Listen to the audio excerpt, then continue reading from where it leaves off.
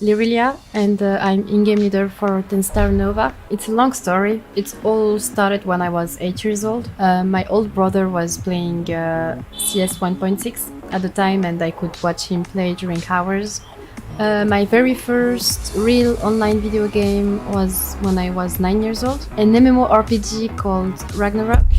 And then I played many other MMORPGs before playing League of Legends for many years. And then one day I switched to CSGO, which was my first real competitive game. It was on this one that I decided to start competing and really try hard the game. Then at the beta of Valorant, I made the choice to switch as many other people, I guess. Fortunately, it was the best choice to make, and today I don't regret it at all, because the day arrived when 10 Star contacted us and I finally knew that I was going to go pro, and that my efforts had finally paid off.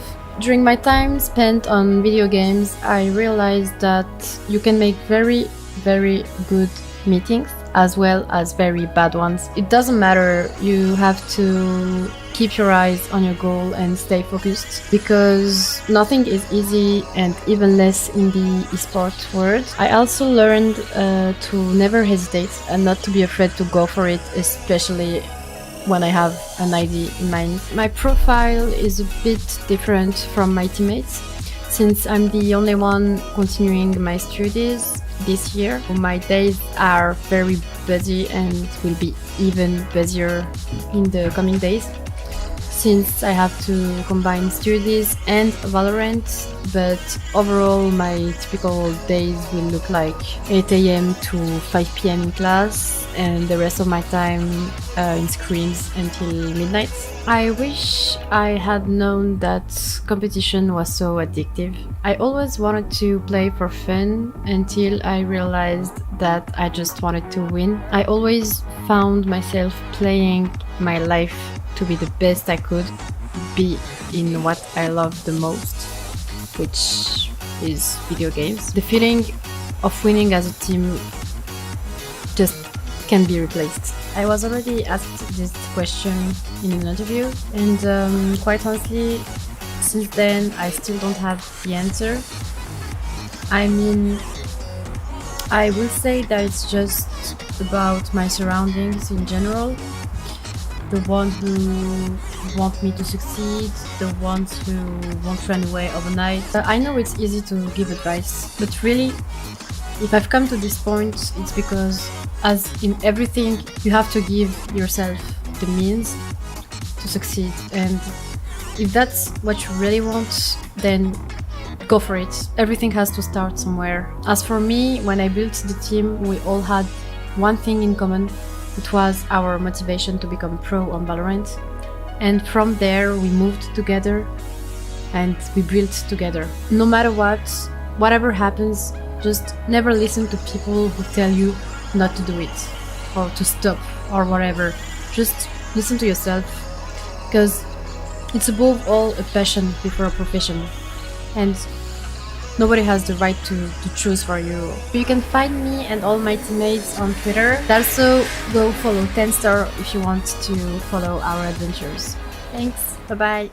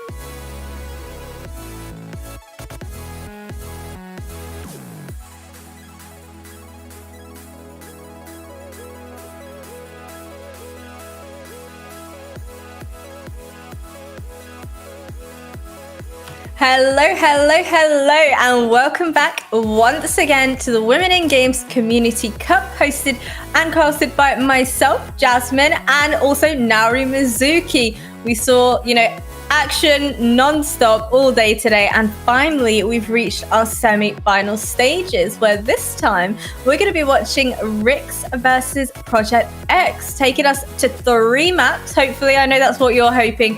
Naori, talk to me. What do you make of all these teams taking part?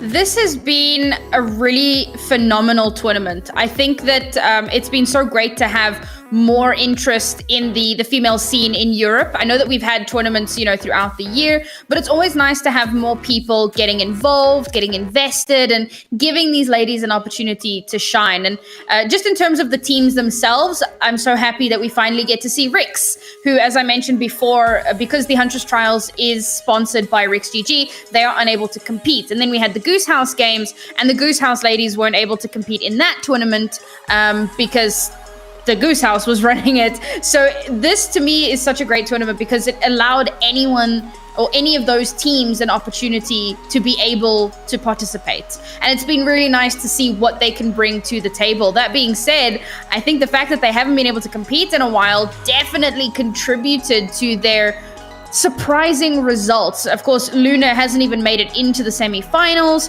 and then Rix GG coming in 3rd place, whereas previously they were kind of the best team in the region. Yeah, I'm super excited to see these teams shine. And, we watched Project X previously today, and we've seen how deadly Smurfette and the rest of her team can be, and how really powerful they are, kind of with their team comp and being able to peek off of each other's info. It's beautiful gameplay, but now it's really time for Rix GG Lightning to really shine. And I kind of want to talk about the maps. I know you're eager to talk about it, and you're eager for it to go to all 3 maps, and this is exactly why. First up, we have Bind being played, followed by Ascent, and should we go to a 3rd map, which I know you're crossing your fingers for, we'll be taking it all the way over towards Breeze. Now, talk to me in terms of, which teams you're thinking are going to be most powerful on each map. Do you think this is going to be like a comfortable 2-0, or do you think it's going to be more of a kind of taking it to all 3 maps affair? Oh, that's so tough to say, I'll be honest. So you kind of have to think about what maps they tend to shine on. And because we haven't seen Rix in such a long time, it's difficult to tell what they're going to do well on. We haven't had any information from them. They may have whatever maps that they weren't as strong on, they may have been putting in the hours on that to get that up to the level of their previous maps. Now, if we take a look at how the veto went, it was actually Rix that banned out Split, and Project X banned out Icebox. So again, you're kind of thinking to yourself, okay, well, you're playing into either this is the map you're not as good on, or this is the map that the enemy team isn't as good on. Then we move over onto the picks. Bind is in fact Rix's pick. So immediately you start to think, well, they have a strategy for that. There is a reason why they have chosen to come in onto this map. And then our second map, as you mentioned, will be Ascent. That's the one that Project X picked up. And we just saw them compete on that, and we saw what a dominant performance that was. And then Rix ban out Haven. So they want to stop that from being in completely, which left us with Breeze. Now, I don't always follow what was picked and then be like, oh, well, that's definitely the map that this team is going to win, because it doesn't always work out that way, but it does tend to lean in that favor a little bit. So if we go off that, maybe Rix look really strong here on Bind, and we'll kind of get it. Once we have an idea of how they look on this first map, I will tell you more about what I expect on the second map. But really, I just want to get a gauge of how they are now after such a long break. I just want to point out as well the fact that Glance is playing on a Sova, not the Breach that we're used to seeing. However, Roxy picking up the slack with those flashes as well. How do you think this is going to play into the dynamic of the team and Smurfette being able to peek off of that info? Well, see, the thing is, Glance is generally more of a Sova player. I just happen to love her breach. But they do still have some flash available. Of course, they got Roxy, who is going to be playing on the Sky. And so you can kind of swing off of that. What is super interesting is the fact that Cinnamon is actually on Viper. It's very seldom that we're going to see her play the smokes instead of, you know, playing a duelist. So that's definitely, in fact, they're playing double smokes because Kim is playing Astra. So that definitely is going to play into it a little bit. Yeah, absolutely. One hell of a first round we've got here on our hands. 2 versus 1 for our defenders. Paj, I think, might actually take damage from that shock dart, maybe? Oh, how on earth? Hanging on by a thread. 1 HP to work with, and Glance jumping on down. That was a bit of a hero shot over there. I would have loved to see a bit of a slow-mo. My feed is behind, so I cannot see any of the things that you were talking about. All right, well, I will describe all the things. Thank you. I would appreciate that. We are swooshing on through their spawn. All right, Astra setting up her stars as well. I would love to see a push through towards showers right now to kind of contest this area, maybe pick up an orb. Toxins going up. Get that early info as well. It does look like they're going to start to make their way towards a site, but they're being very, very patient about this. Very, very slow. Even though those Astra stars are set up, you can see the one-way Viper smoke towards short as well, just waiting for that to deplete and then edging their way closer. There we have it. Brim smokes go down. And complete sight of Ace. Like, honestly, A site is wide open for them right now. I'm just hoping that they push through towards showers and kind of watch their backs for a flank. Yes, that's exactly what we want to see here. Nice little crossfire set up outside showers as well. Ooh, okay, that is not what you want to see. Being caught out with your utility. Glance picking up 2 huge kills there. Recon goes down to reveal the information as well. Fake defuse as well. Glance going a little bit kill hungry there, but you can see how close she is to picking up her ult, and with that defuse coming through as well, completes it to get a Hunter's Fury for the 3rd round. I think I may have just caught up. I think my feed might be back. We'll see. So yeah, didn't really get to see too much of that 2nd round or the 1st round, really. But Project X off to a very solid start here. Now, as is commonplace, Project X win the first 2 pistol rounds. This means that Rix DG are going to be coming through with full rifles. So if they're going to want to try to turn it around, this is going to be the time to make it happen. I didn't really get a chance to talk about the Brimstone, which I also absolutely love on this map, just because of all of those close quarters that you can abuse. So looking forward to seeing how that gets played out. Yeah, absolutely. Especially once you kind of, if you're one of those Brims that frags a lot, making use of your ult, absolutely invaluable. I love it. Especially if you're like a heavy fragger. I've seen a couple people do this and kind of go kill hungry for, you know, obviously the kills and also the ult orbs as well, to kind of open a side wide open, but also invaluable for those after plants too. I'm liking the slower approach as well, kind of leaving the spike towards spawn as well, trying to gather as much info as possible and kind of make them waste their utility. I think Paj may have just heard the steps out of hookah. And now you can see them edging on closer with only 1 player hanging in and around that B site to try and... Yeah, there we have it. Roxy has spotted the information, called it out to her teammates, and I like this. Playing incredibly passive, not getting kill hungry, not trying to pull off any kind of hero plays, but playing for time. That's what's really important. Spike planted. They do manage to get that spike down, and I like that they've now fully gone to take control of Elbow. They know how important it is to have this control. Once you have control of Elbow, you basically have control of the spike. They've got a 1-person advantage here as the Hunter's Fury is going to come through, try and get some damage out there. It does light up Cinnamon, so they know where she is. She started the defuse. Where is Rix? Oh, pros don't fake. She really should have probably just stopped that, but picks up the defuse nonetheless. What was that round? Where the heck were Rix? They were so busy, I don't know, shift walking through Elbow that they just allowed a ninja defuse to come through. There was no orb on the spike to bring down the HP. There was just, they had nothing. Wow, what a whiff. All right. And unfortunately, that's going to force them back down onto one of these half buys. And Smurfette, round 4 operator, let's go. Why not? She's not on the jet this time around, but she's going to be using those blast packs to help her kind of nume around the map. And we know how dangerous that can be. And yes, she's not on that super forgiving agent this time around, but I like that. That's an interesting one-way. Sorry, got distracted, but that's pretty interesting. Interesting indeed. I need to learn lineups. My lineups are definitely not on point. What's a lineup? I don't know any of those things.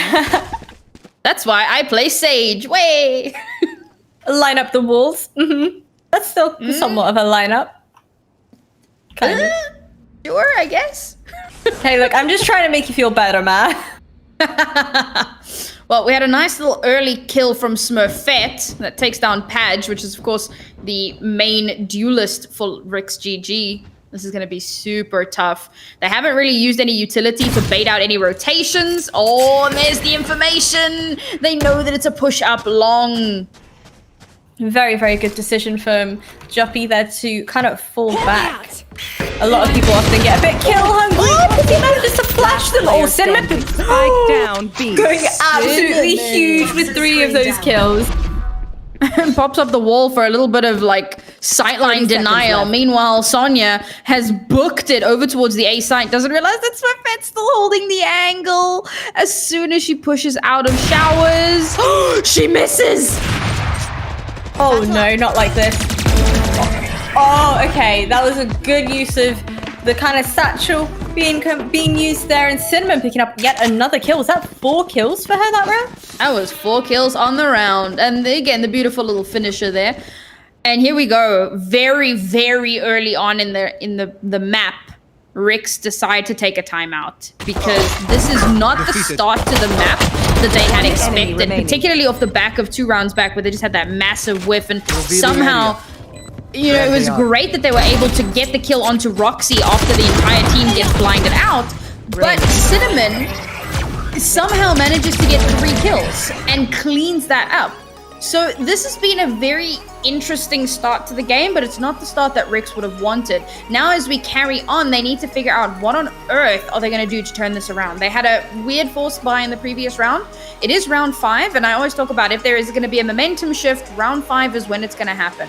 They're going to have full rifles available and 2 ultimates. They've got Seekers and Bladestorm. Now the Bladestorm, I don't really expect it to come out. Very often we see that come out in like a save round, a pistol round, but because this is full rifle, we might see those Seekers come out for information, but I think it's unlikely to see the Bladestorm. There is also a Viper's Pit available, but seems Project X might not drop it immediately. They are still getting into position, so we might see that get popped kind of... Oh, she's moving towards A main. We could just see that domain expansion take full control of this A site. They dropped Spike as well. If they show the aggression that we hope that they will, they might actually just reveal the fact that Spike is there. Viper does manage to pick that up as well. Oh, and she's managed to get out of that safely. They have wrapped them around. Oh my god, beautiful. Picking up one of those kills. Kim to follow as well. They should have the information that there'll be one more in toilets, just like that. And now placing them in a 2 versus 5. I was not expecting this aggression from Project X. I mean, I know that they are a deeply aggressive team, but to just push out of A main and sneak in around the back, and with Ricks only have 2 players left alive here. Oh, this is so dangerous. This was not what Ricks was hoping for when they took this time out. Yeah, you can see that 3 of them have actually rotated towards that B site as well. Whereas Kim and her partner, very, very cautious right now with that smoke going up. They've kind of called their bluff. They know that they're in Kim with the 2K spray down. Very, very nicely done. I would love to see a fake coming into play now. I feel like we've not seen enough use of those TPs coming into play. And honestly, I'm rooting for it. I hope we see it in this next round coming up. My biggest thing is I want to see flank watch. I talk about that all the time. It's one of the biggest themes in my casting. Like, and I have a lot of themes. Like on Bind, I like to talk about U-Haul and Elbow, but like overarching themes, flank watch. Keep an eye on what's happening behind you, particularly against a team like Project X who like to get super aggressive and get into your backline. We can actually see here Rix have kind of learned from that. They've got flank watch towards towards Hookah, while the rest of the team are watching every angle possible. Now, on this pistol round, as I mentioned, we finally see the Blade Storm come out. They need to make... Oh, no! How did it miss? QP actually manages to survive that. That was so close. You can see the Brim running for your life. I don't blame you, my friend. But with the Viper's ult going down as well, they're on site. And Kim edging on closer to try and get some more info for her teammates. Juppy picking up one of those kills. Beautiful. As Cinnamon goes down, so does the ult. 2 versus 5 now. I've got your Plenty of ults to work with right now. Please don't start feeding kills. Oh my goodness, Noya's actually picked up the op. Okay, she swaps it out. 3 versus 1 here. Rix looks like they might finally get a point on the board. Kim is still alive though. Oh, gives the op over to Sonya.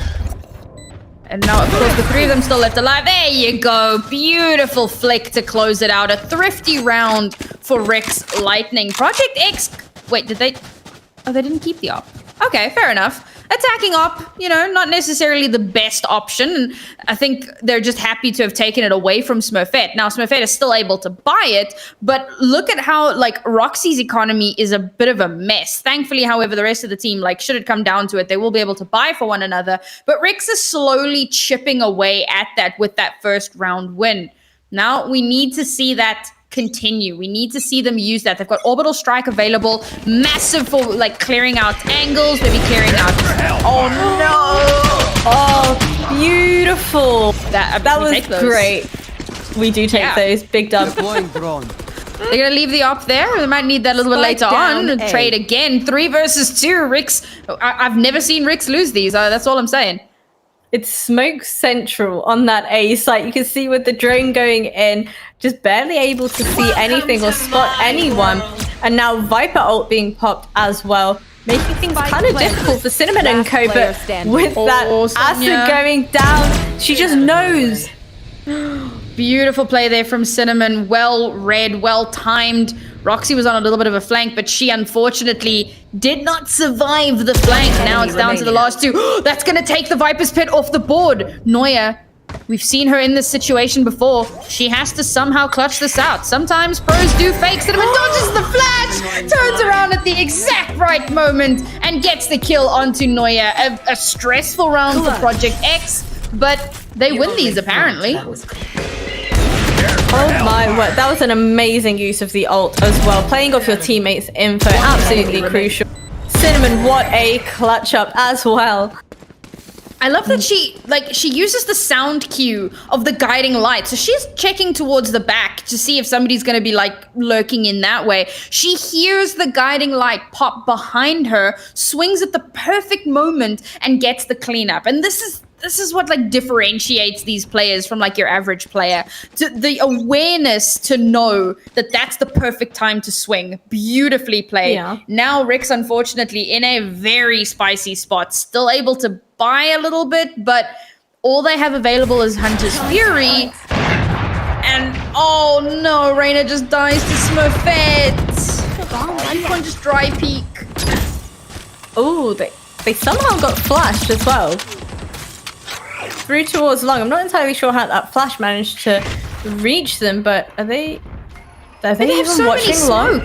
They have so many smokes. The fact that they just dry peek an op is... Okay, they don't know for 100% sure that that's where the operator is, but when you know that there's going to be an operator on the board, you have to be using those smokes. You have to use that util. And now Sonya gets spotted out by the Trailblazer, so of course that the swing is going to come through. And once again, Noya finds herself in a 1v5. And I mean, this is one of those situations. How do you clutch this? She might, you know, decide to go over towards A possibly, but A still has 2 players holding it down. In fact, the 2 players from A are like pushing out towards Spice Market. She's getting pincered in here. 30 seconds left.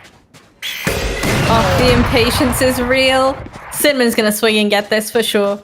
Oh, not if Kim can do it first. Never mind. As I say that, Noya picking up 2 huge kills. Can she make it a third? The flash comes through. Shock dart goes in, and Glance clears it up. No one. Yeah, unfortunately, already very low HP, and of course, Sky can't heal herself. So that one little shock dart, and of course, Glance will swing just to make sure if it doesn't connect, if Noya has moved or whatever. But the flash comes out, gets communicated to Glance. Glance swings out, and there you go. Bub's your uncle. That's another round on the board for Project X, looking really good. And again, kind of cementing themselves as one of the very best teams in the European region.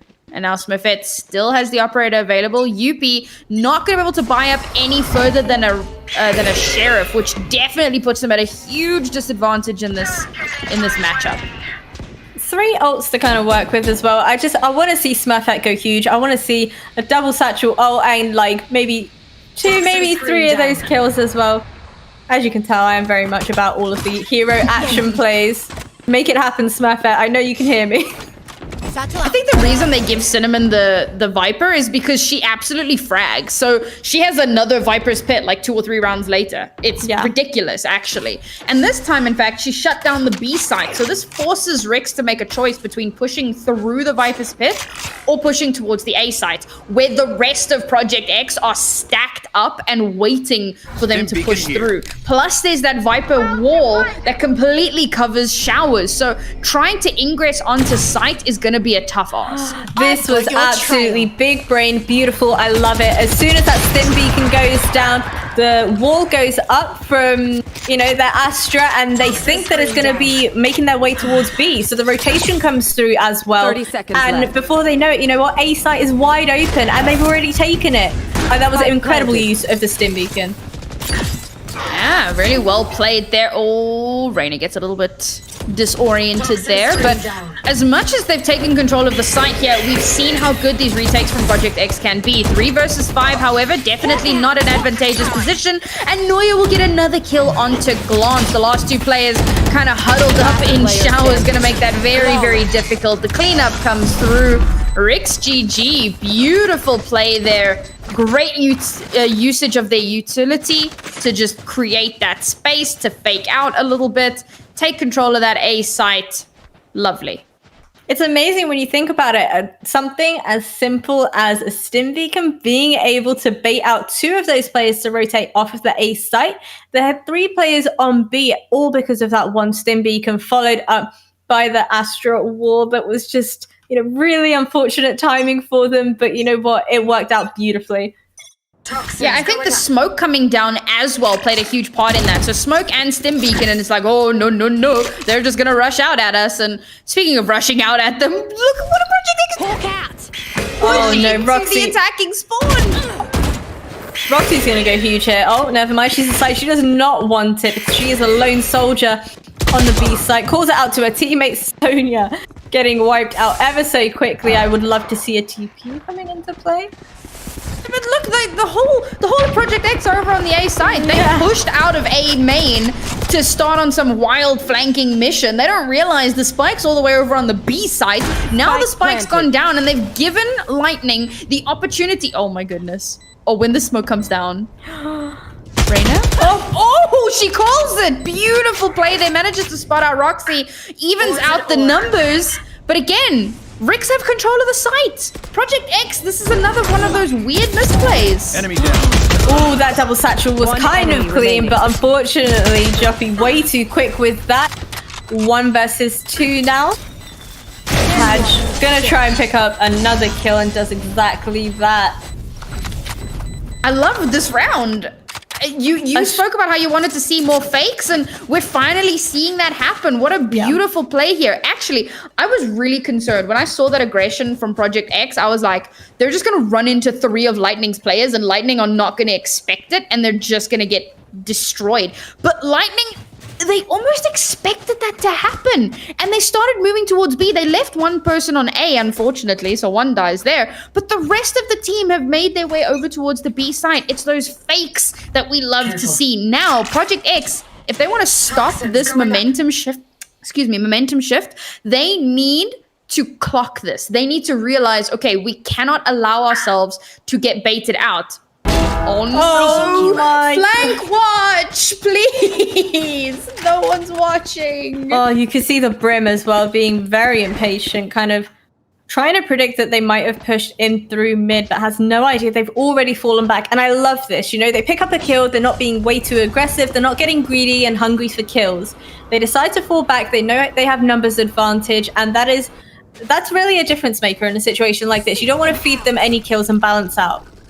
Oh, but the Seekers come out and all three of them head in towards Hookah. So looks like, it looks to Project X that it might be a full send through Hookah. So now that the Seekers have come out, you actually see them pull back and instead start to move towards C long. Nice little molly there to try and create some space. But because they've forced Chatman down onto a very, very odd buy, they need to leverage this. As much as they're at a player disadvantage, they have to leverage this. Is that a TP? TP! Let's go to the A site. And I love the fact that they still kept two of their players on the A side. It's almost like they kind of called for the fake to come into play, and the Hunter's Fury goes down. Glance picks up one of those kills with the Hunter's Fury and had teammates around it to pick up and clean up the rest of those kills. And just like that, they managed to capture themselves yet another round. Last round. And they're going to be able to pick up a ton of rifles, so they're barely going to have to buy this round, if at all. Hey, there you go. It's just utility that they have to get.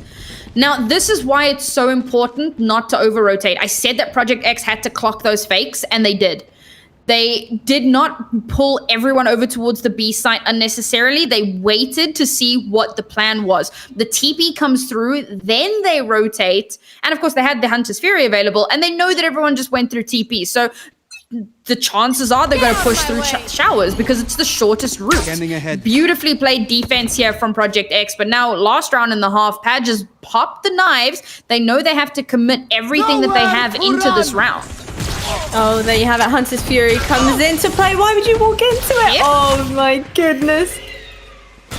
And Glance going down so early in the round is terrible because that takes away so much information. And now Kim just going to hold showers. You know, kind of expecting a potential push here.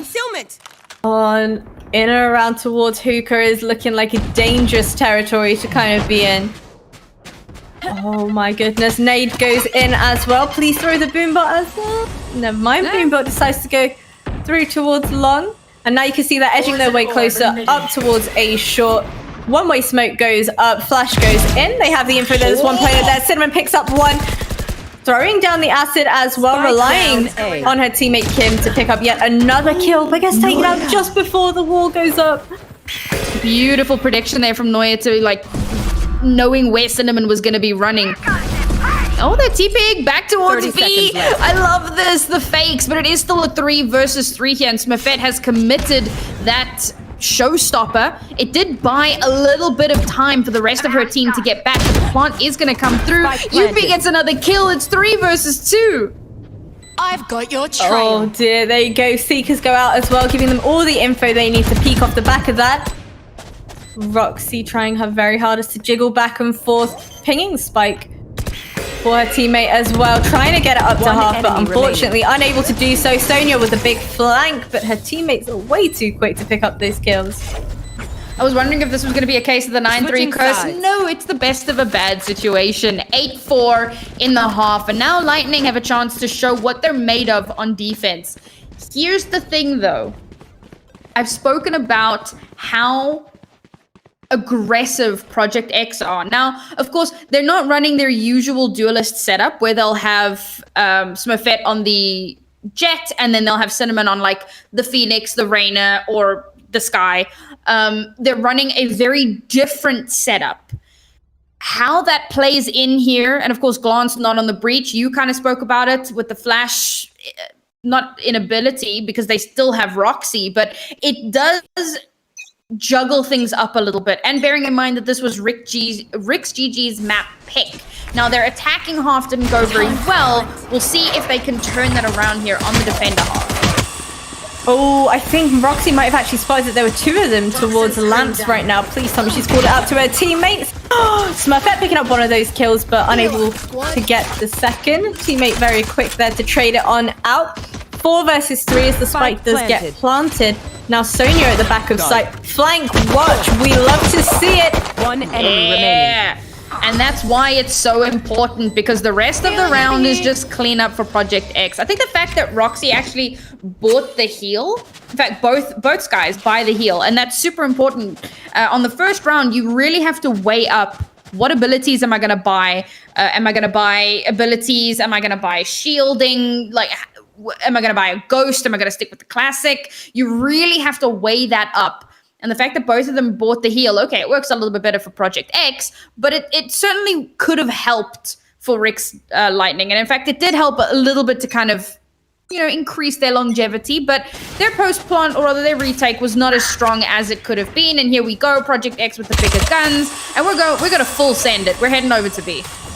I love it. Full send it. Sweeter words have never been spoken. Noya playing very, very sneaky underneath window. She has been tagged up and then spammed through the wall. Amazing, playing off one another's info once again.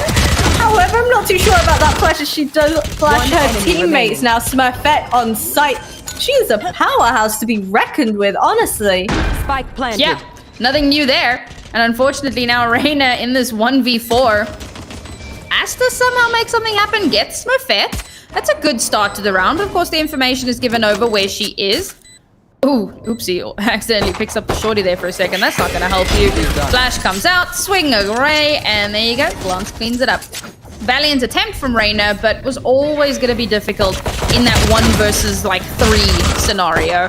Rix, I said they needed to have a good attacking or other defending half, and having lost the first 2 pistols, this is why I call this the best of a bad situation, because only now do Project X find themselves in double digits, but it's very likely that given the fact that Rix have rifles versus SMGs, a ghost, and 1 rifle, there is every possibility that they can convert this into a round win and start getting that momentum. But if they lose the next 2 rounds, it's essentially GG's. I mean, like, this is a really important round. Yeah, absolutely. You see Sonya here, kind of underestimating how close that. Oh, that dog will make it, but double satchel comes in. Smurfette very, very close. Nade in hand. Decides not to throw it. Oh, the timing of making use of that nade. Down A. It's not a lot, though, because it does get traded back and then some. Oh, no, Padge! Still not watching all of the angles. This is very upsetting, and Kim manages to even it out down to the 2 versus 1 2. enemy remaining.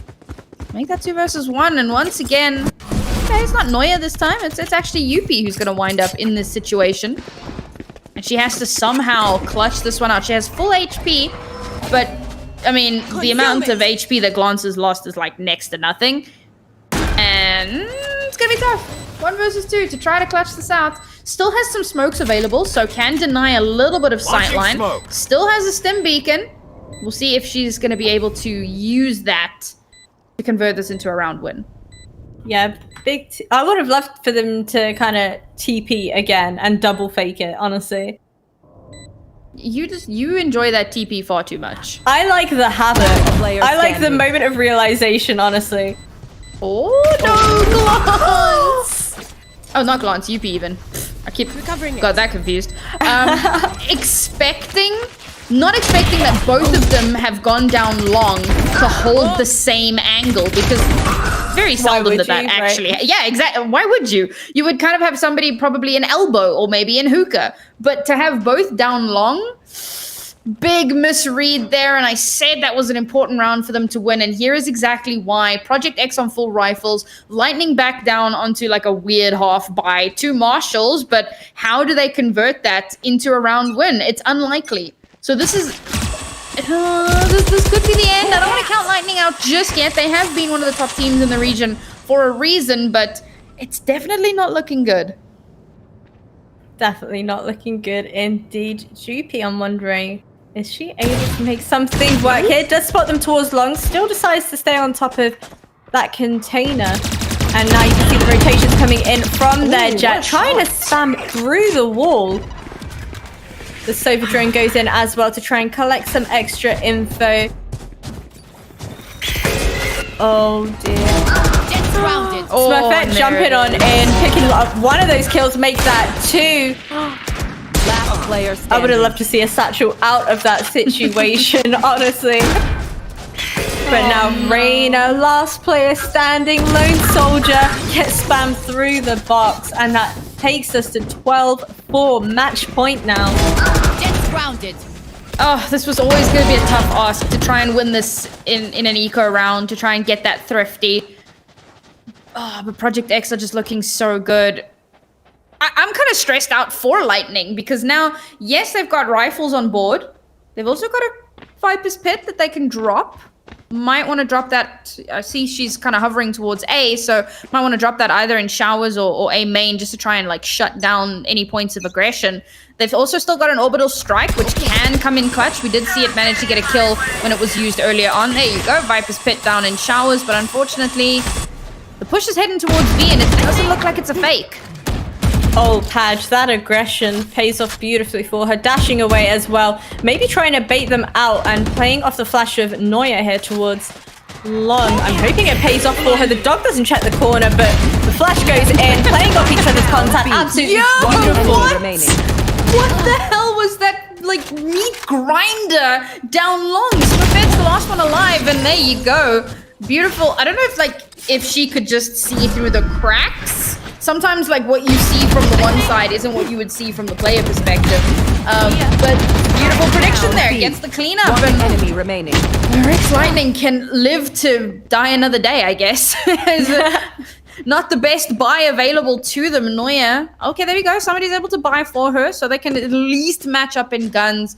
But Project X's economy looks so good. What I think really plays into Lightning's favor is that they only used one ultimate in the previous round. And they've still got 3 big, strong ultimates. In fact, popping that Blade Storm immediately. They know that they cannot afford to lose this round because that means that it's 1-0 in favor of Project X. So immediately gonna pop that Blade Storm, give themselves a little bit of extra firepower, and Project X playing this a bit more carefully than what we'd seen from them previously. A little bit less of that crazy explosive play.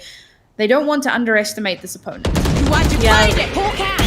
Definitely. Oh, flash goes through. Neuer's doing incredibly well with assisting her teammates with those flashes. Honestly, they're able to play off her info, and it's working out great. There we go. Razor ult comes through, double satchel in, and Smurfette picks up that kill that I was speaking about. I love to see it. 2 versus 5 now for Rick's Lightning. Sonya not being placed in the best situation towards CT. However, her teammate edging on closer through towards Hookah. Smurfette do be Newman around the map. Last player standing. Was looking in the wrong direction. Reyna's the last person alive. She gets lit up. It's 1 versus 3 here. This is actually doable, but time is slowly ticking away. All 3 players are here down Long. That's gonna tag her up. Oh no! Kim at a Attackers sliver win. of HP, but unfortunately, Reyna not able to land those shots.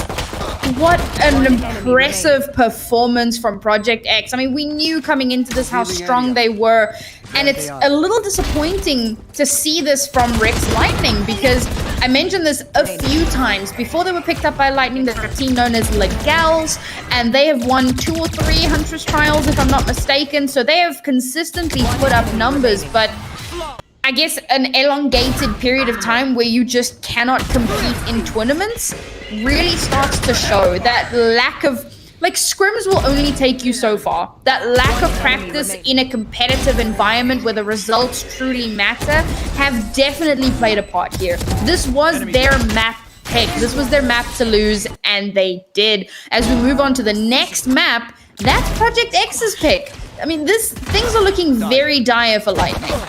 I mean, we have seen it time and time again. Just because a certain map is your map pick does not mean that you're going to be the strongest at it. We have seen it before where, you know, it was kind of like a trade-off of you end up winning your opponent's map pick and then they end up winning your map pick. So who knows?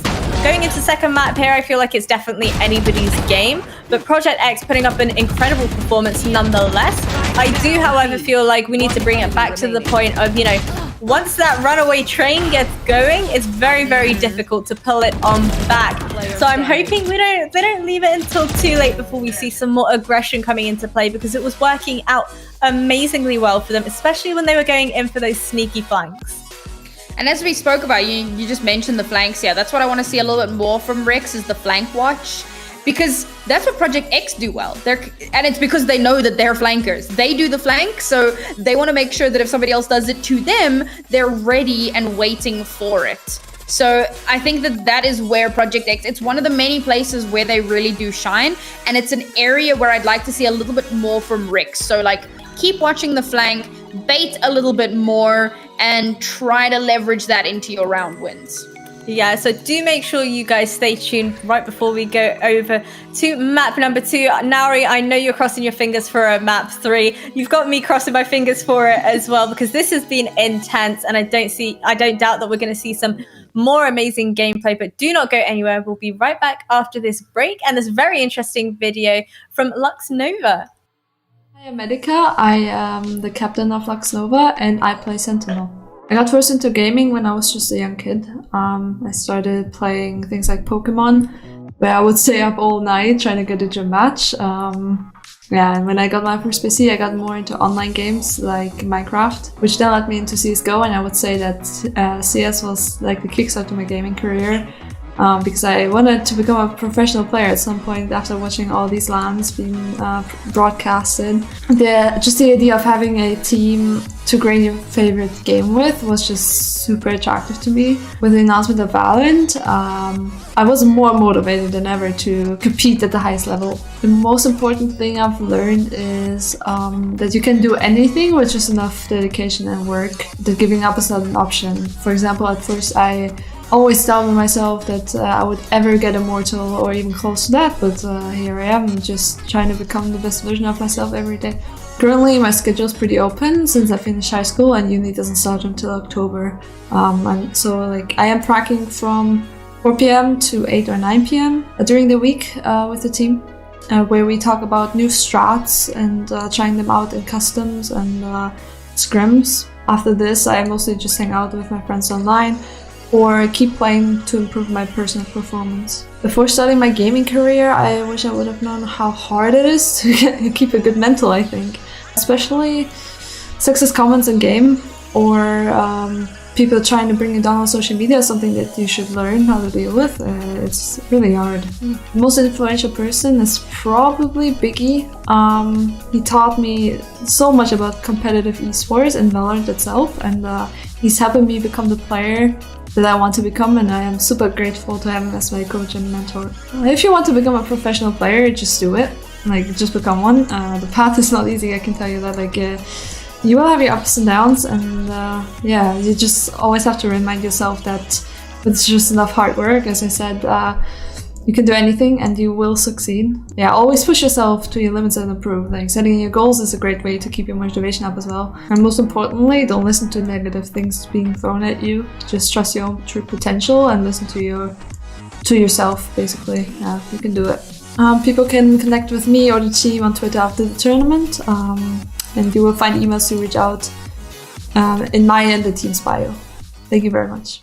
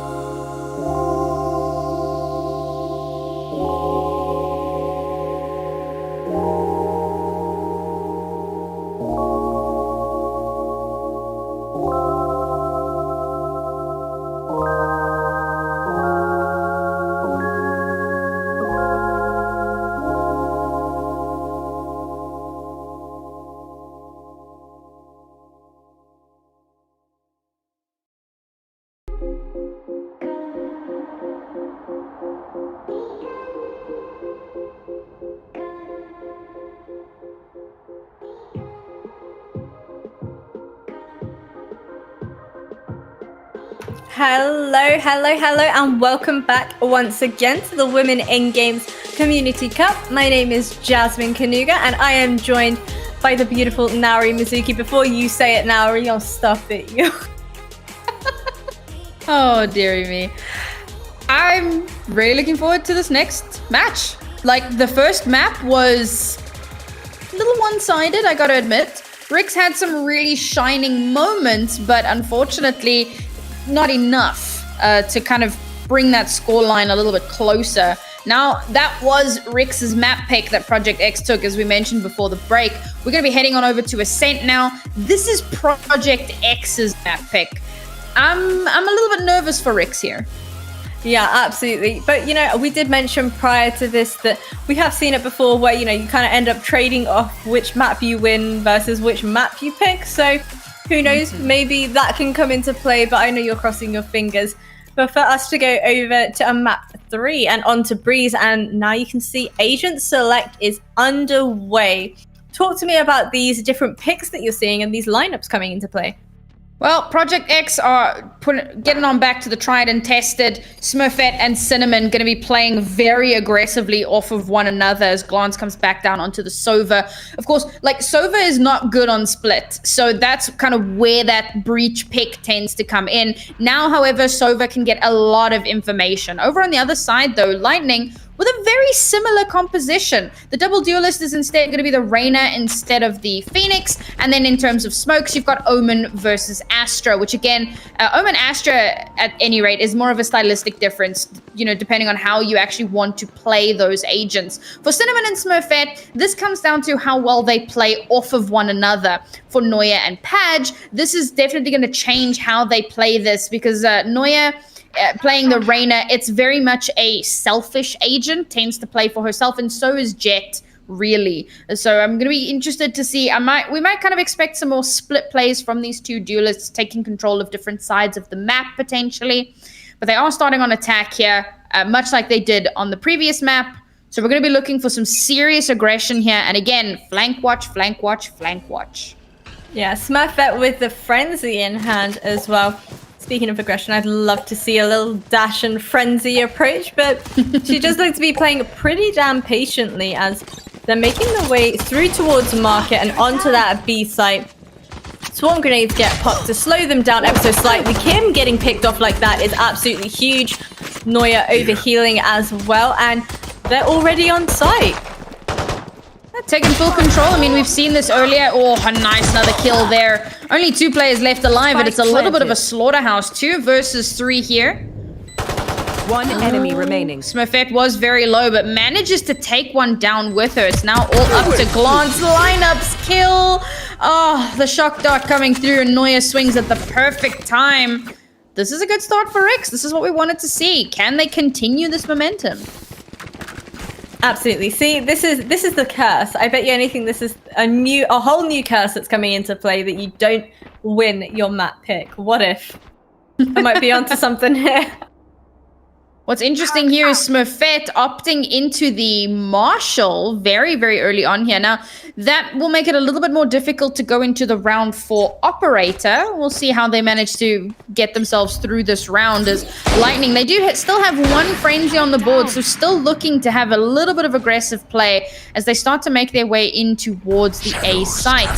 Happy to see, though, they do have 1 on potential flank watch, and with good reason. Look at this push from Project X. Yeah, the huge aggression coming into play there reveals all the info that it's not going to be a fake. They're not going to go through towards B. And the entire team decide to start swarming onto that A site, and rightly so. With Smurfette making her way up through towards Heaven. She does have a Marshall in hand, but Sonia, her Aldrin, is going to reveal all the info they need, and in comes the spam through the floor. Oh, we got a little bit of a flank going on here. I want to see if Project X have kept up with their flank watch. It seems at the moment they're just kind of tunneling in onto the site. Oh, and Padge comes up so huge with the frenzy, but of course the rest of the team there to follow up on that little bit of damage that she's able to dish out. And that's a team ace. Everybody gets a kill. We love to see that, you know, spreading the love amongst the ladies here. However, Project X now onto that rifle round. This is where things start to get very, very dangerous. And Padge still going to be playing with an operator, with a marshal. You know, kind of curious if we might see that. Of course, this is the bonus round, so it is to be expected, but kind of curious to see if maybe she opts. Oh, she buys into a Spectre instead. Ooh, okay. So we're not looking to get an early operator on the board here because they are on attack. Instead, we're just going to go to try to match that firepower a little bit better. Oh, the shock dart could go absolutely huge here. Oh my god, didn't actually do as much damage as I would have expected. But Glance has all the info. They're pushing onto site. Omen Flash comes in, playing very, very close underneath that lane area. Picks up one of those kills, but Reyna way too fast and picks up the kill onto her. Now it is all up to our 3 defenders to try and retake this in a 3 versus 4. Spike goes down as well. Now smokes comes through. They're not going to make the mistake of not checking B main. Surely not. Well, there's a lot of utility. So they check that cubby, but now there's a lot of... Ooh, they hear it, and they actually managed to take that down, but is Smurfette going to check that close right angle? She does, but it doesn't matter. Paj wins it out. Kim, however, will come up huge there, backed up by Cinnamon, and somehow Project X, in a very interesting turn of events, manages to win that out in the 3v4, and that's going to be their first round on the board. But a solid performance from Lightning to whittle down their numbers that much in a round where they did not match up in terms of weaponry. Yeah, absolutely. I'm not entirely sure if maybe this... I don't know. I'm not sure if the Marshall maybe would have worked more in their favor or not, because Paj was doing work with that Marshall in hand. But you know what? You do you, boo-boo. I'm here for the all-rifle play, and I'm excited to see what they can pull off here. It's interesting. Well, not so much interesting. It's unfortunate that Glance and Roxy, despite the fact that they won that round, and this is why it's so important that Lightning got so many kills, because now 2 players are unable to buy rifles in this round. Lightning have a clear advantage, plus they have Empress available. Now, Empress Neuer, you can see why she picked this agent. She's doing some serious work, and we'll see if she can get that snowball potential. Sova drone going in, giving them all the info they need. Shock dart goes out as well, unable to connect those shots onto anybody and inflicts some damage, however. It does seem like the swarm grenades were popped ever so quickly as they decide to push on through towards stairs. And this is why it's so important to have at least one teammate watching your stairs area. Glance pushing on in. Swarm grenade get popped and Glance falls on back. 2 versus 5 now, pushing on out and picks up a kill onto Neuer. 4 HP to work with. Smurfette also picking up a kill there. 3 versus 2 now. Oh, they lined up. Never line up. A beautiful angle there from Paj, though. Okay, Lightning, we see you. This is a far better display than what we saw a little bit earlier on. Yes, they do drop 1 round, but they bring it straight back. Force Project X back down onto a pistol round, and they're going to leverage all of these openings as much as possible. Now, again, with this being an anti-eco, I don't expect either of those ultimates to come out. However, Project X have 2 very powerful ultimates here. But again, eco round. This could be... Yeah, there you go. Blade Storm comes through. That makes sense. I doubt we see the run it back, though. You can see them patiently waiting for that Sova recon to come on through, but it just does not arrive. And they have the info that Sova is probably playing towards B site because we've seen the recon coming out time and time again. And now Spike's going to get picked up. And please tell me they're going to try and work towards A. Oh dear, it does look like a bit of a split. They're making their way through towards mid and possibly going towards the B site by the looks of things. You can see the rotation coming through from the Jet onto A site. And this is more than doable for them. The little crossfire coming in from the Sova and... Oh, taking a little bit of damage there. Taking the orb as well, giving them some more info on your positioning. KJ ult goes down as well. Oh, the elephanting. Shift key is invaluable. But again, I mean, you have to get to site, and so the lockdown has come out, but like, it wasn't even necessary. Okay, you do it to just secure yourself that round, make 100% sure that nothing can possibly go wrong, but it wasn't even needed. It was just a dominant round here from Rix GG. Here is where things start to get a little bit more interesting. Now, usually round 5 is the momentum shift round, but because we had that one win for Project X on round 3, that kind of shifts over to round 6. Why is this the momentum shift round? Look at Project X's buy. Smurfette has an operator on the board. Yes, Roxy is down to a Guardian, but Roxy is deadly with a Guardian. Like, she is terrifying. I know that you were not sure of it in the previous tournament, but Roxy made you a believer. Yeah, But who knows? Maybe it's just her that's unreal with the Guardian, because I cannot use it to save my life. Oh, Jupi going huge. Okay, I see you with the 2 kills over there. Roxy deciding to fall on back, and Jupi doesn't really have much health to kind of work with here. Her teammates and her are very split apart from one another. And now it does look like Spike gets picked up and going to edge its way closer towards that A site, but with the swarm grenade set up, the turret, the alarm bot, I don't really see this as being very doable for them. Oh, Kim. Oh, no. Oh, she's gone. Oh, Is she out of there? It's still a 3 versus 3, so it is anyone's game. The operator's still holding on B, so don't have to worry too much about that. There's some utility on A, but thankfully Roxy is still holding very close to the A site. The sound's going to come through that, yes, something is happening here. The turret, of course, activated. They call that out, and Project X immediately start to swing on that rotation. 30 Spike seconds hasn't left. been planted just yet, and that gives Project X way too much time to get into position. Oh, okay, the swarm grenade gets popped, and you know what? Is that not hit? I mean, okay, it doesn't really matter at the end of the day because, oh, but it is the Killjoy still alive, so there is still, oh no, she peeks out of the smoke! Yuppie! The Cosmic Divide comes up, which dampens the sound. She might not have been able to hear when the defuse starts to come through, so she swings out of the smoke and gets deleted by Roxy with that Guardian. Oh, Lightning, you had everything available to you in that round, and unfortunately, they weren't expecting the Cosmic Divide to come out, so their positioning was a little bit iffy. Oh, but a beautiful round from Project X. Really, really well played there. And despite having won that round, their economy is still a little bit messy. Glance, unfortunately, only going to have an SMG. Now, if Lightning want to stay in this and keep ahead of the curve, they have to win this round. It's going to be very tough because they are still coming up against the operator, but they have 4 very, very powerful ultimates. And if they win this round, then again, they shove Project X's economy back down into the ground. Oh, I see. I love that. Right, Smurfette picking up the first kill, relying on her teammate to shoot out that Sova drone, repositioning very, very quickly. Holding the angle here, she already knows that there's going to be one player up very, very close towards mid. Oh, off the timing of that smoke dissipating. Does she know that there's going to be one of them towards Pizza, though? Now they really have to slow down their pace because they've lost Neuer. And that's a very, very powerful person to have on the board. And again, they want to just keep getting some of that information. There's a few shots being fired here in mid.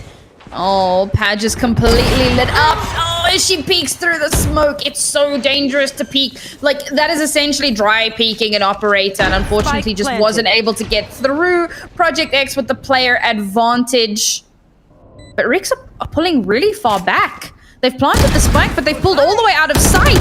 One enemy remaining. Oh, Roxy, that was beautiful. I love the fact that she didn't get way too aggressive and get 3 kills in the process. I have so many questions about that. So they pull all the way out of sight. Once the spike's gone down, they have no utility to hold the spike. I think they still had the Killjoy alive, but like that doesn't mean that you should just be backing all the way off. And yeah, why do you back off into tree? Because you know that the rotation, that's the most likely place that Project X will have rotated to. In fact, if you want to be rotating anyway, she is watching the angle, but Roxy just cleans it up there. I think maybe it would have been better to pull back into main along with Roxy, but they were trying to have multiple angles covered. I mean, I see the logic behind it, but it just did not work out the way that they'd hoped. And that was an important round because they wanted to destroy Project X's economy. Now, this will be the last round that we're going to see full rifles because whoever loses here, their economy is going to be a complete mess. Hey. I have full faith. I really do. I like how slow they're playing as well. I'm really hoping they kind of wait for all of the util to kind of come into play and be used, but as soon as that recon goes down, you need to swarm onto the site. Oh god, Hunter's Fury comes out into play, unable to pick up any kills with it, however, as Glance gets deleted from CT. Swarm grenades get popped as well to slow down the push onto site. I don't think Kim knows that there's one player through towards the stairs. She is trying to check the angles though. She doesn't want to rush out unnecessarily. Goes into the astral form. Oh, I thought she might peek out there. Oh no, she didn't check the angle at all. Rick's Lightning with another beautiful round. You would almost think that this was Rick's map pick. I'm surprised to see what a dominant display this is. I think maybe because we had like a slightly elongated break between maps, and so they kind of huddled together and they were like, all right, listen, ladies, this ain't it. All right, we got to get it together. They're looking a lot better here. I won't say that they're looking dominant, obviously, but they're looking much better. What's interesting to note is the only rounds that Project X has been able to win so far have been retakes. That doesn't mean they've won all of their retakes, but the only ones that they're able to win are retakes. Lightning have been very, very good with this kind of controlled aggression and being able to just take down all of the Project X members as quickly as possible. They still have two of those very, very important ultimates online. Oh, Smurfette misses the shot. That's not good. Oh, and misses again. The turret was in the way. That is not what you want to see. They both get tagged up as well. They have the info. There's two players towards B. They decide to fall on back. Smoke goes down and they will cross on over through mid and up onto short. Now it's all up to Roxy to kind of hold off this push. She does get pushed, however, from Neuer. Please spray through the smoke. Oh, Neuer is pushing out of the smoke once again. A very tough situation to find yourself in. We had smokes on smokes. There's Smurfette gets away in position. The smoke doesn't hit, and UP cleans that up, and now it's 4 versus 4. I feel like Smurfette forgot that she had an op in hand and thought she had a rifle. Oh, okay. Counter Killjoy coming into play now. The Venn diagram. Roxy knows she has to get out of that particular lockdown, but now that is it actually going to detain one? Oh, that's massive. Oh, that's so big. One player detained. She doesn't check under. Where else could that person possibly be? She's standing. No, Pad is just going to swing out and get the kill. Oh, it wasn't even Pad. B, no, what a misplay from Roxy. I'm flabbergasted. I have so many questions. Dude, I cannot believe that that's how that round went down. You can see that one player is detained, but now here's the thing. So if she goes into hell to get that kill, then obviously that information gets given across. Sure, but the fact that she goes straight for the spike, it's not like this is like a big brain play that no one's ever heard of. Of course you're going to go for the defuse. So if someone's just going to swing out. I think she was kind of hoping maybe she gets the defuse before the detain runs out. I don't know, but that was, it feels like a big misplay. She probably thought there was only one alive.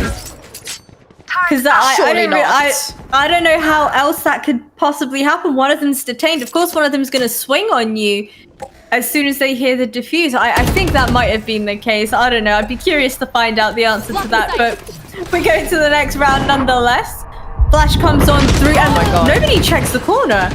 Roxy manages to pick up one of those kills and opens things up. Now they decide to rotate away from the B site with Neuer edging on closer through towards short. Does spot one of them and picks up the kill onto Cinnamon. Pushing onto site. Please tell me you're going to check. And she doesn't. And Kim picks up the one tap. 2 versus 2 now with a health advantage going towards Rick's GG. That opening kill from Neuer as well. Smurfette was trying to get like super aggressive and she just like shuts her down. But this is an anti-eco, so Project X have done really well here. And Kim, Kim and Glance, the trades are so good. Now it's Sova on Sova, violence. Sonya versus Glance. The spike hasn't gone down yet. 30 Sonya seconds realizes left. time is running out. The recon she dot buys herself tag. some time.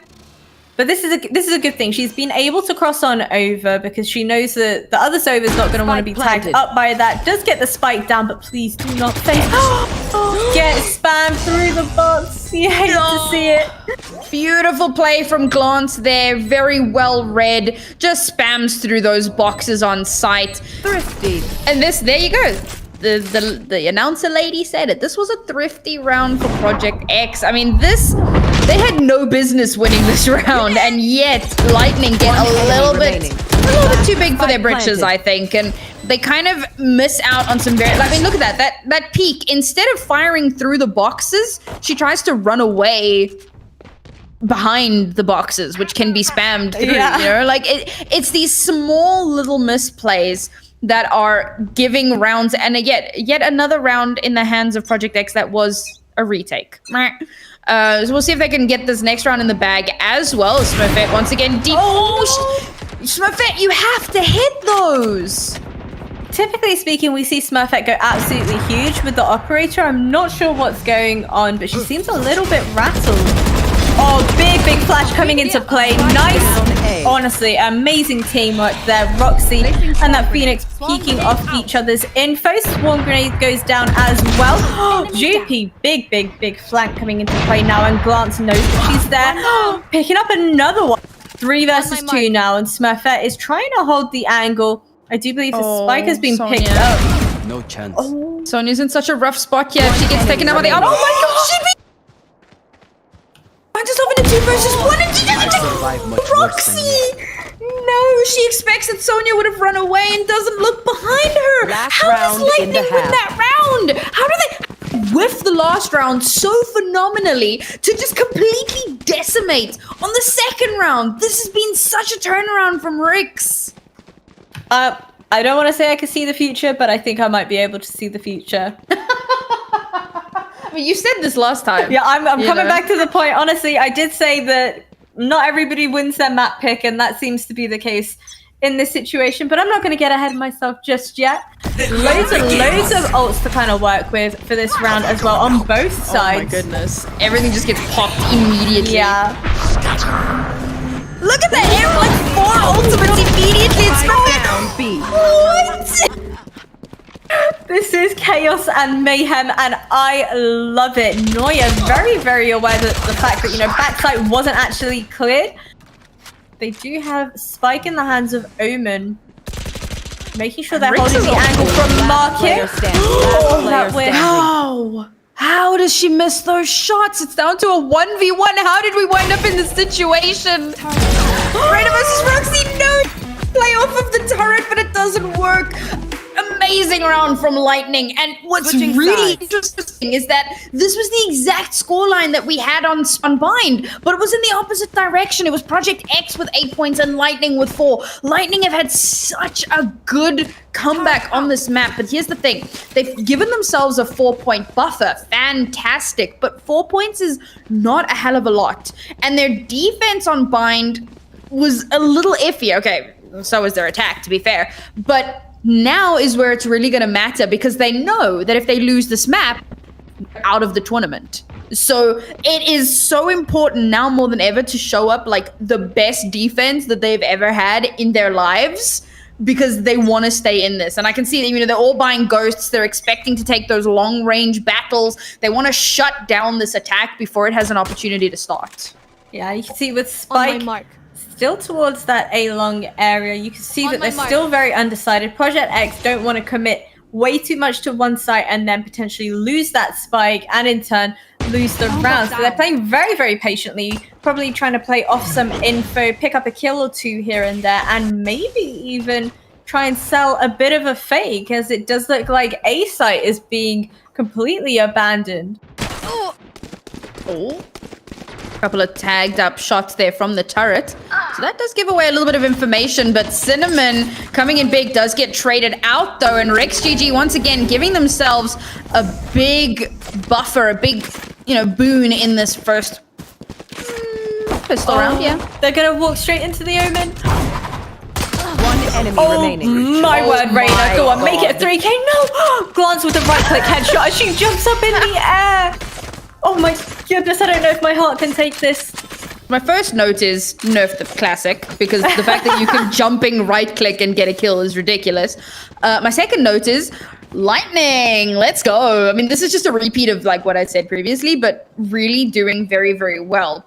Project X seem to be a little bit rattled here. And what is also interesting to note is I don't think that they've had a pause yet. They haven't actually taken a tactical pause. And you kind of mentioned it on the previous map that sometimes you take the pause and it kind of gets into the enemy team's head a little bit and kind of it breaks that momentum. So I would almost like to see them take a pause. Not right now, we're on the second pistol round, but you know, in the future, if things continue not really going in their favor, we might want to see them just take a breather and, you know, reset. Oh, I love that. Playing off the same Oh my goodness, Padge? Okay. Padge, you good? I mean, she's great, apparently. Spike down A. Noya opting for the overheal instead of the dismiss gives Cinnamon the opportunity to just completely delete her, but it's not enough because Project X only have 2 players left alive. 2 versus 4 now, and I'm wondering whether or not Cinnamon and her teammate are going to be able to get out of this. They do, but Jupi on the big flank, and I don't think they expected. Big spray comes on in, and she does manage to get them both incredibly lit. Oh, the turret not able to help her out either in this situation. One enemy remaining. I love it. Spike down, A. picks up the kill onto Kim, and you can see her teammates are being very patient, all things considered.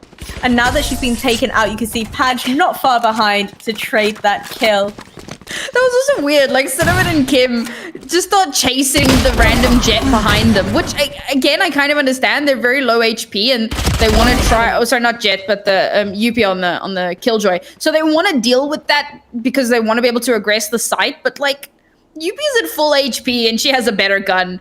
That being said, we knew that that was just going to be like a straight-up pistol round for Project X. They weren't going to come into this with a ton of firepower. We weren't really expecting them to be able to win out on that round. Now, however, is where they have to win if they want to turn this around for themselves. They've got full rifles on the board. They've got the run it back available as well for that extra little bit of information. And there it is, immediately gets popped in. A site wide open for them now as well. With that short doorway being closed off as well. Why are they taking so long to push onto site? Oh dear. Okay, they are going for the long flank, and I feel like Roxy might actually hear this if she decides to play a little bit passive. You can see the alarm bot going down as well. Is that a turret or an alarm bot? I'm not sure. I think it's an alarm bot. Could be. Probably is. Yeah. Oh, Oh my goodness. god. Oh, that's gross. Oh my heavens. I don't even know how to like break that down. It's literally just Roxy on the best flank watch imaginable, and somehow with a Spectre with a rifle manages to just mow through 4 players on. I mean, that is yeesh. Yeah. If you're lightning at that point, you're just like, how? I think it's just a case of, getting a little bit too ahead of yourselves and a little bit too aggressive. Obviously, they have a huge lead right now. Maybe it's just wanting to keep up with that momentum. But sometimes in doing so, you get a little bit kill hungry and happen to throw a couple rounds here and there. But, good work for Project X over there. And this is a good opportunity for Project X to start turning things around. So they've started to build up a little bit of that momentum. Oh, I like that they actually checked wine. So that's good. They've spotted out the turret. So turret, oh, nice. Back away immediately, kind of expecting that there's going to be one of those nano swarms there. I like this approach. It's a little unfortunate that we got one player so far back. Need to wait for her to catch up to the rest of the team. For a flash to be popped right now and then storming onto the site would have been huge, but I think they left it a little too late for them to try and make that work. You can see now, Reyna is very, very close. Yeah, Roxy kind of cleared out mid. Yeah, like Reyna kind of cleared it out. Roxy kind of cleared it out. So gives that information across that mid is mostly clear. And now she's watching this, but who's going to check close? Who's going to check close? Oh no! Oh, they checked it, but they didn't check it properly. Like Cinnamon just kind of, gives it a cursory glance and then carries on going. And off the back of that, we're able to get 2 kills there. And now Ricks find themselves in a 3 versus 2 again. That is why you never doubt yourself. I am guilty of doing it time and time again. I doubt myself. I'm like, they might be there. I glance and look at it, and then they actually end up being there, and I'm like, 10 oh, well, I seconds don't know left. why I didn't shoot, because I expected it. Well, Spike's gone down here. And this is, you know, the most common post-plant position to be in. You have full sight of the spike. They're covering their cross angles really well. Now Ricks have to figure out a way to aggress onto the side here, but be able to swing on one another to get those trades. Ooh, shot dart comes one through as enemy well. remaining. Glance is tagged up quite low right now. Oh, swinging off the back There of that. it Pad is. picks up the kill, taking us 11-5. And this is the thing, so a lot of that utility comes out to dissuade Project X from getting a little too aggressive. So the utility comes out, gives Pad an opportunity to get in onto the site. Last player Once she's onto the site, the rest of the players create cross angles, feed that information back to her. She's able to swing, get that last kill, and get that defuse. Rick's Lightning 11-5, 2 points away from making this a 2-0. I mean, a 1-all. You want to see it. You want that breeze, don't you? I really do. 3 ults to work with on the side of Ricks as well. I would love to see the double updraft coming into play. That is huge damage coming in with the Hunter's Fury. Noya picks up one of those kills, dismisses away, leaves her teammate and beats him to the enemy walls. remaining. Unable to pick up those kills towards lane, however, as Spike starts to go down. Molly comes out to close off any sort of push through CT. And now that leaves GP in a 1 versus 4. Oh, she does have a turret and an alarm bot to kind of work with. She spotted one towards lane, but I'm not... Oh, they're so quick to shut that down and pick up the kill. Oh, so the enemy Hunter's remaining. Fury went absolutely huge with all the damage in the world. Timeout coming into play here. And rightly so. We had mentioned how important it was and how much we wanted to see a timeout coming into play to kind of slow down the momentum. And I'm hoping that does exactly this. Yeah, much needed timeout here, and I think given the massive gap, I mean, we weren't expecting the gap to become so wide so very quickly. This is the perfect time to just take a breath, slow the pace down a little bit, and hopefully get a break in that momentum roll, because Project X, this is a surprising look. I was expecting them to be a lot stronger, particularly given what we saw on the previous map, but Ricks have kind of run circles around them over and over again. One enemy remaining. It's a thing, man. I feel like Breeze is anybody's game. It really is, though. With it still being the newest map, so many teams, even the professional teams as far as I'm concerned, do not have every single strategy completely laid out for Breeze. A lot of teams, a lot of players still look very lost on that map. So it's one of those maps where it's like you have to have a game plan. It might not be the perfect kind of meta game plan, but you have to have one and then work off of that. Otherwise, you're just going to get completely caught off guard. Yeah, you can see full rifles on the board here for Project X as they do look to be aggressing towards that A site. Orb goes into the hands of the Phoenix, and you can see GP choosing to fall straight on back and not get spotted by that Sova drain. Revealing area. Recon goes through as well as they're all over this A site. The patented Project X aggression. Okay, it's not actually patented, but it may as well be. They're doing some great stuff here to get straight onto the site immediately. Now, Lightning, however... Oh, no! Didn't check the corner. Wasn't expecting someone to be in the attacking spawn. This wraparound from Lightning is just so good. That little grr from you just got me. I love it. I love the frustration. Oh my word. Okay, 3 versus 3 now with the Killjoy going down. 2 players have actually been detained. I'm wondering if they actually Oh my God, aggress Reyna. off of this. 2 versus 3. Reyna. I'm still getting value on this lurk. How did she get 3 kills on that lurk? Last player standing. Oh, the jiggle on the defuse comes through, and Glance gets the 2k to close it out as well. A total of 4 kills on the round there for Glance. I mean, I had no doubt that she would probably be able to win that out, just given the position of the spike. But for Reyna to have gotten that much value when they knew she was there. Like, as soon as Roxy dies to that lurk, I mean, you see 2 players swing on her and somehow she manages to survive long enough to get another 2 kills. Now, while that doesn't win them the round, it does at least put a little bit of a dent into Project X's economy. Not enough to stop them from buying. Oh my god, beautiful! A beautiful cleanup there. Despite the operator being posted there, they actually managed to get a nice little Kolak, which brings down Rix's numbers. We spoke about the impact that a tack pause can have. We're seeing it displayed before us here. Yeah, you can see that they're opting to continue to give their Phoenix all of those ult orbs as well, wanting to make big use of that run it back time and time again, and it does look like they're going to try and aggress towards this A site with the stepping through towards short. Please don't let this happen again. Reyna picking up 3 kills. That's absolutely huge. Choosing to TP away, knowing that they're going to push in through towards main. They have been tagged up, picking up yet another kill. That should never be allowed to happen.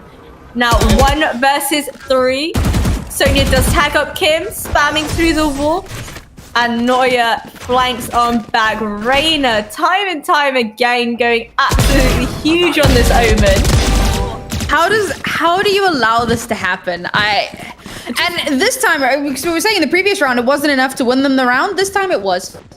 They managed to clean up 3 players immediately as the barriers dropped just about.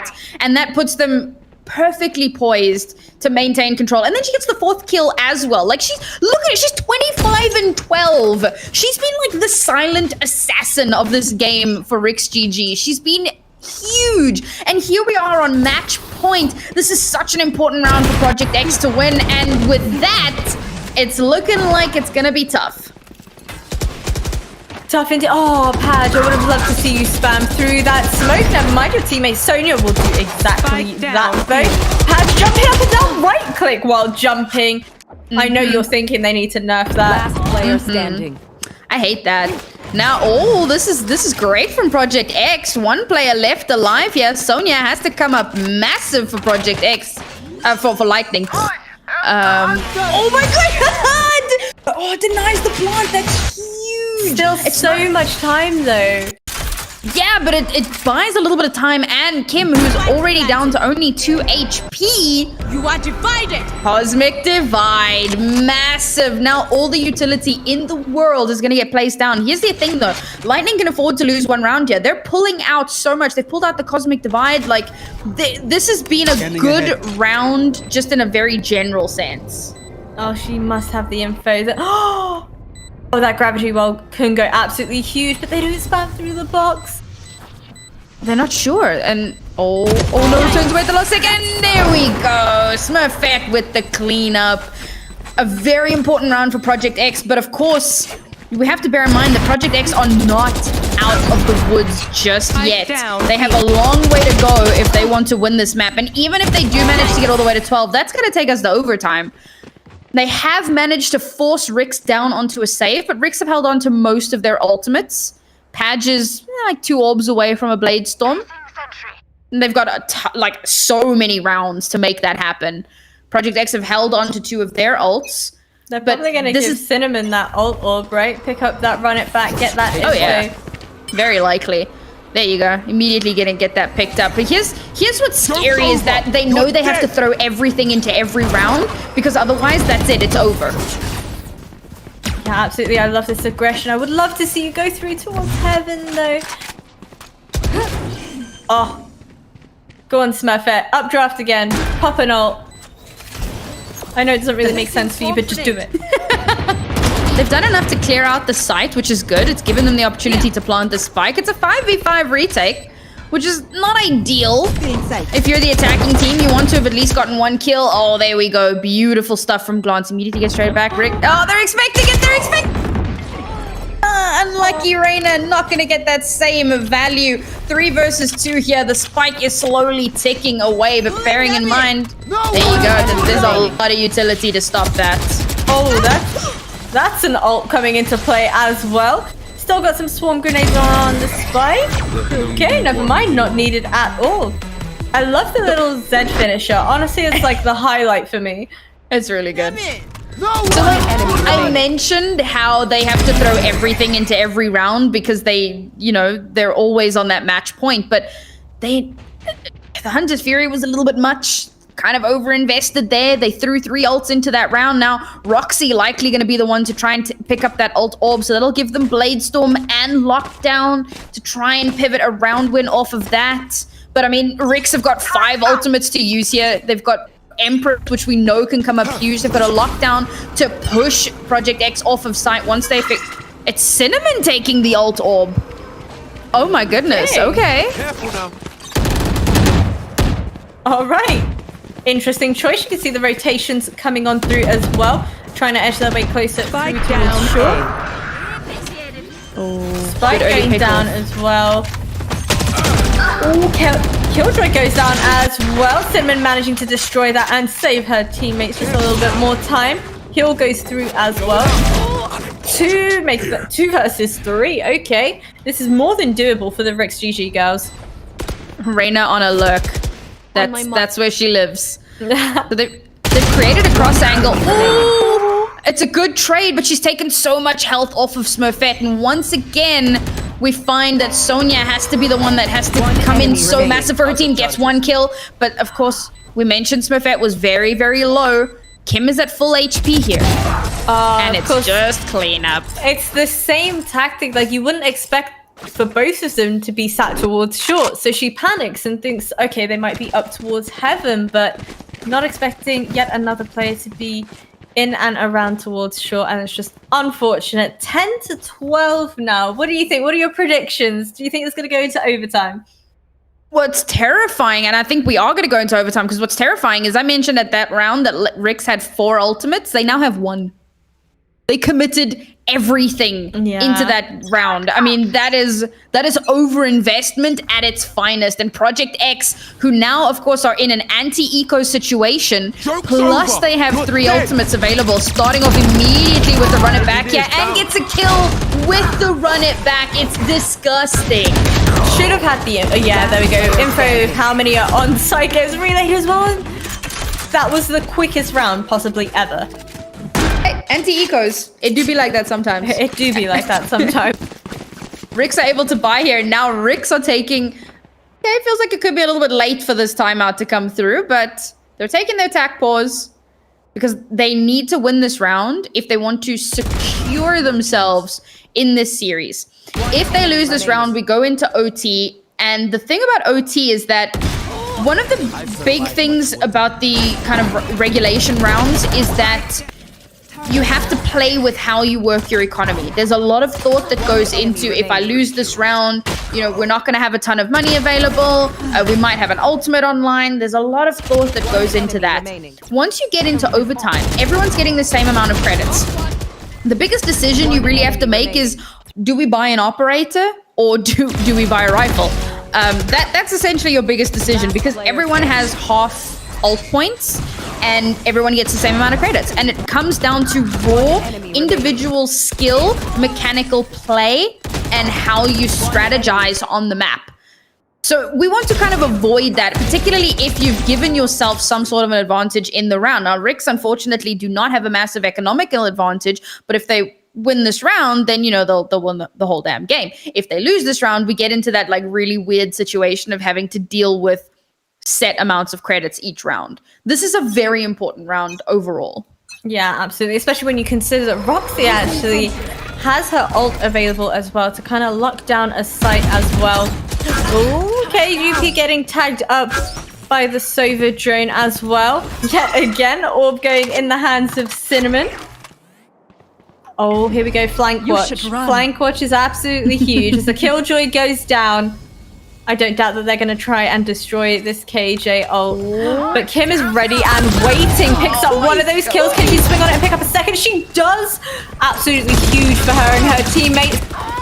Sova ult goes through. Cinnamon picking up those kills, and it does look like we're going to go through to overtime. You absolutely love to see it. And again, I mean, it's one of those weird misplays, because like the lurk worked once. The second time you tried the lurk, it didn't work. Now you're like, we're just gonna do it again. Obviously they're gonna be waiting for that. Now, Sonya in a 1v3, doable, yes. We saw Miss Laya do it a couple series back, but very, very tough to make this work, particularly because look at these post plants from Project X. Now, the information is given over, definitely up in heaven. One person needs to peek, there you go. Kim will get that, and we are in overtime. Oh my word. I don't know, I'm honestly not sure if my heart can handle One this. enemy remaining. I feel like at this point it's just like mind games. It's really everything exciting, though. changed after that pause. That's generally what tends to happen, which is the really interesting thing. Like, attack pause can swing momentum so heavily in your favor. Just give yourself a moment to breathe. Now, as I mentioned, we are in that overtime scenario. No one is going for the operator, not even Smurfette. Instead, opting to just buy conservatively. They're going to have rifles across the board, make sure that they have all of their utility available. And like I said, once you're in this situation, it comes down to your raw mechanical skill and how you're strategizing on the map. None of those economical shenanigans. Drone versus drone. They have been tagged up. Spike Smurfette picks up down, the first 2 kills. That Phoenix Molly goes down as well. Spike's down. They have all the info they need. Now 3 versus 2. Spike goes back in the hands of the Reyna. And they start running for their lives towards this A site, but they've already called it. They already know this Everybody rotation's going to happen. Interesting to see the Leah come out there, because like, how would they have gotten to site first? Oh wow, Spike beautiful down swings A. there. Glance and Smurfette together. Last big person flash. left alive. UP can't make it happen. There we go. Project X need to win one more round, and the series Switching is theirs. sides. Not just the series, Match but point. you know, the whole thing, the whole shebang. I think... I don't want to make a prediction. No, I'm not going to cast the curse Don't do it. anything. Don't do it. No, I will not. But I'm thinking who I think is going to win. Okay. I don't You know just if that's keep still- that to yourself. Yeah, I will. Write it down on a piece of paper, and then when the game's over, you can like put it in the camera and be like, "Yeah, I was right," or like, "No, I'm a moron." You know, we'll see what happens there. Again, no operators on the board this time. Of course, they do swap sides, so Project X have to put up the defense of their lives here. Okay, so despite the drone itself being flashed, still managing to tag up Neuer. Reyna placing that smoke on down to try and deny any aggressive pushes, but you can see now the rotation comes through. They decide, you know what, we don't want this smoke. But Roxy has great timing, and her teammates peek off the back of that, but with Neuer using that dismiss to get away, she falls so far back, the smoke goes up, and when the pre-fire comes through, they decide, you know what, we don't want to face this one by one. The dash onto site comes through, and they've still not closed market door. I mean, even if they do, the amount of spray that's coming through, they will immediately shut that one down. Now Lightning have to find their way onto site. Yeah, it's 4 versus 4, so it is still anyone's game, but oh, Padge is so low HP, no one to heal that up. Project X have some really good positioning Glance, here. no, you don't want Glance to kind of go underneath Heaven, because then she reveals the location of her other teammate. You can see Smurfette hiding underneath Heaven in towards Hell. Her teammate gets picked up, but Oh my god. They Oh, just wow. know. We've seen them so many times playing in the exact same position that now it's just to be expected that, you know what, whenever we spot one person, that could be another. Oh boy. And around we go. Overtime. Back to the next. So what is it? We're now in double overtime. And again, no operators on the board. I like this. I like that we're playing a little bit more conservatively. I would like to see some, you know, spicy operator plays just for that little bit extra. But I think that playing it safe here is the best option because, again, Project X, if they win this map, they move on to the grand final. If Lightning win this map, we move on to map 3, and they actually have a chance at the grand final. It's an important map, an important next 2 rounds, potentially more, depending on how far we take this, for both of these teams. Absolutely. You can see Spike. We've slowed things down again. Now we can see Spike in towards A long. They're not completely committing towards this A site here. Omen hanging on back, and I think they're just going to play off of the info here. I like this little crossfire from Roxy and Cinnamon. I don't doubt as soon as they hear some noise, they'll be flashing that and pushing on in. But if they do start to aggress, they could have impeccable timing towards the players in towards mid. Oh, this crossfire yet again. Smurfette and Kim. Oh, but it's followed up. Padge and Sonya have this as well. They're almost expecting it. But Sonya's pulling back! No! They've deleted their own crossfire! Oh, beautiful. I love it. Super well played there from Project X. Just holding those angles, and now Kim just has to like turn slightly to the right, and she's got eyes in on the B site. 30 seconds left. Swarming onto the site. Smurfette picking up one of those kills. They're not able to close market door Spike just yet. A planted. spike gets planted, and you can see Glance pushing on in with the Sova drone on the other side being popped as well. Trying not to reveal too much. Gets tagged up and spotted with that. Reyna being incredibly aggressive here, pushing through the smoke. They're not going to expect this, surely not. Shooting out that swarm grenade so incredibly fast. They have the info, there's one main. They have that kill as well. That was an amazing retake by them. Project X and retakes, that's where they have shone the most on this map.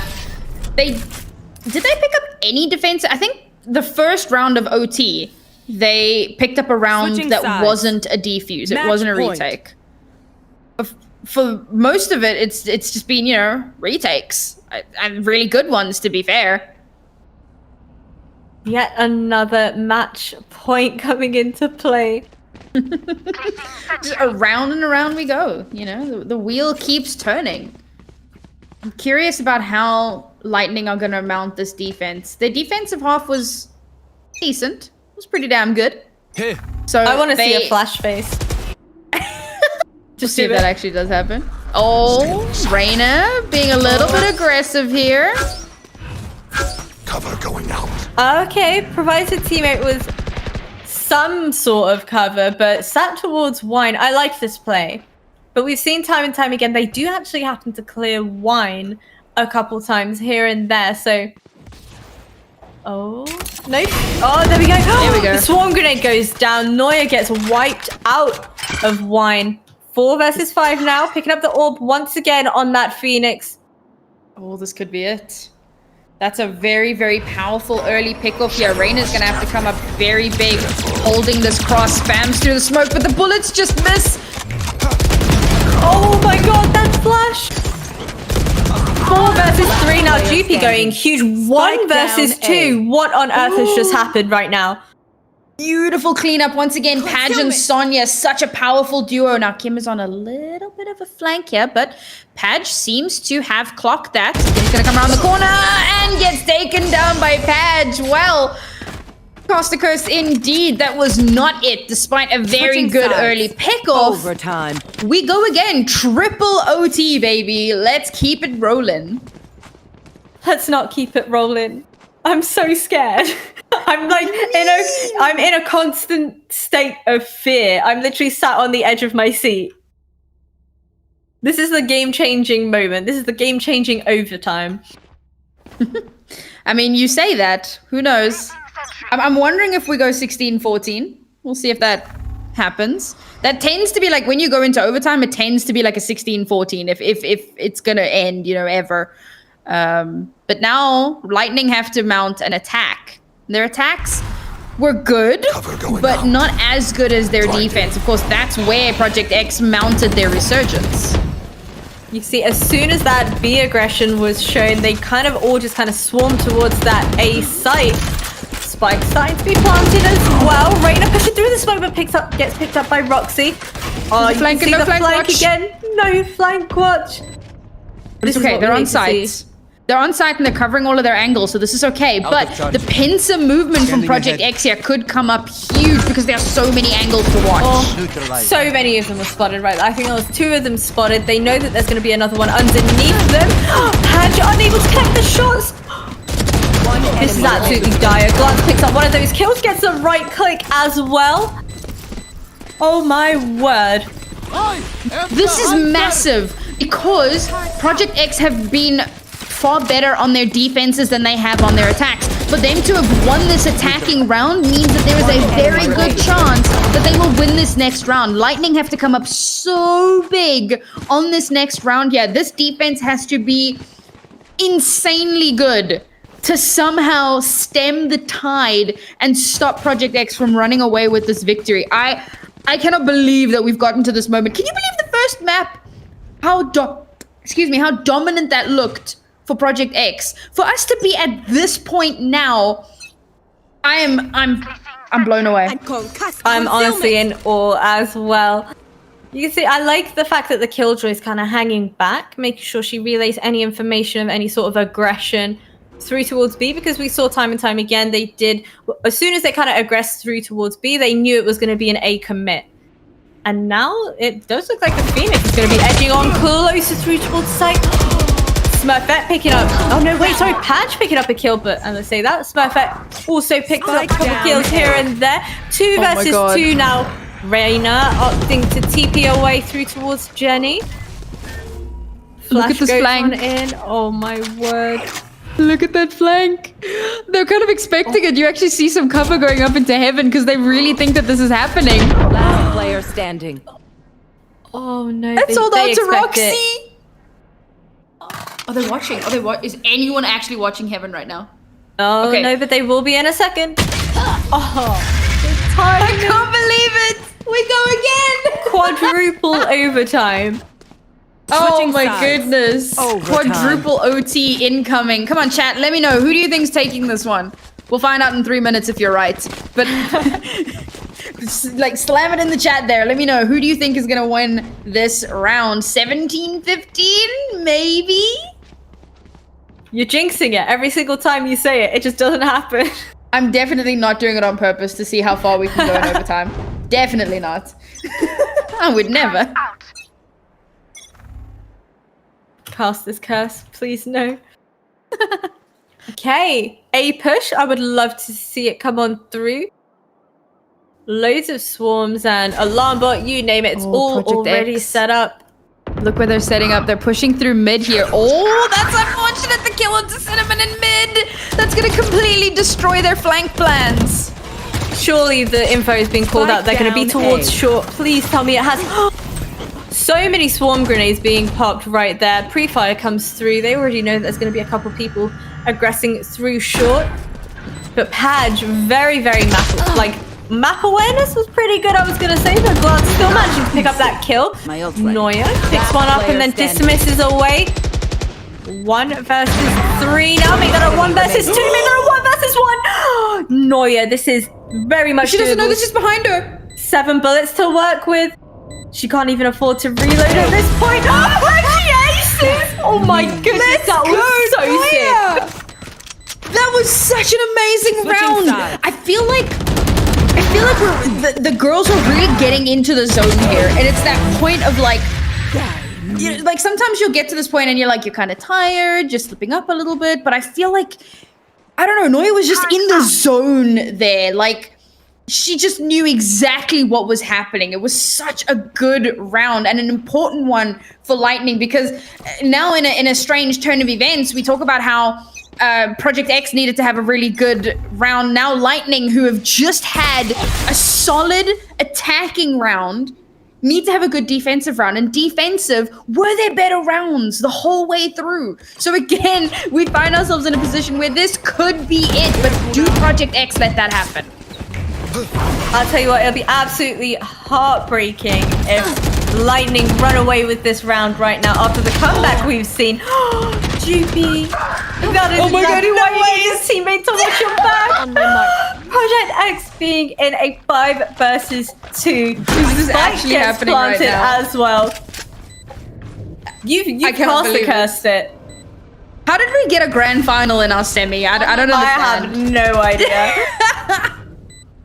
Rix, I feel very adamant at proving that they are still one of the top teams in the region, despite having not played in a very long time. One enemy remaining. Oh, Reyna?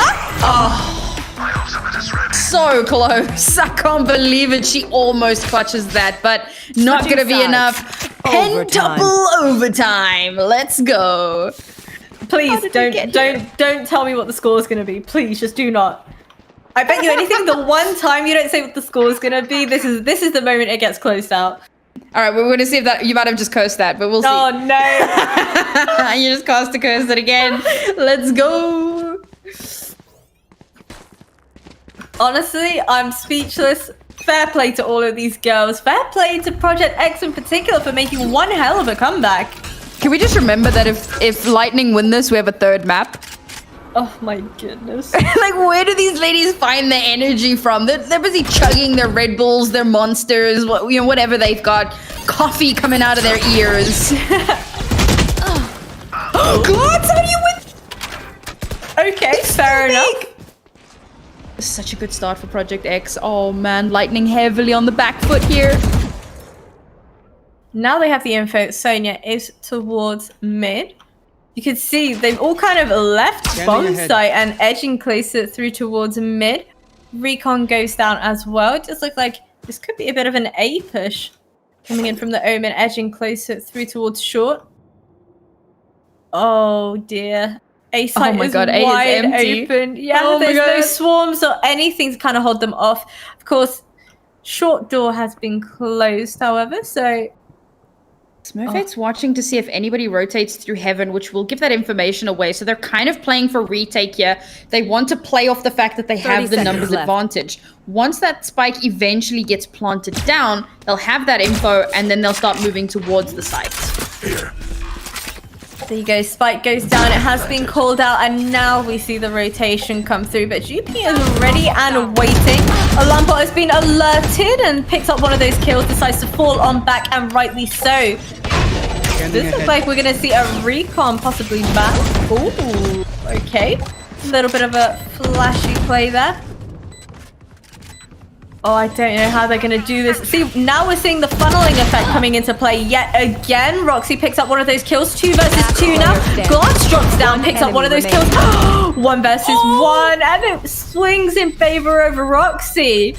Sonya like flicks to the left for a split second, and it's the perfect moment for Roxy to get that cleanup kill.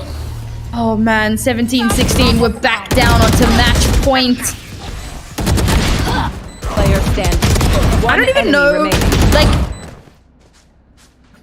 usually I can point out and I can tell you, okay, the problem is that they're not watching their flanks. The problem is that they're being too aggressive. The problem is that they're being too slow. But I feel like every round, both of these teams are kind of evolving and playing off of what they've learned throughout the map, and they realize, okay, there might be a flank here, we need to watch for that. Okay, they might push an aggressive here, we need to, you know, keep an eye on that. They're constantly changing their play style, changing their approaches to the map to try to match against what has been done. And the longer this map goes on, the more we see of that. This has been such a good showing from both of these teams. Yeah, I think the problem we've been seeing is that everybody is just hitting their shot. So we're just in a constant state of, okay, back and forth, ring around a rosy, time and time again. And GP now has the info there, edging closer towards A. You can see Padge edging on closer through short as well, making sure that they don't get flanked from the side. Oh, UP spots up Cinnamon.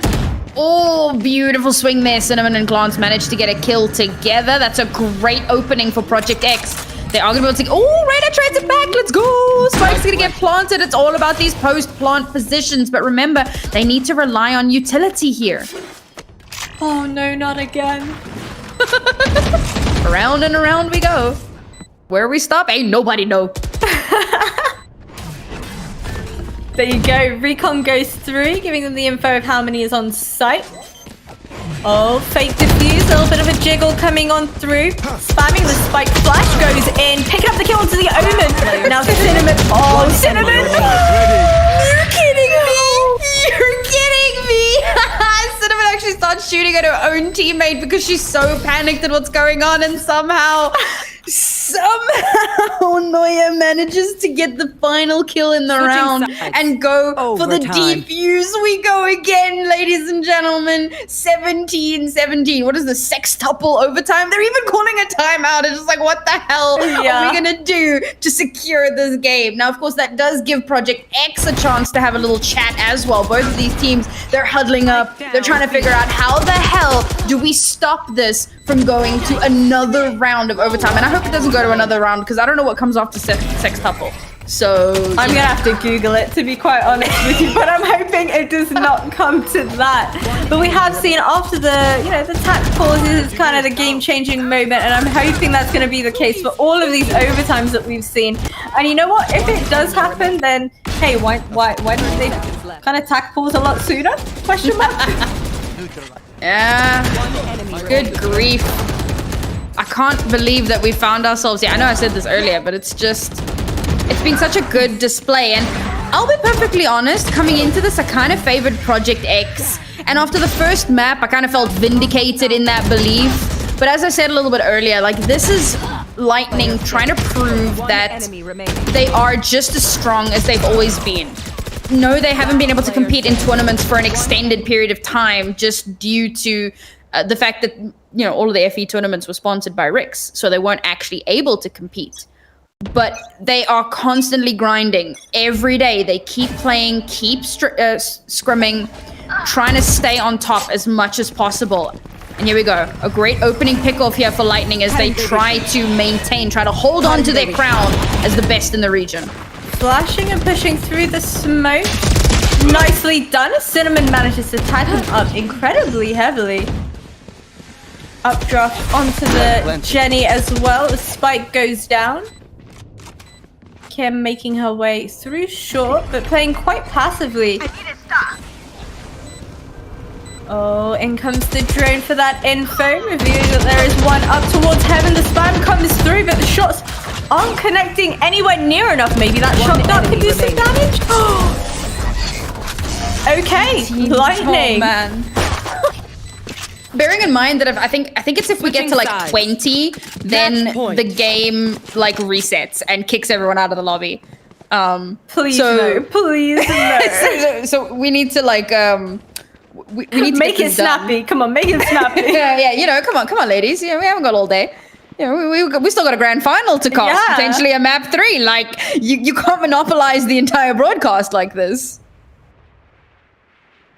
Oh goodness, I'm scared. Oh, Glance has actually overtaken Reyna in kills. Reyna was like wiping the floor with everyone up to a point, but Glance, who I said she doesn't often top the numbers, the meters, but today is that day where she makes that happen. You see Spike was dropped and left towards that B site, and with them aggressing through towards B main, the timing here is going to be absolutely crucial. Smurfette picking up a kill onto Sonya. There you go, the flash comes on through for Reyna. Oh my word, now Noya. Roxy has heard 2 players behind her, calls it out to her teammates who do manage to do a little bit of damage from upper towards short. And now GP is gonna have great timing here. She's heard them. Oh, they swing on her and she's not able to pick up the kill. A site is wide open for them now. And now Reyna shifting up. Concealment. Kim should be well aware that they will push up through heaven. I would love to see a bit of a pre-fire, even a little tap. Oh my word. Vandals, the tracer rounds, she knows where they are. They don't check for her. It trades though. It's 1 versus 2, but Project X have 2 players still left alive. Oh my word.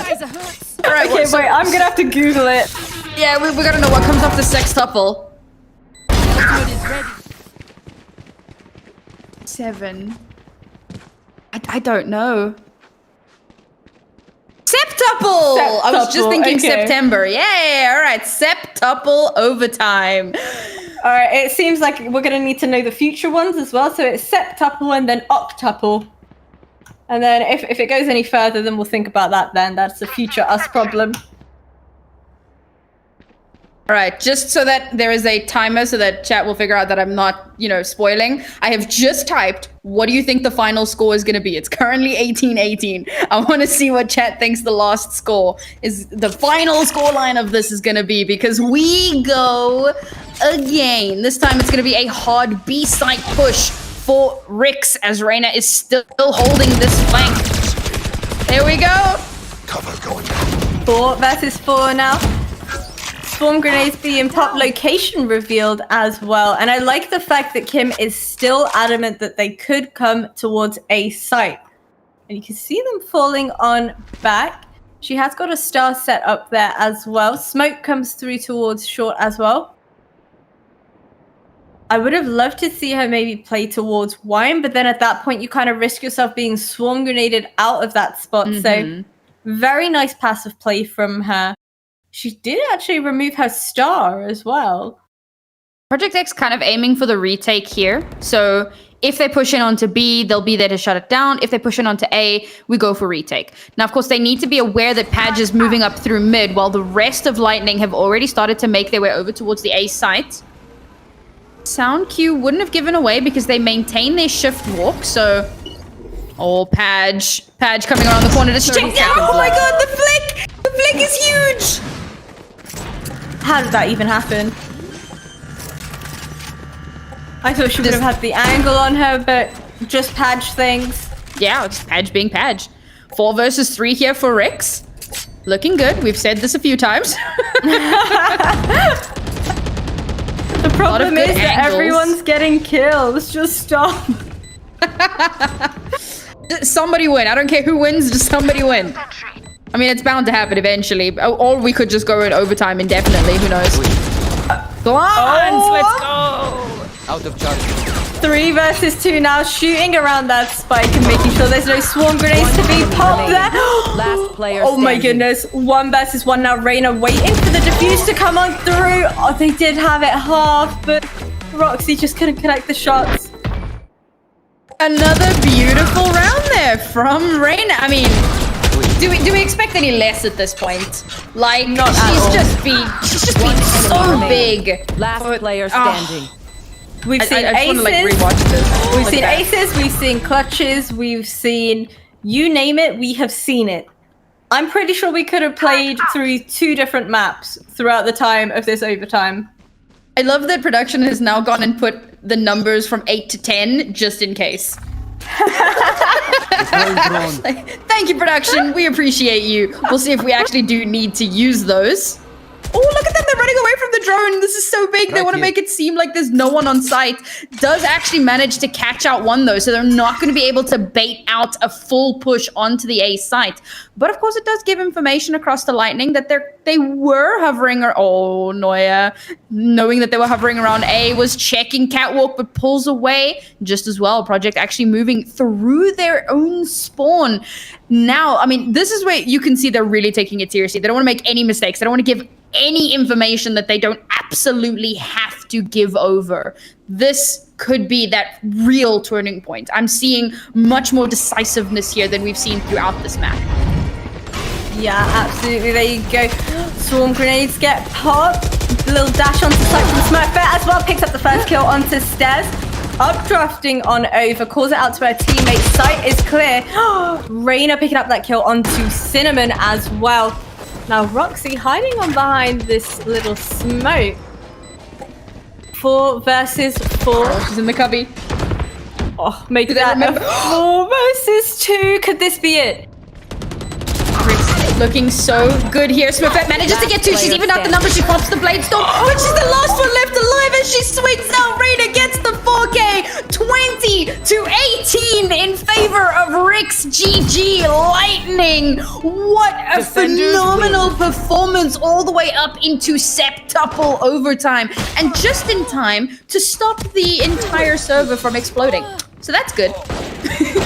There is that, yeah, there is that, and thank goodness we didn't go into the 20th overtime, because I think even at that point, production might have run out of, you know, how many overtimes was that? Was that septuple? Yeah, that was 7 overtimes. Honestly, One enemy remaining. way to keep us on our toes, girls. Honestly, I'm speechless. Amazing gameplay from both teams, but of course, that does mean that we're gonna head on over to 3rd map now. And you know what? I know you've been waiting for Breeze. I know you love to see it, but what happens if that goes overtime as well? I don't think my heart could handle it. I mean, then we just keep going. And then we got the grand final. And you know what? All 3 of those maps could go overtime as well. Who knows? Goodness. Oh, what a display. This But this is what we live for. This is what we're here for. We come here to see the very best of the best, slug it out, round after round, never giving up, never allowing themselves. Remember, the Project X came into this the second half 4-8.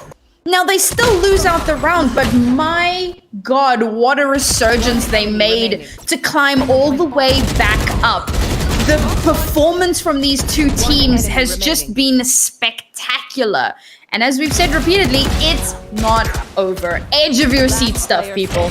Yeah, absolutely. I feel like this replay reel is honestly going to be the length of a feature-length movie, and that's just from all the overtime footage. Like, so much amazing gameplay that we've seen so far. And of course, we're still in the semi-finals. There's still a map to go, and then we take it to grand finals. And my heart is racing, the adrenaline is pumping, and I can only imagine how these girls are feeling right now.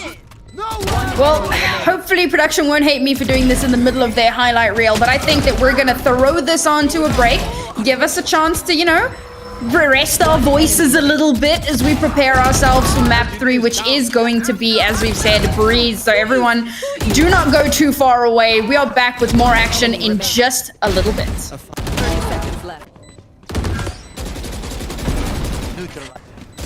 One enemy remaining.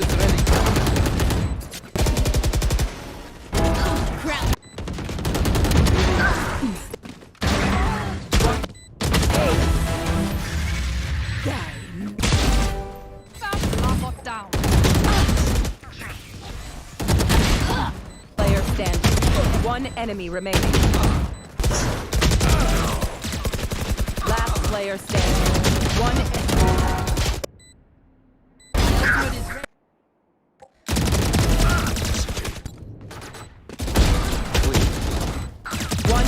remaining.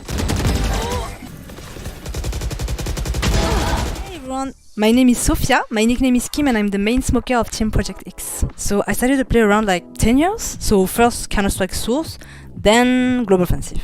I probably played like competitively around 8 years on Global Offensive. At first I didn't switch directly when Valorant came out. Like I played a bit on the beta just to see if I like the game and the gameplay, etc. Because it's very different from Counter-Strike, with the spells and the utilities. I also wanted to see if the game was gonna do great, to be honest. But then, of course, it's doing great. So in January, I just decided to make the switch. It was the best decision I could have taken because we have so many events, so many promotions. Riot is really listening to the players, when it comes to map, even like skins, agents. So I couldn't be happier. Something that I've learned since I started to play competitively, I would say, is always try to be grateful, when it comes to anything, like if you're playing under an org, if you're having a salary, because you never know when those bonuses that you get are gonna be over, and it can be from one day to another. So always try to enjoy what you have, don't be too greedy, and stay humble. I would say that my schedule is very different every day, but most of the time, in the morning I'm trying to do something that is not related to gaming or to the PC. So let's say I like to go out, grab something to eat for breakfast, meet some friends, or study. In the afternoon, this is when we have practice. So I do my training session, my personal training session with MLab Deathmatch. Then we have practice time, which is going to be around 5 to 7 hours, I would say. And right after prac, it depends on my mood. Sometimes I'm gonna play more Valorant, sometimes I'm just gonna play something else with my friend, watch a movie, or just spend some time with my family. Something I wish I knew. I don't really have anything I wish I knew when it comes to just in general having a gaming career, but more for example in Valorant right now, when I see how big it is, I just wish I knew that it would be this successful, so I wouldn't have waited so long to make the switch. I really look up to people that have the ability to take losses not as being defeated.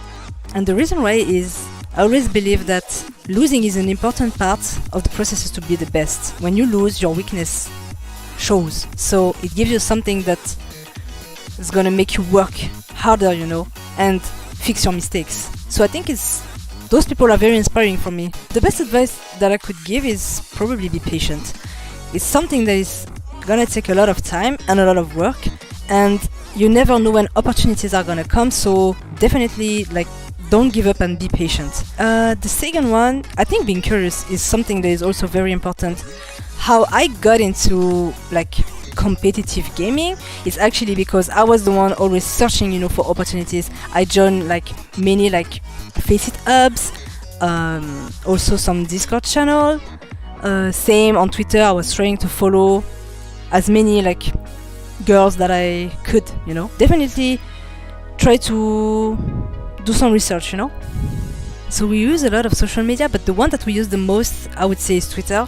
The team Twitter is projectx_val, and if you want any updates, it's gonna be there, like when it comes to tournaments or when it comes to streaming. I would also like to say thank you guys for hosting a tournament. For us, I think it's a great opportunity for women and marginalized people to compete at their best level, and we're definitely very happy and very grateful to be able to compete at your tournament.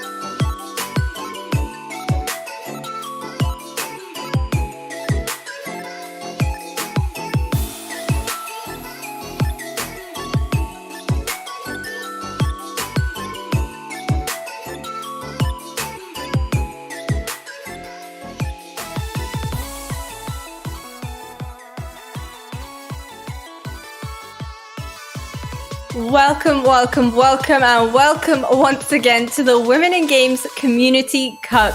My name is Jasmine Kanuga, otherwise known as Veracity, and I'm joined by the wonderful Naori Mizuki. And you know what? I'm still kind of out of breath. I'm still kind of on the edge of my seat after the incredible display of performance we just witnessed between Rix GG Lightning and Project X. You know, Rix won Project X's map pick. We went into 7 overtimes. You know, I don't even know what to say about that, but we're going to head on over to Breeze. Naori, have you recovered from that 7th overtime? Barely, just barely. I managed to swallow like 2 glasses of water just to kind of get the vocal cords less dry, you know, so I could actually talk a little bit more because wow, what a performance. The difference that's come through from map 1, I mean, you can see the scores. 413 in favor of Project X to a 2018 in favor of Rix. Coming on to Breeze, I honestly have no idea what to expect. What I can tell you is that Rix has only ever played Breeze once in an official. It was like a round of 128 in VCT, and they lost it. Project X have played it a little bit more often. They've even beat 10 Star Nova on this map previously. So this is a map that they are a little bit more comfortable with. They have about a 64% win rate on it. Looks like they could have the upper hand coming into this one. Ever so slightly, maybe so, but we see Agent Select coming into play. Now, I love the use of a Viper on this map. Obviously, we've spoken time and time again about how invaluable Jet is in most maps. I also love the use of a Sova coming into play too. I feel like these lineups are almost identical with the exception of the Astra and the Scythe. No, Scythe is the same as well. Cyphers are there, yeah. I mean, this is a mirror matchup apart from the Astra, which is, yeah, it's gonna be interesting how it plays out. I'm not sure how I feel about having no Sova because again, you're giving up a little bit of information, but they do have a Cypher, so that helps out quite a lot there. And instead, they're opting to have a few more smokes. Now, what makes this a really interesting composition is that Project X seem to be leaning away from super massive hyper aggression and back into a more kind of controlled approach. Another interesting thing to note is that Kim is actually, wow, this is like a real swap up. Kim is on smokes along with Roxy, and Cinnamon is back on Sky, whereas in the previous series, or like not series, but like previous game, we saw Cinnamon on the Viper instead.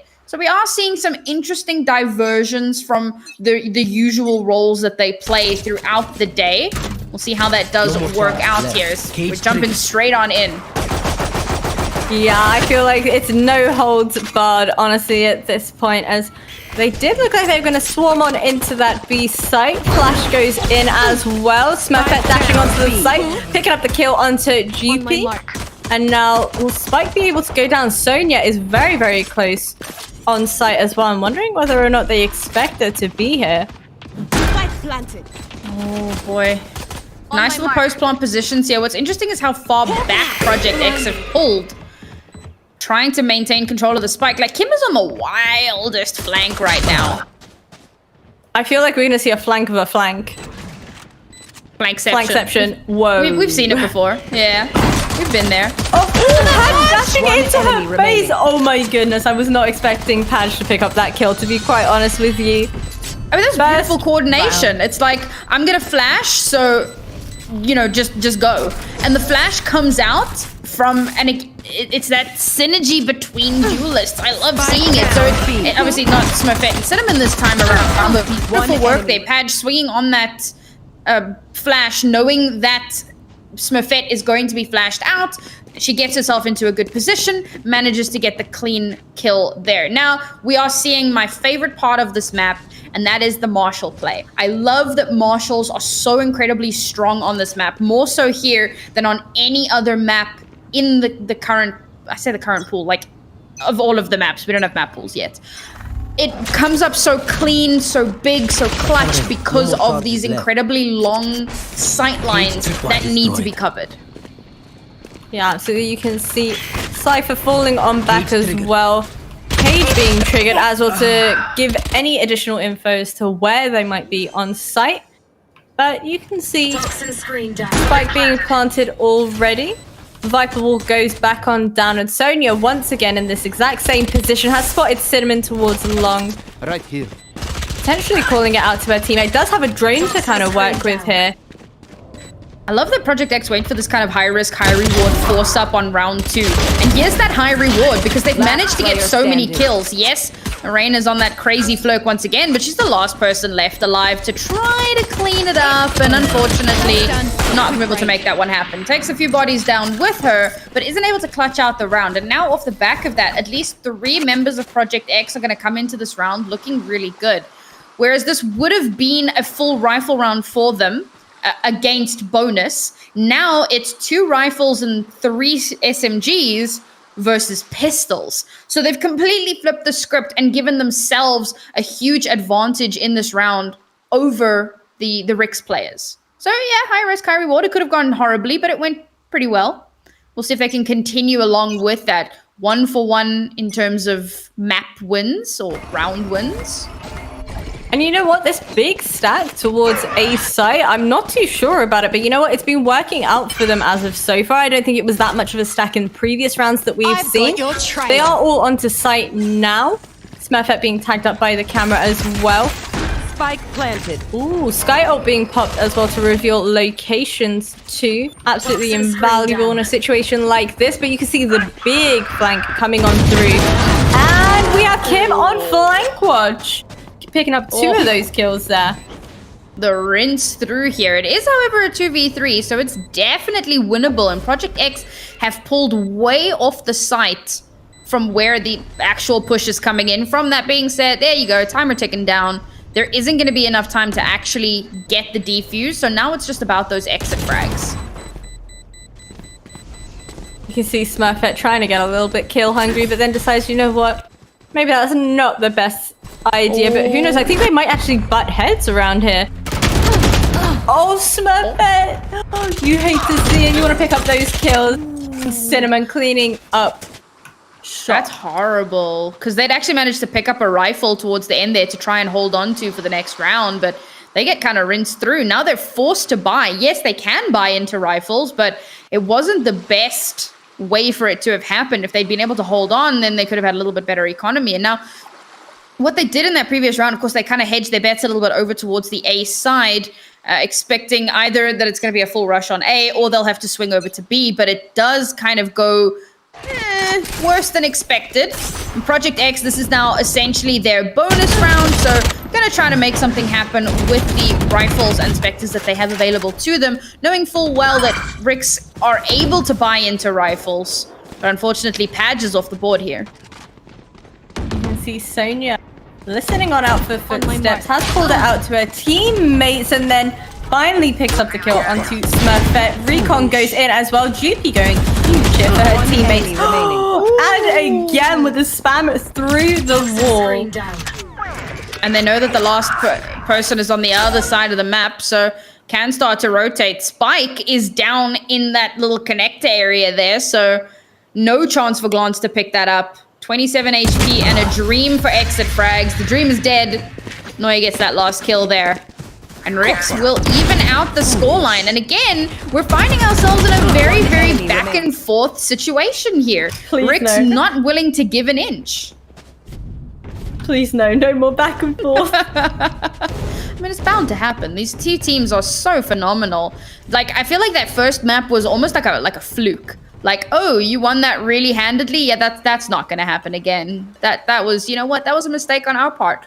We're not going to do that again. Now we're going to show you exactly how freaking good we are. And that's pretty much what they're doing.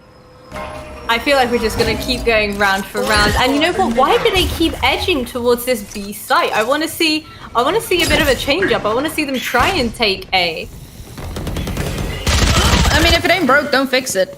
Although, to be fair, it hasn't been, you know, particularly unbroke. It's been a little bit broke. A little bit, you know. Not fully woke, just a little bit broke. I have no idea what I just said, but there you go. Seekers have come out. That's going to give some information. Wow, 4v4 retake here. I mean, Rix give up a lot of space on this B side. That might be why Project X keep hitting it, because they know Rix are just going to give up the space. I feel like the 7 overtimes has definitely got the better of us. Cage triggered. I'm just giggling at every little thing that happens. Hey, you know what? Ooh, Last the player flash. standing. I was gonna talk about exhaustion, but yeah, these ladies are not tired. I don't know. They have the stamina of like 10 people Concentrate, just Sova. packed into their amazing bodies. One enemy remaining. Sonya? Not able to defuse. Can she get the last kill? Maybe, maybe. Oh, don't she be tried. kill hungry. Did she get out of it? Oh, that was so heartbreaking. She was just on the edge. Not the end of the world there. I mean, you do get that savers penalty, so you would get less credits at the end of the round. And of course, they had used quite a bit of utility, and either way, everybody's forced down. So not a massive issue. I'm going to be seeing UP pick up that Marshall once again. But of course, Project X, after winning that round, their economy is not looking awful, but it's definitely not great. The back and forth continues as Glance is going to be down on a Spectre, but overall they do still have the advantage, plus they have 3 ultimates online. That being said, anti-eco, I don't think we see it come out. Oh my, okay. Full send towards A long. I like to see it, but I would love to see this counter aggression coming in from Project X as well. I'd love to have seen them pushing through towards A door, but never mind. UP being swarmed in on from all angles. I say all angles, I really mean one angle, and that's archway. The run and gun was strong there. But it works out. Planted. So they managed to get that kill. Smurfette just continuing to do Smurfette things, and it's a really good start to the round here for Project X. They continue to follow it up, and as I mentioned, it is the anti-eco, so Lightning, all it really is about is getting as many kills as they can to further cripple an already somewhat broken player economy standing. for Project X. But we need to get more than 1 kill. Okay. Okay. Little flick there onto Cinnamon. They managed to actually get 2 kills there, so not the worst save round that I've ever seen. We'll take a look to see how much damage did it actually do. Not enough. Does kind of cripple 2 of the players, but everyone else is able to buy for one another, so it doesn't really matter at the end of the day. As well. Oh yeah, I mean, they've just been holding on to them. Off. And that's the thing, because they haven't had an opportunity to actually use them, and you don't want to throw them out in an anti-eco because you know you already have the advantage. Now, however, Padge has an operator online, and as soon as they sniff that out, I mean, look at this. Reyna is getting ready to drop this Viper's Pit immediately on the B side. You love to see it. She puts down the snake bite as well. Please stand through the... I was really rooting for that. I really was. 4 versus 3 now. Another Viper ult being placed down on the site. As well as the Cosmic Divide being placed down as well. Spike gets planted at 2. There you go. Saber drone going in as well. I said that Rix's inexperience on Breeze might come into play, and it really does feel like Project X just have the lay of the map here. And as you mentioned a little bit earlier, it is interesting that they keep consistently going for these B hits over and over again, but it does seem to be working. They've lost 2 out of 6 rounds, but the rest have obviously been wins. Now, shame, they've managed to... They still have rifles, and they don't want to give those up, so they're going to be trying to save. And again, maybe get some exit frags if possible. Oh, that is a bad time to pull your knife out. And she still gets a kill, despite the fact that she's caught with her knife out. She manages to pull out the rifle and get a kill off the back of that. So that's 1 less rifle that Rix are going to be able to hold on to. Their economy is going to be such a mess here. We talk about that runaway train and how important it is to maintain, to pull in the reins a little bit to stop the enemy team from pushing so far ahead. And they're actually forcing here. They're spending a lot of credits in this round to try to secure themselves another win. They do have that loss streak bonus should they lose here, but it's still a massive investment to make, knowing that you could very well lose this round and completely cripple yourself. Are we finally seeing an A push? Oh my goodness, I think we're finally going to see an A push. Oh, where are you, Amy? Try and reveal some locations. Unable to do so, however. And the Seekers go out, and they have the info that they are going to be committed to this A site. Neuer picking up the first kill. 5 versus 3 now. Spike has been planted. After plant situation not looking too great for our attackers. I mean, you say that, but as you say it, they do even out the numbers a little bit. Viper is still alive, has those lineups available if necessary, but we may have just cracked the code as to why the A hits just don't come through. I'm so glad Viper has gotten into position for these after plant lineups, but if you There it is. oh my word. There are the lineups. She could have it. There's no need to peek. Viper on Viper violence. There isn't enough time to I defuse. love Reyna it. knows it. She's out of there. A beautiful round here. Oh my goodness. Being able to buy out the time for so long. And this is the thing though. The post-plant meta is still alive and well. Yes, it was one of the more scrappy rounds for Project X. It didn't look as clean as most of their B executes, but it still looked pretty damn good, and they were able to win it out. Some great lineups to make sure that the snake bites were on point to stop that defuse as much as possible. Beautiful. Now, Rix have not completely crippled themselves, but the win streak bonus caps out now.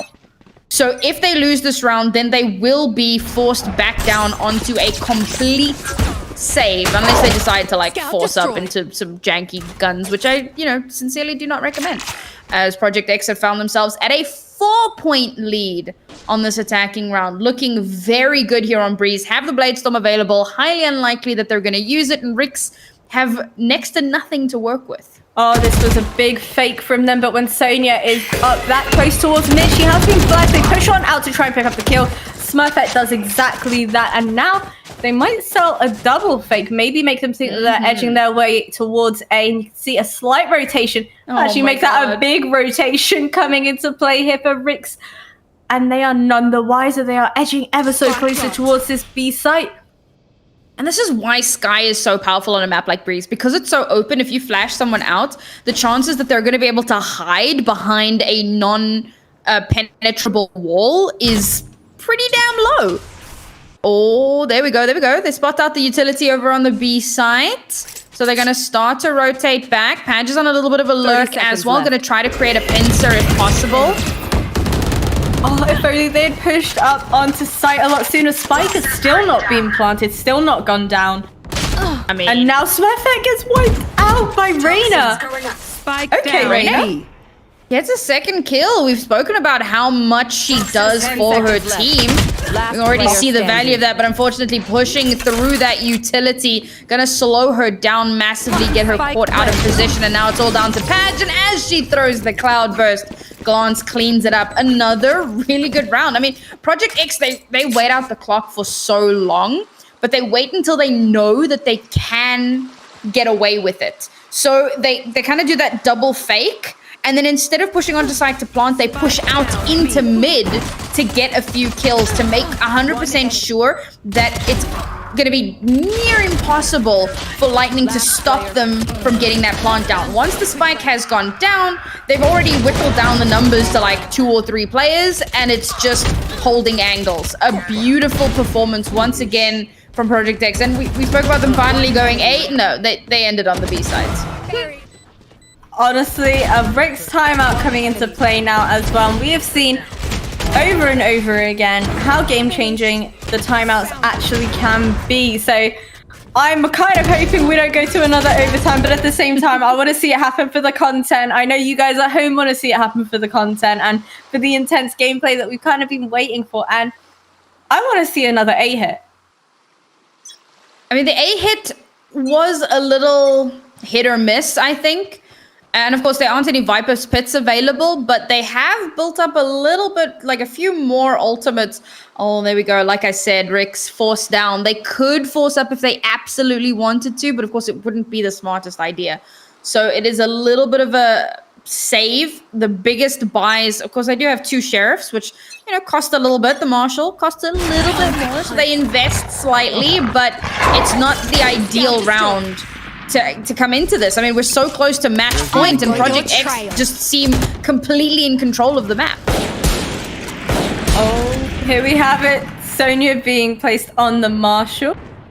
Oh, you see that rotation come through as well. I think she has relayed the information from her teammates, but Pad is so close. Oh, I was hoping for a jump shot or something incredible to come into play, but UP also with a Marshall in hand, Spike down as well. Astra does manage to pick that up. Was it Astra? Who was it that picked it up? It was the Astra, yeah. It was a solid, solid eco round so far. They still have numbers advantage. They're slowly burning down the clock. Project A. Oh, they've managed to pick up at least one rifle. This is huge. HPs are very low on the last remaining Project X players. Recon revealing location as well. Sonia trying to make good use of that Marshall. 30 seconds. And has been flashed. Rainier and Sonia. This is a dangerous situation to kind of be placed in because you don't want to line up for them. They have regained the spike and trying to make their way towards A. You wanted to see an A hit? I did, you shall receive. I did, but there's like 10 seconds left on the clock. There's enough time if they do want. it? Do they do it? There you go. Yeah, plenty of time. What if a shot dart comes in right now? What you doing? From those positions? Deploying drone. That'd be pretty impressive. They're gonna spot out. They suspect that the spike is likely on the default spot. Yes, it is. They do spot at least one out behind. Oh, there's that shock dart you were so worried about. Doesn't connect. You should have bounced it. Oh, there was a recon as well. Oh, she could have used the recon. Oy vey. Oh, I mean, if that shock dart bounces, they both die. But it didn't bounce. It hit the wall and exploded. And it's one of those small split-second decisions that when you look back on it, you're just like, ah, man. Oh, so close, so close. And finally, Rix, okay, still haven't managed to win another round, but they're able to buy up, which is good. They have their operator back online. We'll see where Padge is going to post herself up. I was kind of expecting possibly Sniper's Nest, but given that they never go A, she's going to be over on the B site. And well, surprise, it's an A hit. And there are two people on the A site trying to hold down these angles as much as possible. Oh, you see the concuss coming on through from that Sky. Dog, it has been called out. You can see the Cypher rotation coming in as well. Kim, however, with the spike in hand, making her way through Tube. Oh, she is going to have great timing here, surely. Oh. Caster's Curse strikes again. Yeah. Kim and Glance coming up so huge here. UP just about evens it out. Still 2 versus 3, but there's quite a lot of utility here. And of course, we keep Kim alive, and we still have all of that post-plant utility. She's got both of her snake bites if she needs to use them. Toxin screen down. Oh man, Rix don't even know where to look at this point. I'm like, I like the post-plant meta, but at the same time, I feel like relying solely on that. Let's say, for instance, if there was somebody flanking, right now, I don't know, the Viper would be in a bit of a dire situation because she would just get taken out straight away, but it does look like they're going to look to recycle that up as they do fall back from sight. And potentially, maybe a Viper could pick up a kill onto the Cypher here. I mean, they don't even bother to try and go for the defuse. Instead, they just pull all the way back, hold on to those rifles, because this was an important round for them to win, just purely based on economy.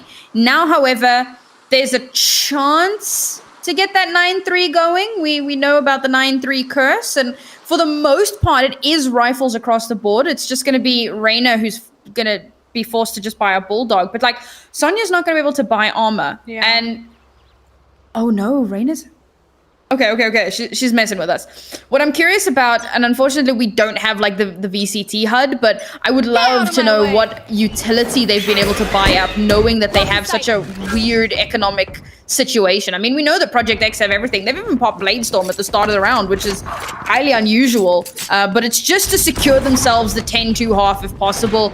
They want to take a very dominant victory here on Breeze. Ooh, Smurfette. I like it. I like the aggression. I would have loved to see a kill more though. Oh, there we go. I think she would have as well. Oh no, Cinnamon. Oh no. Oh man, Reina putting up numbers with the bulldog of all things. Rix might actually be able to win. Oh no, there we go. More trades back and forth. Cosmic Divide's gonna come out as well. Try and shut down some of those noise, the sound cues. Is it gonna be enough?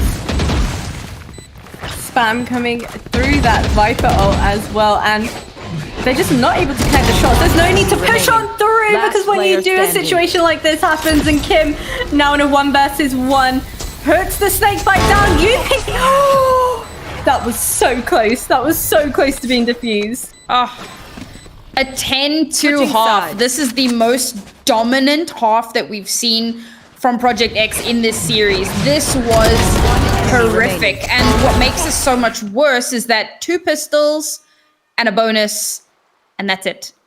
Project X are in the finals. Whereas Lightning have to string together 11 rounds in a row. Well, I mean, not necessarily in a row, but they need to string together 11 rounds to win, but they cannot lose 2 rounds, because if they lose 2 rounds, then we are guaranteed at the very least an overtime. That's a whole lot of pressure to kind of place on yourself. And again, it comes back to that notion of the runaway train. And at this point, the train is halfway across the country. Oh yeah, I mean, left the station does not even begin to describe it. This train is long gone. But I mean, I've seen teams come back from crazier scorelines. So hopefully Rix now on the attack might be able to turn something around in their favor. And of course, guys, just be aware there is the spectator bug. There are no Viper's pits online. Planted. As much as it may seem like it. So don't get debated by that. That would have been very impressive if there was a Viper's pit best. Honestly. Okay. Ooh, okay, 2v3. One enemy Reina, remaining. let's see what you can do. Oh, never mind. That round, it just flew by. What do you mean, Reina, let's see what you can do? Come on. Like, who do you think you're talking about? Exactly. Like, she just on the side, holding it down, being an absolute demon. I've been so impressed by these Rix players. As much as they have struggled a lot in this series, they have really, really performed well individually. So this has been a really exciting matchup, I feel like. And our Project X, of course, oh, they're actually forcing up a little bit here, despite losing the first round. And again, it's because they want to. They did this in the first half as well. They go for the high risk, high reward play, and if you win it out, then you cripple Rix's economy back down onto a full save. Ooh, Kim, with the Spectre in hand, finally manages to connect those shots, but Haj is too fast for her. Reina placing her smoke on down through towards mid, but she is on a mission of her own, it One seems. enemy remaining. One player left alive for Project X. Finally. Oh, there we go. There's the kill. So the high risk, high reward play doesn't quite work out the way Project X would have wanted. And here's where it kind of proves itself as the risk. They're more than likely going to be forced down back onto pistols. Yup. This would usually have been their rifle round. After losing 2 rounds in a row, if you save, you get pistols. But instead of saving, they go for the buy-in, and now they're forced down onto pistols. And bearing in mind that Noya has a rifle and there's 3 SMGs, so this is definitely favorable for Rix GG. They also have an ultimate on board. Okay, it's the neural theft, so it's a fairly situational ultimate to like really get value out of it. But the point is that Project X haven't built up any yet. Sleep tight. Oh, who needs ultimates? Oh my god. Who needs ultimates when you have Cinnamon plus Sheriff? Honestly. Just disgusting what these players can do with the Sheriff. I don't understand it. He's too good. Built diff. Oh, built diff! Oh my god. Oh, go on, do it again. You hate to do it to him, but you love to do it to him. Go on. Honestly. Oh, there we go. They do it again! You shall receive. Go on, do it one more time. Are they seriously gonna get a thrifty round? Player standing. Oh, 3 versus 1! I feel the thrifty! It's incoming! There it is! You're kidding me! Oh my word. Okay, that was Caster Bless. All right, that was Caster Bless. You never hear all you ever hear is caster's curse. But you know what? People never appreciate our caster blessings. Indeed. And it works out. standing. Okay, no, wow, that spray through was so good. But with so few players left alive, it was always going to be a tough one. Now, Rix. Oh, man. The past couple of rounds have been so rough on their economy. They're still in this game. Unfortunately, Yuppie is going to be stuck on a Marshall again.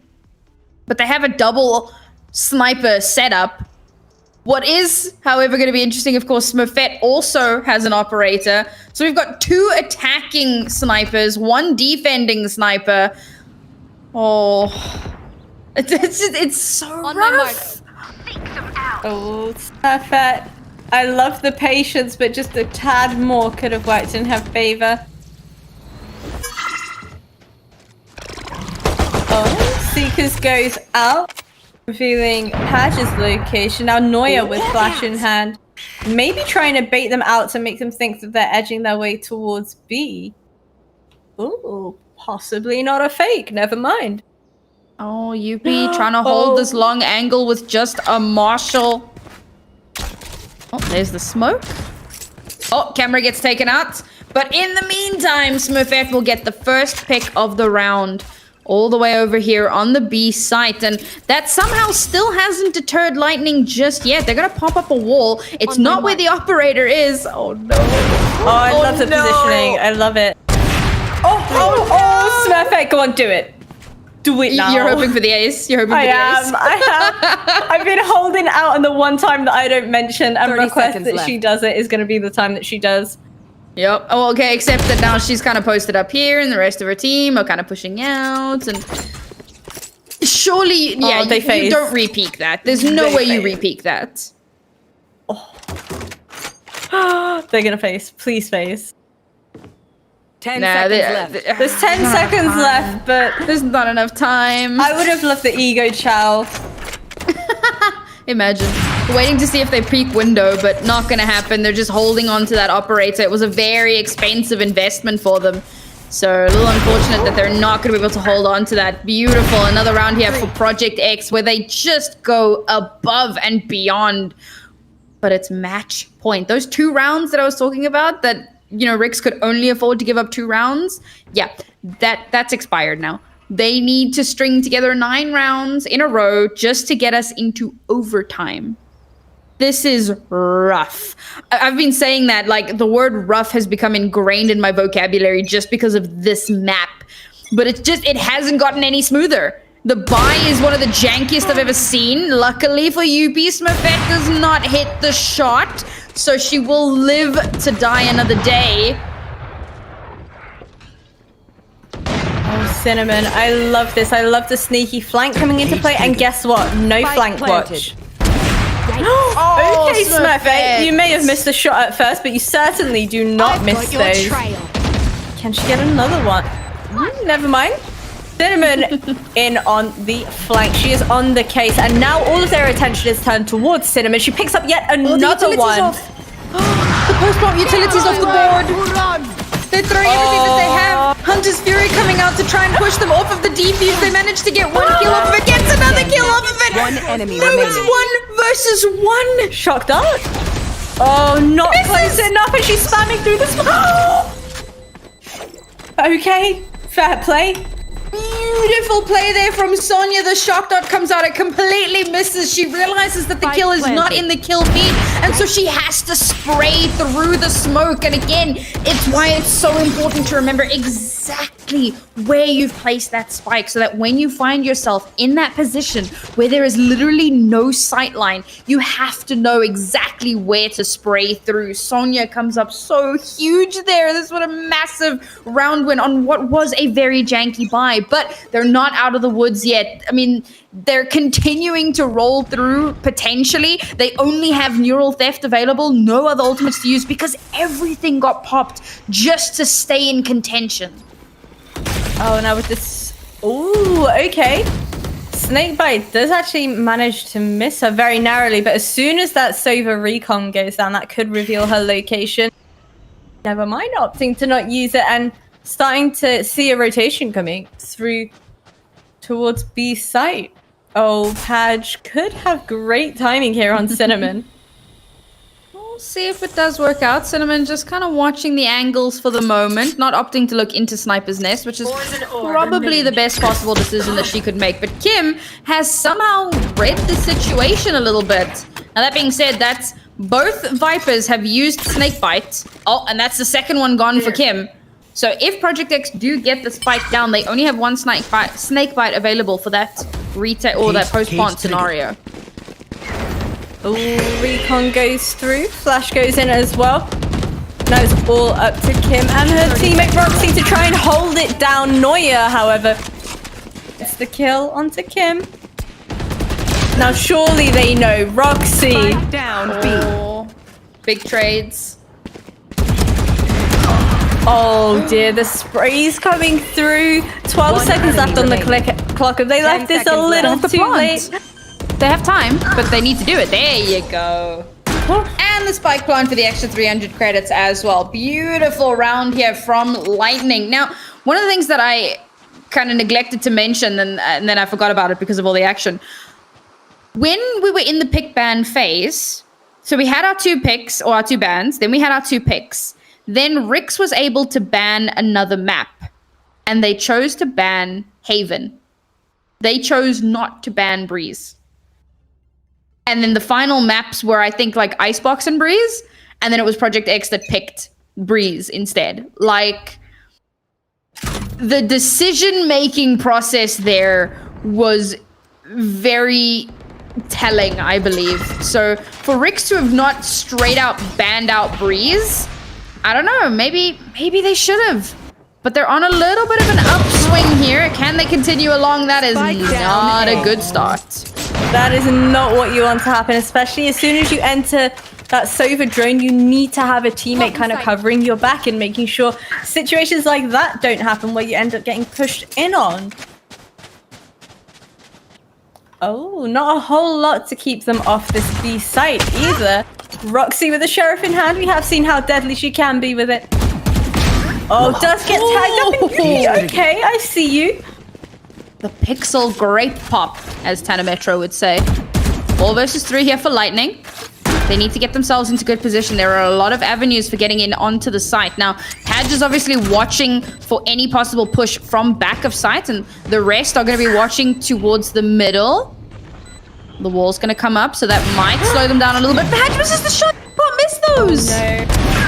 Oh, and still somehow gets forgiven and gets the kill onto Kim Smurfette, however, way too fast for her. Lone Soldier, last player standing, and Neuer cleans up shop yet again. What a great turnaround once again. I don't know where they get this energy from. Like, I need the energy that they have right now, but looking at the board, 4 ults available for Project X. You would think one more orb on Smurfette as well, and they should theoretically be unstoppable. And Rick's Lightning, I feel like they're going to throw a hell of a lot into this because they have a lot to show. I mean, on the counter, Ricks have 2 players that are 1 ult orb away from having that ultimate online. But we're going to start things out with the Viper's Pit immediately drop down over on the A side. Project X looking to kind of close this out as quickly as possible. So, Ricks, what's the plan? Do you push through? It looks like that's not going to be it. And instead, pulling back, moving over towards the B site. What's really interesting to note is how Project X haven't stacked the rest of their team over on the A site, or on the B site, but instead have kept 3 of their players towards A, just in case the Viper's Pit doesn't go the way that they had planned. And honestly, it may have been the right call. Yeah, absolutely. You can see the aggression that they've shown towards that B site as well. Allows the rest of their teammates to kind of focus on this A push and play as sneaky as possible. Kim in a great positioning right now, and they're not going to suspect it at all. Oh, but the Seekers might reveal all for them. Being forced to throw down that snake bite and retreat as quickly as possible. I do not blame her one bit. Oh, slowly dipping in and out of that Viper's Pit to keep it up, but meh.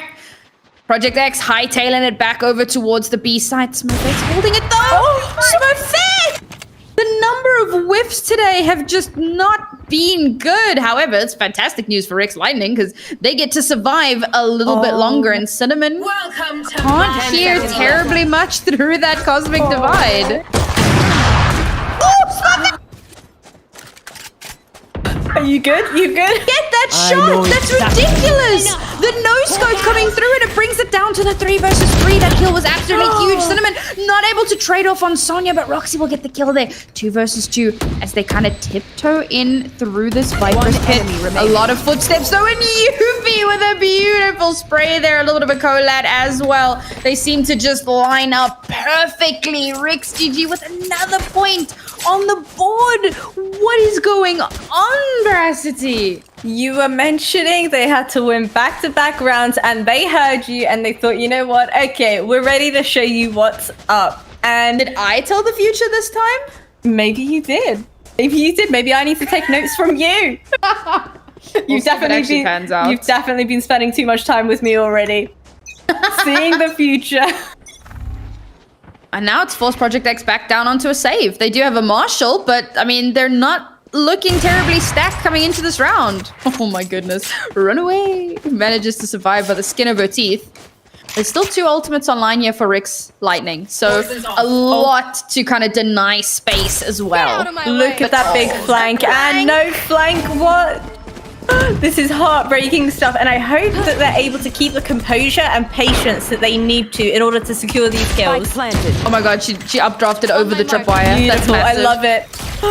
However, their location has been revealed now. They are aware that there are a couple players flanking them.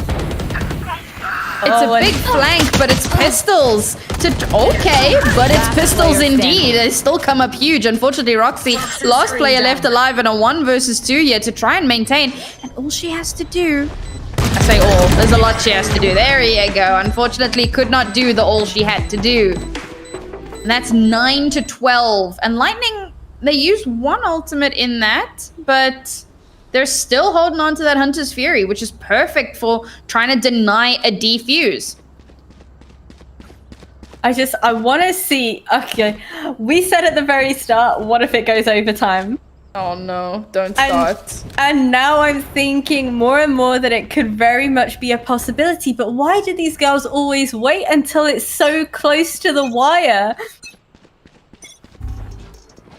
12 to 9, 12 to 9. We've been on match point for like 6 rounds. And Rick's Lightning are still in this. This might be one of the scrappiest teams I've ever seen. Like Ships in the Night, does Jupi check that back corner? Does she look back towards window? Cinnamon is holding the angle, sees the barrel of the gun. The patience.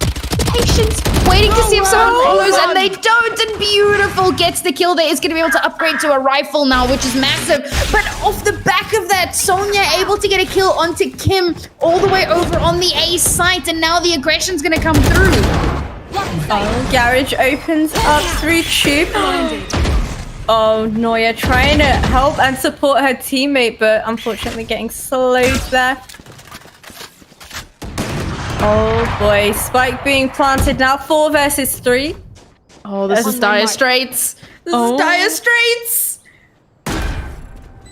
This is Lightning's last chance to make something happen. Only 2 players left alive. Have to hold the cross angle, not able to. And it's 1 player left to try to take this over the finish line for Lightning. Reyna has to hold strong. She manages to get 1. 3 players left. They use the neural theft to find out exactly where she is. The flag comes through. Not enough. Project X will get the defuse. 13 to 9. Project X move through to the grand final, and Rick's Lightning, unfortunately, not able to prove that they are still the best team in the region. That crown has been yoinked very unceremoniously. Honestly, it was very, very scrappy, but these girls should be very incredibly proud of themselves nonetheless. An amazing showing from both of our teams throughout all of the maps that we've witnessed today. And you know what? I'm kind of sad that we don't get to see more of this between these 2 teams. We do, however, move on to the grand finals. I'm hyped, I'm ready, and I cannot wait for all the action we have coming up next. What's really crazy is that This grand final is literally a rematch of Huntress Trials. It's Project X versus 10 Star. And 10 Star won it out in the Huntress Trials. We'll see if they can repeat that amazing performance, or if Project X have been able to level themselves up to the point. I mean, we've seen phenomenal growth from this team over the last few weeks, and it has been such a pleasure. But is it going to be enough to steal the title from 10 Star? Honestly, I feel like it's anybody's game. I think I've seen enough gameplay now, especially today, from all of these girls taking part, for me to be mind blown every single time, because it's crazy. So much happens, so much unexpected stuff keeps happening. And I feel like it's definitely everybody's game. And everybody's game? Anybody's game. You know what? It is also everybody's game. Valorant is for everyone. But what is also for everyone is a quick break while we once again catch our breath. So we'll be back shortly. Take a look at the bracket while I throw it away. We're going to be back very soon for the grand final. It's going to be an absolute banger match. You do not want to miss it. We'll see you in a few minutes. My in-game name is just Puri. I currently play for Freya since like 2 weeks ago. I joined them not long ago, and I can be found all of the time in smoker role. I got into gaming when I was very little. I had a big brother that was playing a lot on his computer, and when I was little I would just sit next to him and watch him play, and as soon as he goes out I just knew his password, so I was playing the games that he used to play. Then I just grew up doing that, and then he just started buying me my own things and then my own PC just so I can leave him alone, and I guess that is pretty much why I'm here now. I'm 26 and I've started playing since I was 12, and I've only joined the professional scene not long ago when I joined the WIG incubator, the French WIG incubator, as a Valorant player, and therefore like we have very great managers that just introduced us to many options in the Valorant scene. To be honest, options I didn't really know existed. So first they got me a coach that trained me and got me to be a better player, and then they found me a team, they found me a lot of tryouts, they just put me there, and then I was doing the tryouts and I got to Freya, and I feel very happy about that. I think the thing that I've learned the most during my gaming career is patience, because I'm not gonna lie, I started as a very bad player, and I think that's the case for almost everyone. And like today with the coaching and thing, at the beginning it was pretty hard, just having someone to tell you what to do, just pointing out your mistakes. You know, there's like, even if you actually want to get better, there's a little ego that just doesn't like it when people do that. So I think I most likely learned a lot of patience, and I think that is why I'm here today. Well, that's a very complicated question, I'm not gonna lie, because it really depends. Since I work, like I'm a civil engineer, so I have my work outside of all the gaming world. But then again, I have very flexible hours, so sometimes I can just play during the day between 2 meetings, and sometimes I just cannot be on my PC the whole day. And then like today I was in the office the whole day, and then I had to play only from 6:30 to like 10 to like not even 10, like at 9 or something. So it wasn't a lot, but it really depends. Like on the weekends, if I don't have anything planned, I can just, play all day. I'm the kind of person that as soon as I'm on my PC and I'm having fun, I'm literally glued to my chair. So if I don't have things to do, I just stay there, just chill, play or watch streams or talk to people. So it really depends on which day it is. So I wish I knew how to deal with toxicity in the gaming world. I'm not even gonna say sexism, because that's a very big part of it. And I can tell you that in my long years of playing, like being online, I have met a lot of different types of toxicity in people. and I still don't really know how to deal with it, and it's sometimes just worsens my gaming experience, and especially in Valorant, since it's an FPS game. I had the same in CS because I used to play CS before, and you just don't know how to answer people. Like, people would just send you things like sexist thingies, and like long ago I got a guy that literally told me, I just gave a call in the game, and he was like, I wouldn't even expect a girl to understand FPS games. And I was like, I think that really got me. I think it's the most toxic thing anyone has ever said to me, and I literally just stopped playing after it for the night. And I wish I knew, I wish someone just took me while I was like little and told me, if someone says this, you say this, if someone does this to you, you do this. Because like till now I don't really, I'm just coping with it and just muting people. But I just wished I had the right answers to people like that. I thought about someone in the WIG incubator program I talked to you about. There's a manager that is called Fifi, and she's French, and she's a little bit older than me, and she has been a long time professional player in CS. Then when she used to play, like, girls didn't really have a scene like in the Valorant scene or whatever, so she just quit and continued her studies, and she got a law degree, and now she just managed to combine what she does for a living with her hobby, and that is by working in a law department in Ubisoft. Like, it's just so inspirational for me, because I just wished I had that, because I really love my job, but at the same time I really love esport and I really love playing. She influences me a lot, like when I talk to her and things, and when she told me about her whole journey and everything, I just try to get the most of it and just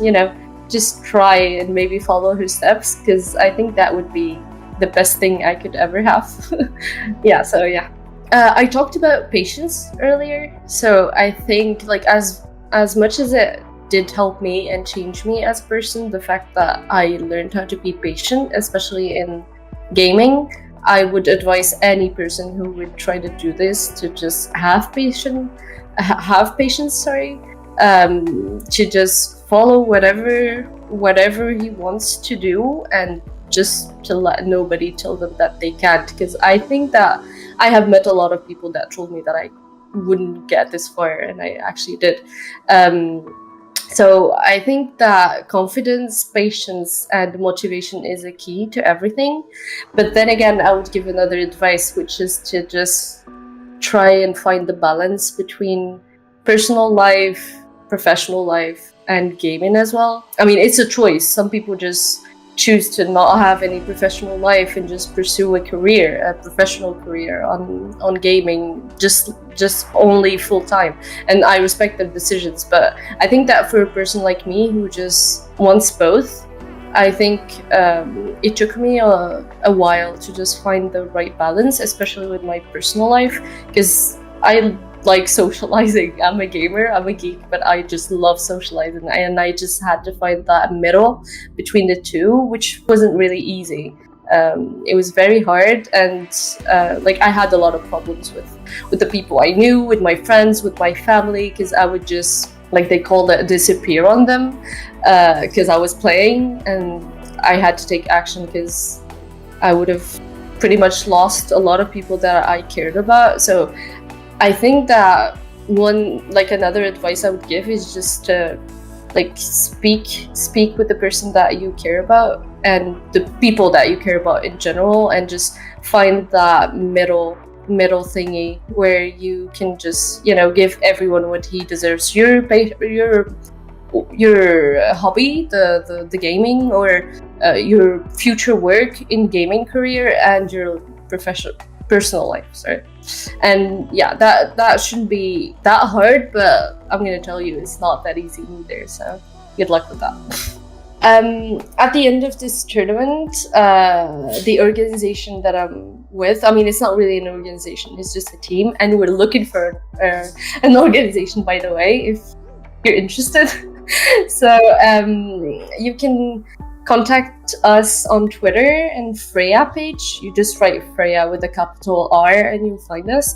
And to connect with me, there's a Twitter with just Puri, but I'm more active on Instagram. So yeah, just Puri on Instagram.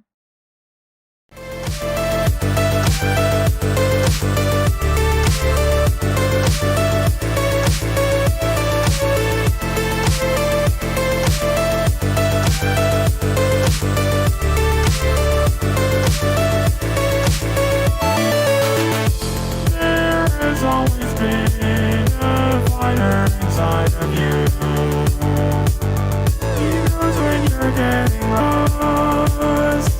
He takes you back to the end.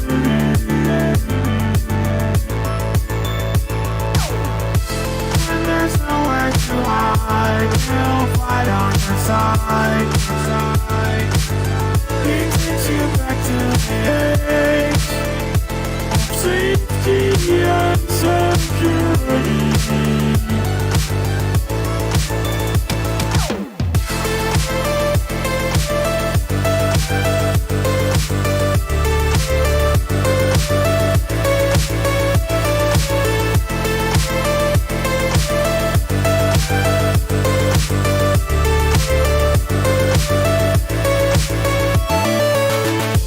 Now you know how to be my hero. This might be like a prison. You can recover your sanity. When you need to replace the things that you love, go ahead. Find one legend to infinity. He's a fighter. He's a fighter. When there's no coming back, he's a fighter. He's a fighter. He's a fighter. When there's no coming back, he's a fighter.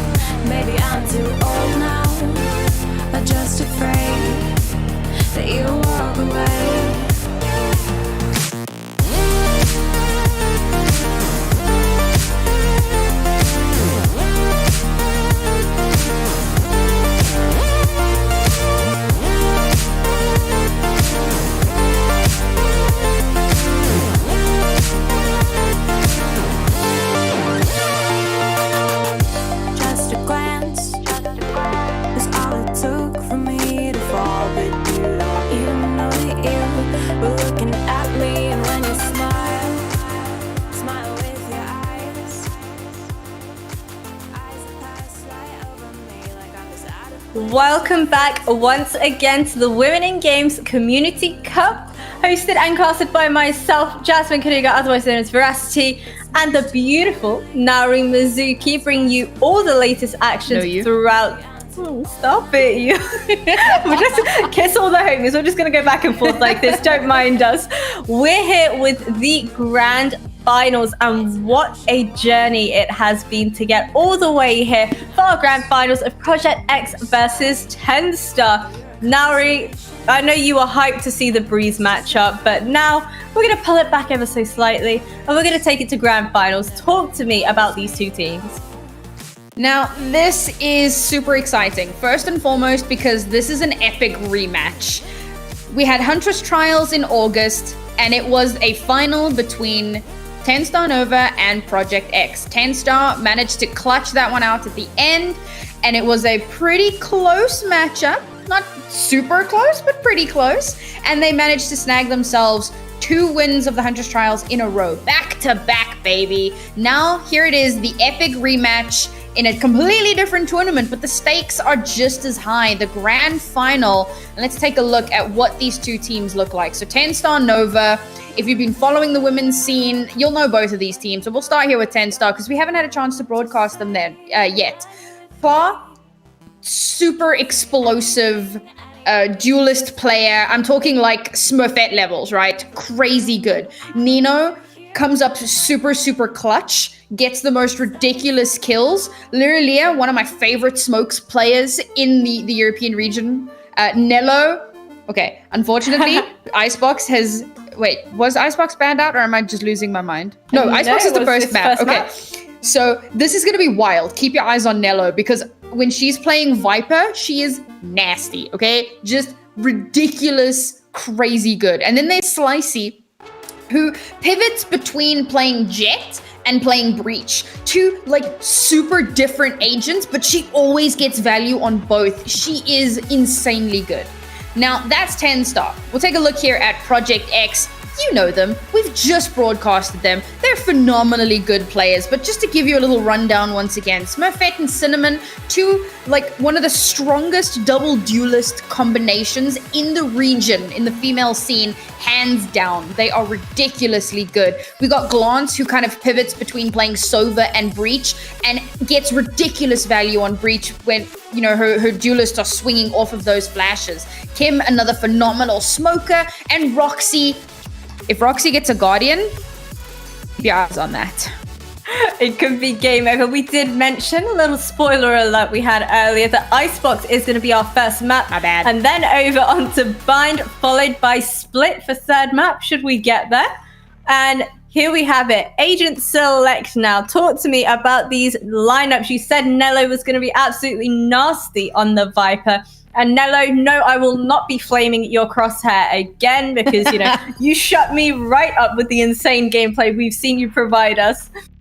Honestly, lesson learned. I really hope that she hasn't touched that crosshair at all. Now, if we take a look at these compositions, 10 Star Nova, standard, by the book, 100%. Project X, little bit of a deviation here.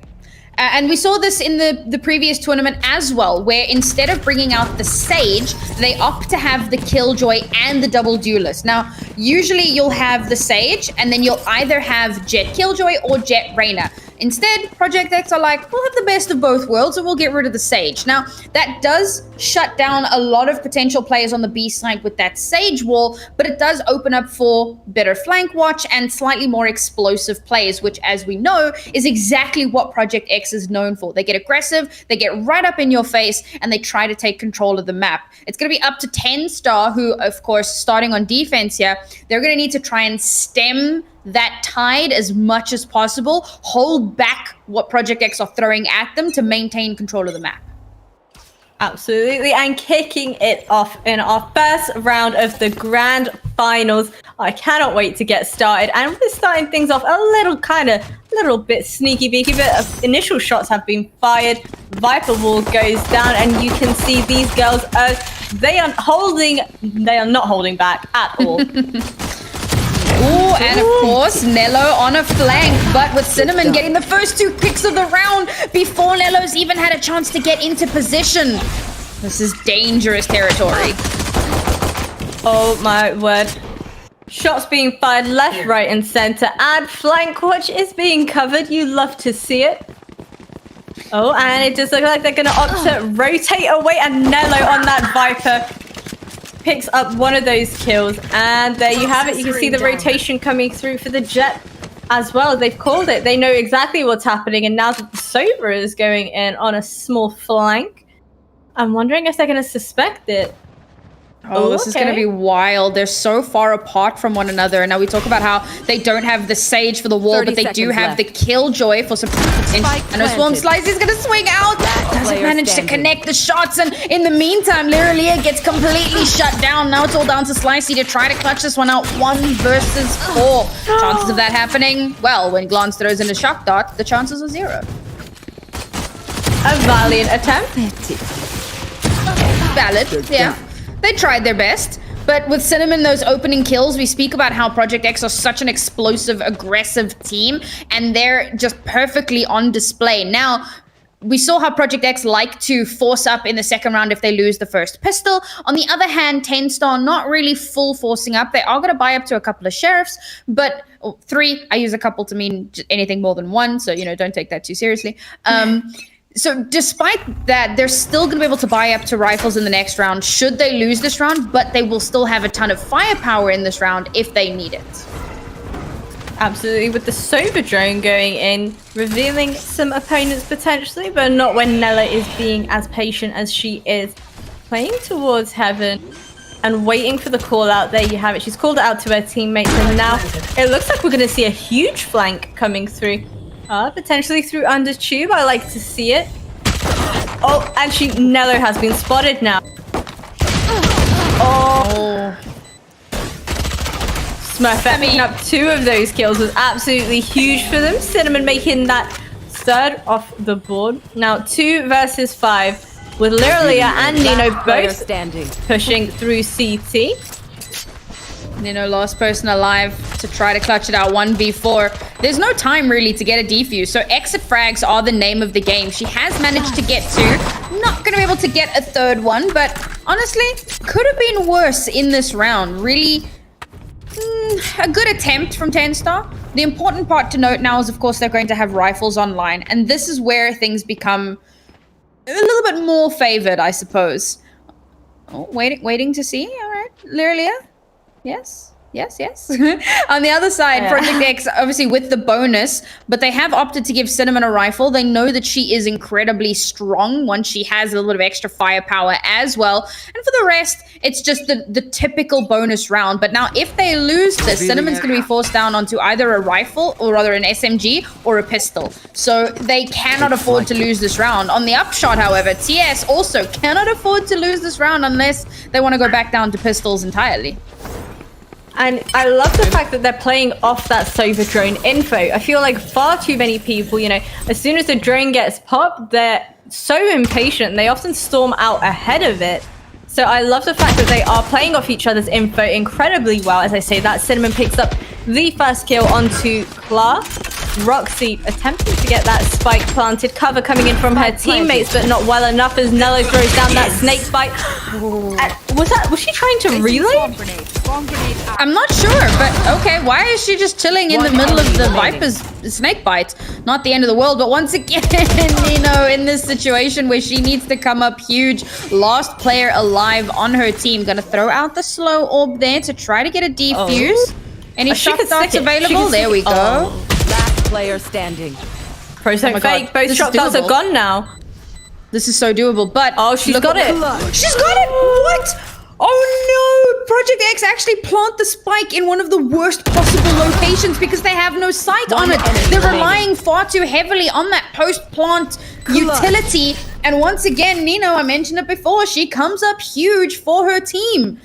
That's a point on the board for 10 Star, a much needed point win. I know I'm saying that it's only like round 4, but we talk about the runaway train and how you don't want to allow a team to get into that position. This is exactly what 10 Star are hoping to avoid here. Now, it's janky buys across the board. No one has a perfect loadout, so it's kind of anyone's game here. Core does have a judge, however. Let's see how that works out. Deploying drone. Yet again, the Sova drone. Gonna swoop on in. Shloom. Oh! Did she tag him? Oh yeah, she did. Okay. There you go. Flash follows on through. She is completely flashed. Cinnamon picks up the kill based off of that info. And Smurfette. Okay, I panicked for a moment. This has been interesting from 10 Star. They've been really resigned with all of their approaches, with all of their defenses here. Oh, Slicey on the lurk gets shut down. And the fact that they have been so reserved in how they hold these has kind of made it really difficult to make anything happen. Now the lockdown has come through as well. They kind of have to pull back, but they... Oh, puts them in such an awkward position here. And time is going to continue to tick down. Project X looking pretty damn good at the start of this matchup. Yeah, absolutely. That was very well played with their lockdown being placed at the time that it was.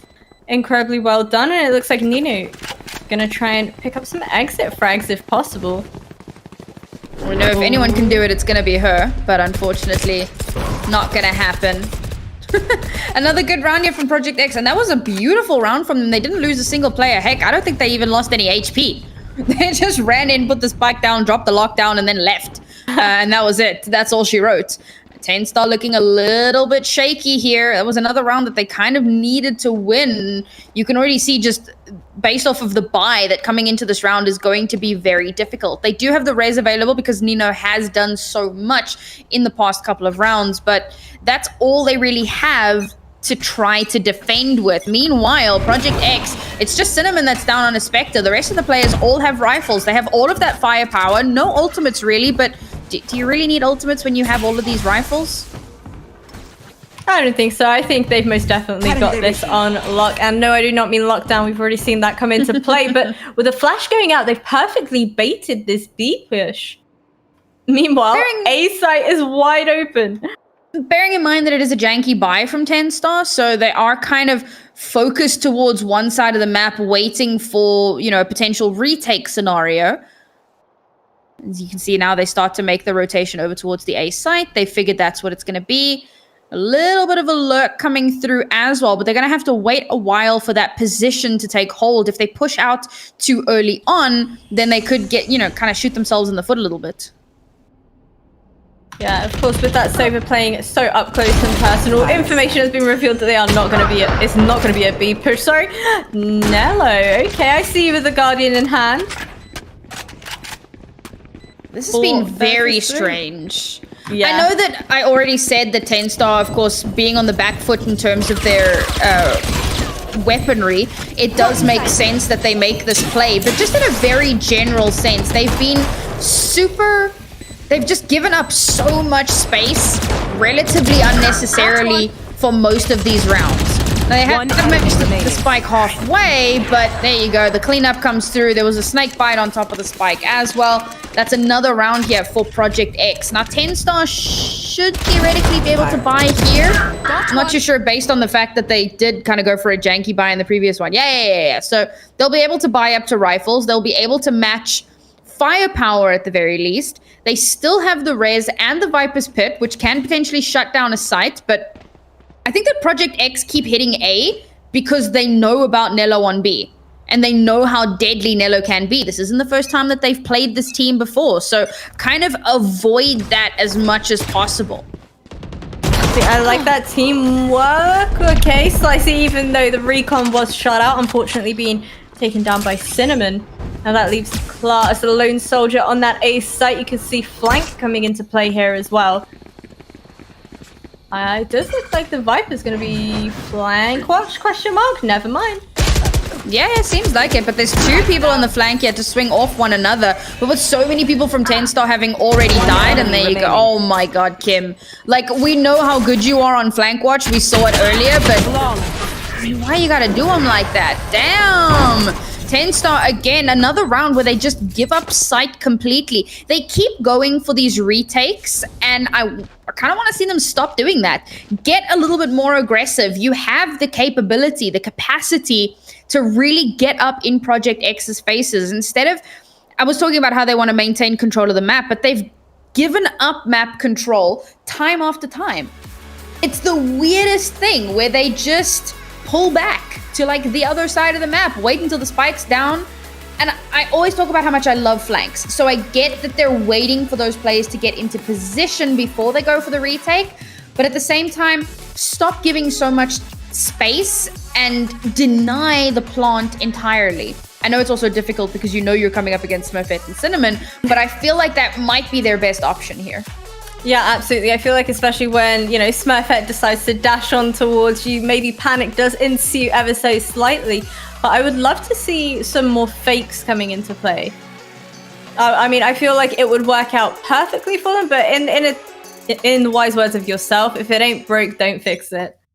Yeah, I mean, that's it, you know. The fakes are really good if you feel like what you're doing isn't really working. But for the moment, they're on a, you know, 4-point lead. Three ultimates online. They've got their Viper's Pit, their Blade Storm, the Empress. And the Blade Storm, unlikely to come out now because they're not on a save round. However, we will likely see, there we go, Tenstar immediately Slicey pops that. Oh my god, just expecting that wall to come up, and Smurfette completely annihilates two of the players. Now Slicey is able to trade it back, but we talk about this, a 2-for-1 is a trade that you will take every day of the week. Yeah, and now that she has been revealed by the recon, you can see the rotations coming through, and they decide, you know what, we do not want that smoke, not today. There you go, Viper Wall goes down as well to kind of give them some additional cover and inflict a little bit of damage if anybody does decide to push on through. I love this. Cinnamon covering towards Heaven, giving her teammates the info. I'm playing incredibly passive right now. Passive. That's what I've been looking for like 3 games. Yes. The most passive play, and it's somewhat unusual for Tenstar. I'm used to seeing them get a little bit more kind of aggressive and in the face. Yeah, I mean, they're all just lined up there. Cinnamon just takes advantage. Cinnamon, I must say, we kind of lord Smurfette quite a lot, but today at the very least, Cinnamon has come up so huge time and again. It's been really impressive to see her putting on an absolute clinic on how to be a strong duelist. She's currently 12-3. She has more kills than all of the Tenstar players combined. Yeesh. Sheesh. Like when you put it like that, you're just like, well, damn. How did that happen? There is an operator on the board here, so we'll give Tenstar a moment to get themselves back into the swing of it as they now pick up a very strong... Oh, there we go! Smurfette's off the board. A perfect opening for Tenstar, but they're going to need a lot more than that if they want to turn this around. So now they do have the information. There is an op in the hands of Slicey on this ace site. I'm wondering whether or not they're going to possibly try and sell a bit of a rotation. I would love to see that come into play, but Right it does look like they're going to continue committing to this ace site. I wonder if they realize that they've pushed the op off of point. They've pushed Slicey back because Slicey's now watching mid. The Empress has also come out to try and give a little bit of extra, and there's Claw, that explosive player that I was talking about a little bit earlier on. Tenstar just needed to get into the groove, and now they're doing exceptionally well. I'm telling you, man, it's all in the pause. It's all in the timeouts. It does make such a big difference. But this is what we've kind of been expecting, because the Tenstar that we've seen for the last 5 rounds is definitely not the Tenstar that we remember from previous tournaments. They were looking very, very shaky at the start of the round. And this is one of their best maps, seriously. Like, 100%. This is probably one of the... Actually, I want to check out the stats on that one. Hold up. Icebox. Never mind, apparently it's not. Well, color me incorrect. But from what I've seen, they always look incredibly strong on this map, just purely based off of what Nello is able to do usually on the B site. But again, Project X just continuously circumvent that. They've hit B twice, and both of those were pistol rounds. For the rest, it's just A. They are not interested in what Nello is selling. They ain't buying any of it. Nello popping the ult as well onto that B site, denying any sort of push towards there. And that allows and opens up the possibility for her teammates to kind of disperse and cover that A site as much as possible, as well as holding this mid push too. So now, oh, okay, another Viper ult coming into play. Claw able to shut it down with one of those kills, dismissing away. And Kim picks up the kill onto her. That was such unfortunate timing, but Kim going huge, absolutely there. And a nice little Z finisher there. Beautiful stuff. I love Seriously, it.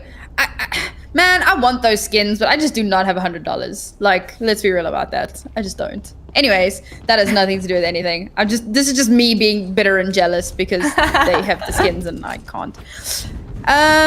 Yeah, okay. 10 star. Slicey gets an operator and suddenly things start going well. Who'd have thunk? You know? And now Project X actually kind of posturing towards the B site. Realizing that that Slicey is likely going to be postured up on that A site, they're like, you know what? Maybe we don't go A. Maybe we try for B. But of course, Nello is right here. She's holding all the way back in Snowman. So not going to be forced off of her position too unnecessarily. And Project X even going to pop the Empress for that little bit of extra firepower. She has great positioning here for the cross on over for the plant, should it happen. And I like it. See, I like the fact that Spike isn't even anywhere near B. It's kind of all the way back towards long, maybe trying to sell a little bit of a fake, maybe trying to scout out the situation. But what they don't want to do is risk dropping the Spike in the middle, in the open, you know, and then kind of being in a bit of a standstill. And now you can see they're edging on closer towards this A site. Clark picking up the first kill onto Kim. You wanted to see fakes, and fakes you shall receive, I guess. Oh, the possibilities are honestly endless at this point. With Cinnamon edging closer towards Kitchen. Ooh. Oh, they can hear the footsteps. It makes such a big difference. Oh, no. Too many angles that need to be checked, and Cinnamon gets away just in time. Literally, I'm not going to be able to spot her out, but it does bring things down to a 3 versus 3 with the Spike already down. Well, there you go. Literally will eventually manage to get one. Did you not hear the footsteps? Oh, my hat! One enemy remaining. How did Cinnamon not hear that? It was just a full-on run-and-gun situation, and now Glance somehow has to clutch it out, not even able to get one at the end there. Look at those HPs, though. I was about to say. Down to the wire there. I cannot believe Cinnamon didn't hear Slicey just elephanting up behind her. I mean, I know you're in snow, and it kind of mutes a little bit, but it doesn't mute that much. And she just has her back turned the whole time, and then she gets caught on the rope. There was some interesting decision-making from Cinnamon. As good as she has been throughout the start of this map, that was very strange. But 10 star finally starting to close that gap a little bit. 3 rounds in a row, 2 more, and we're at an even half. They don't want to give up any more rounds than they absolutely have to. But again, they put so much faith in Nello, and it's crazy. I don't know if they're just putting faith in Nello or they're just expecting another A hit, but they just leave Nello alone on B, and they're like, you know what, you got this, boo-boo. And then they just continue along back onto the A side. I think at this point they're just expecting the A hit because they know it's been working out so well for them that, of course, why wouldn't you continue to push A?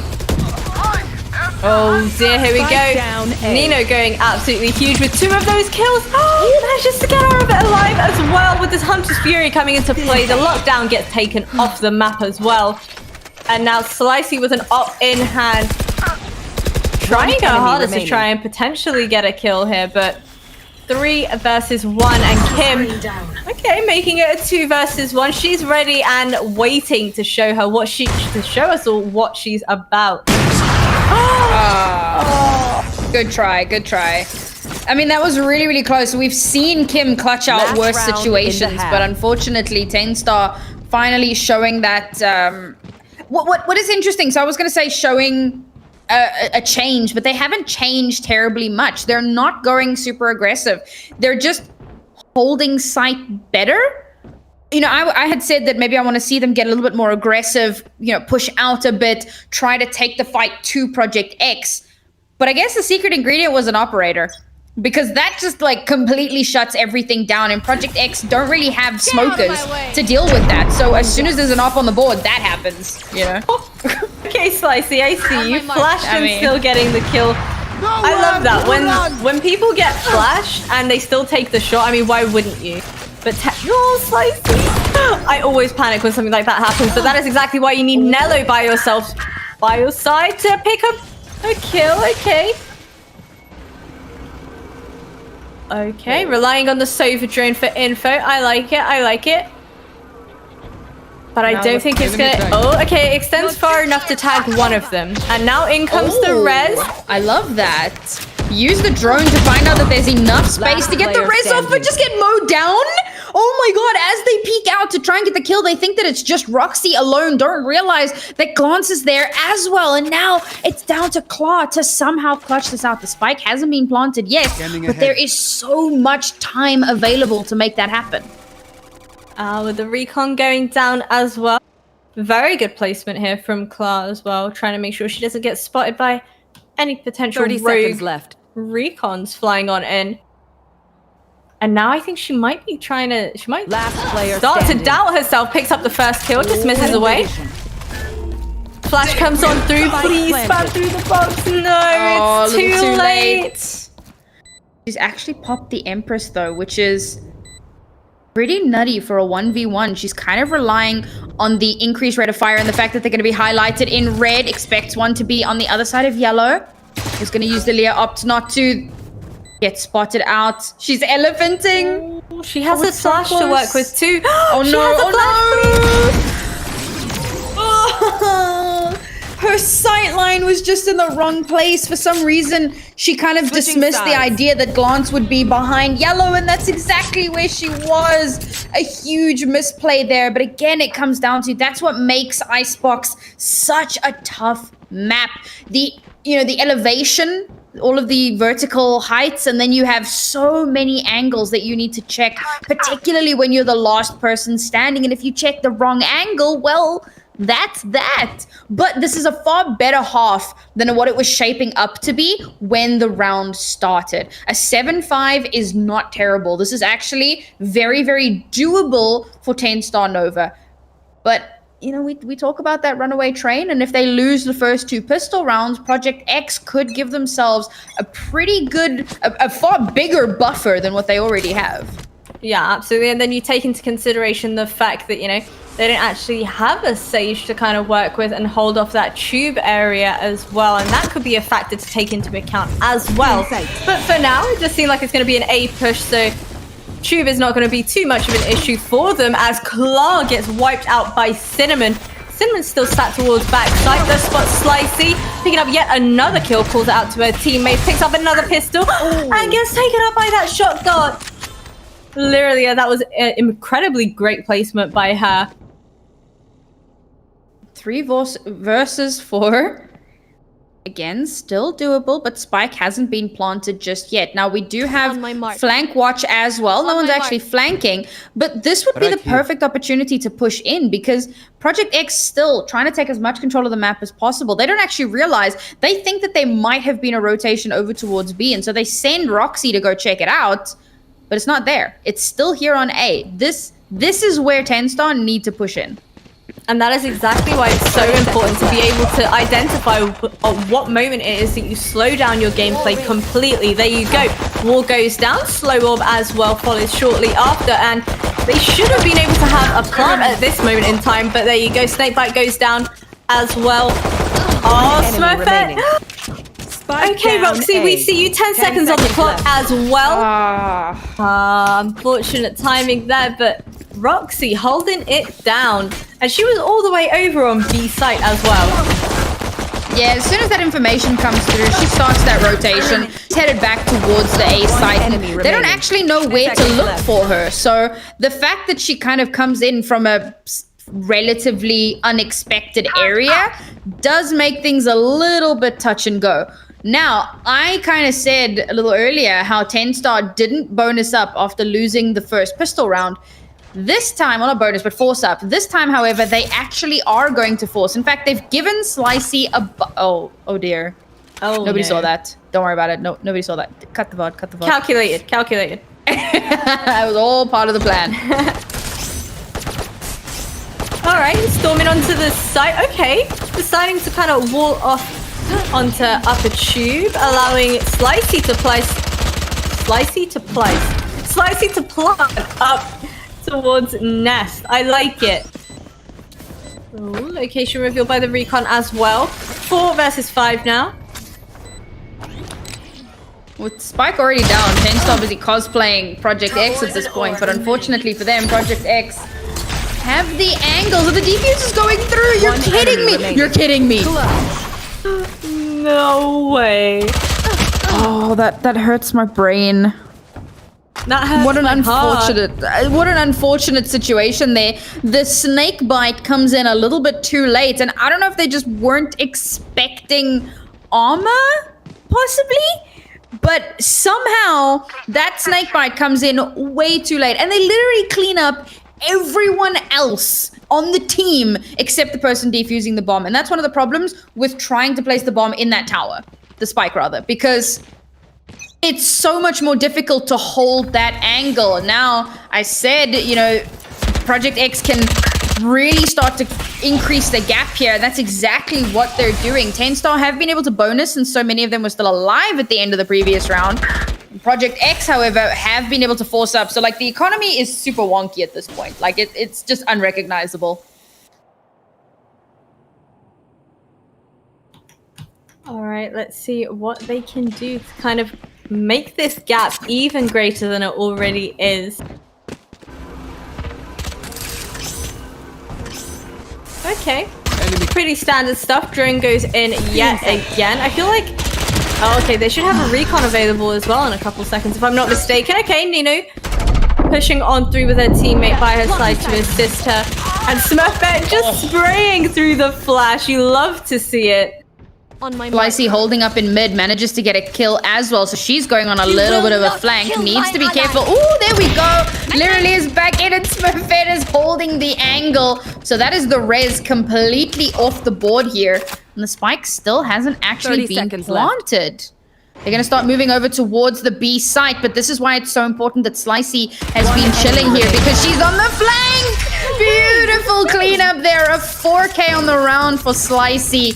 Fantastic stuff. One enemy remaining. No way! It's too good.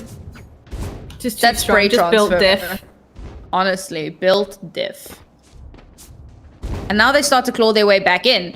But like I said, so I mentioned how the economy was unrecognizable, but like by this point, usually it's like full rifles. All right. This, I don't know what this is. This is a mess.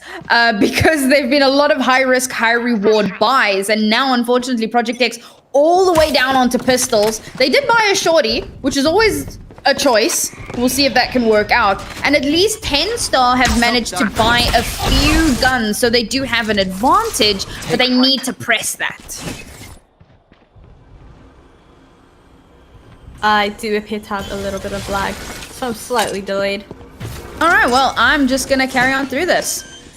The spike is already getting planted. Slicey will get a nice little early pick-off onto Kim there. Oh, Smurfette gets shut down in the middle of her Blade Storm. And really, I mean, this is just cleanup for 10 Star. They knew they had the gun advantage. Cinnamon will get one onto Slicey. Gonna need to do a lot more than that if they're gonna want to try to retake this.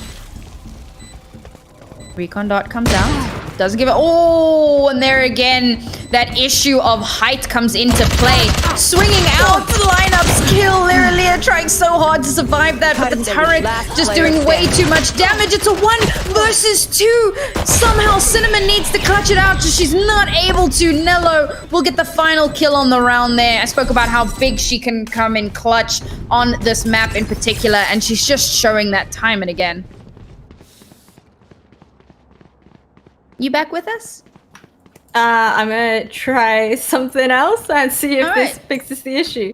Don't you even worry about that. I'll just keep talking. I love the sound of my own voice. So I love the we're sound now- of your voice too. Oh, thank you.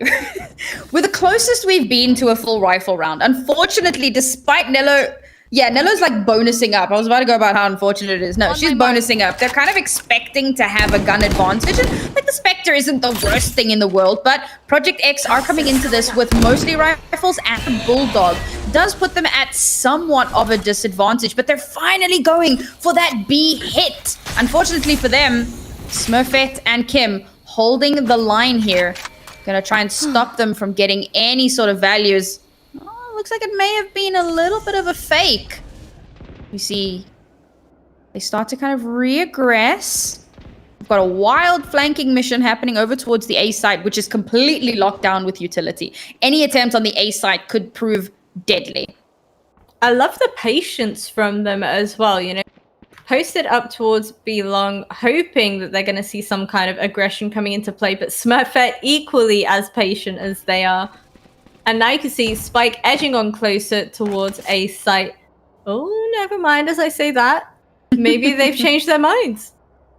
Oh, Smurfette, beautiful patience, dashing away as well. As soon as that wall goes up too, she calls it out to her teammates, and she knows full well that playing as passive as possible is definitely the way to go. Not a whole lot of time left now on the board as Roxy takes down Ninu. And 20 seconds remaining. Nello picking up a kill onto Kim. Now Smurfette does get flashed. The great thing about the Lear is that you can just line of 10 sight it. seconds left. Which Yeah, is exactly absolutely. what she does. Oh, it's a game of Ring a Ring a Rosie, and unfortunately only one kill. The spike doesn't get planted. And like, this is what we were talking about 10 Star a little bit earlier on. Like, they're such a passive team. And eventually it started to work out on the defender half once Slicey had an operator. But now on their attacking half, they're playing just a little bit too slowly. That kind of slow, methodical play, it is more or less what Europe has become, you know, quite known for, just kind of globally. But it can kind of shoot you in the foot. Especially if you take too long, you run the clock down. If she'd been like a second earlier, she would have been able to get the plant. She still would have died, but she would have been able to get the plant. If they had actually started the round faster, if they'd like aggressed in sooner, might have gone a little bit better. I would love to see mid push right now. You see the Viper wall has gone down. Revealing. And it seems like they already know that this could be a possibility. Look at how many players are posted up towards, you know, all the way on B long and also towards underneath tube. Cinnamon picks up the first kill, opening things right on up. And Roxy on a sneaky flank. I don't think they're going to expect this at all, but it doesn't matter even if they do, because they have got this on lockdown. Remaining. Oh my goodness, this is a slaughterhouse. And again, it's just one player left alive. That is Nello, and she often comes up really big for her team in these clutch moments. But 1 versus 4 might be a little bit too much of a tough ask. They've spotted her out. Look at that swing, 2 peeking at the same time. And they managed to get that clean up there. It's 11-7 in favor of Project X. And this is the perfect time to bring out that tactical pause. Yeah. They've got 4 ultimates online here, so they have a lot to work with on this next attacking round. But bearing in mind, Project X have 3 ultimates as well, and one of them is going to be the Viper's Pit. We know how good that can be at shutting down a specific entryway onto a site, so we'll very likely see that dropped early on in the round. And if that does happen, it's going to be very difficult for 10 Star to find an avenue to push in on. We already know that they're a far more slow and methodical team, but they tend to let that become a detriment. So I want to see how they leverage these ultimates, leverage these ultimates into a round win. If they lose the next round, their economy is going to be pretty messy. It has been sort of back and forth, and the economy has been quite broken for both of these teams over the course of the rounds that have been played. But I think we're at a position now where if 10 Star loses this round, they could be in dire straits. And it's all about that runaway train, right? Like, how do you come back from this? If I was to ask you right now, what do we do exactly going into this next round to change things up? Well, get aggressive. 10 seconds left. Just get aggressive as possible. One enemy I mean, remaining. Look, it's never quite that forehead, right? There's always a lot more that goes into it. But yeah, I want to see them actually push in. And oh, well, there you go. That could be exactly what they need. Bladestorm immediately gets popped. But look, I mean, they've popped their biggest ultimate, and they're just kind of chilling. They haven't pushed in anywhere. They're not really gaining too much information either. We see the recon dart come out, so that gives a little bit of info like, hey, there's people on B, but like we knew that. People are always going to be on B. So they haven't actually managed to gain a ton of info, and because of that, they play really, really slow. There you go. You can see the pings coming on through towards Chu. And up on Pipes. Killjoy ult goes down, and just like that, Sova ult to answer back. Okay, Slicey, I see you. With the lockdown being destroyed as well, that opens up possibilities for the teammates to push on even further onto the site. Claw, with only a wall standing between her and the defenders.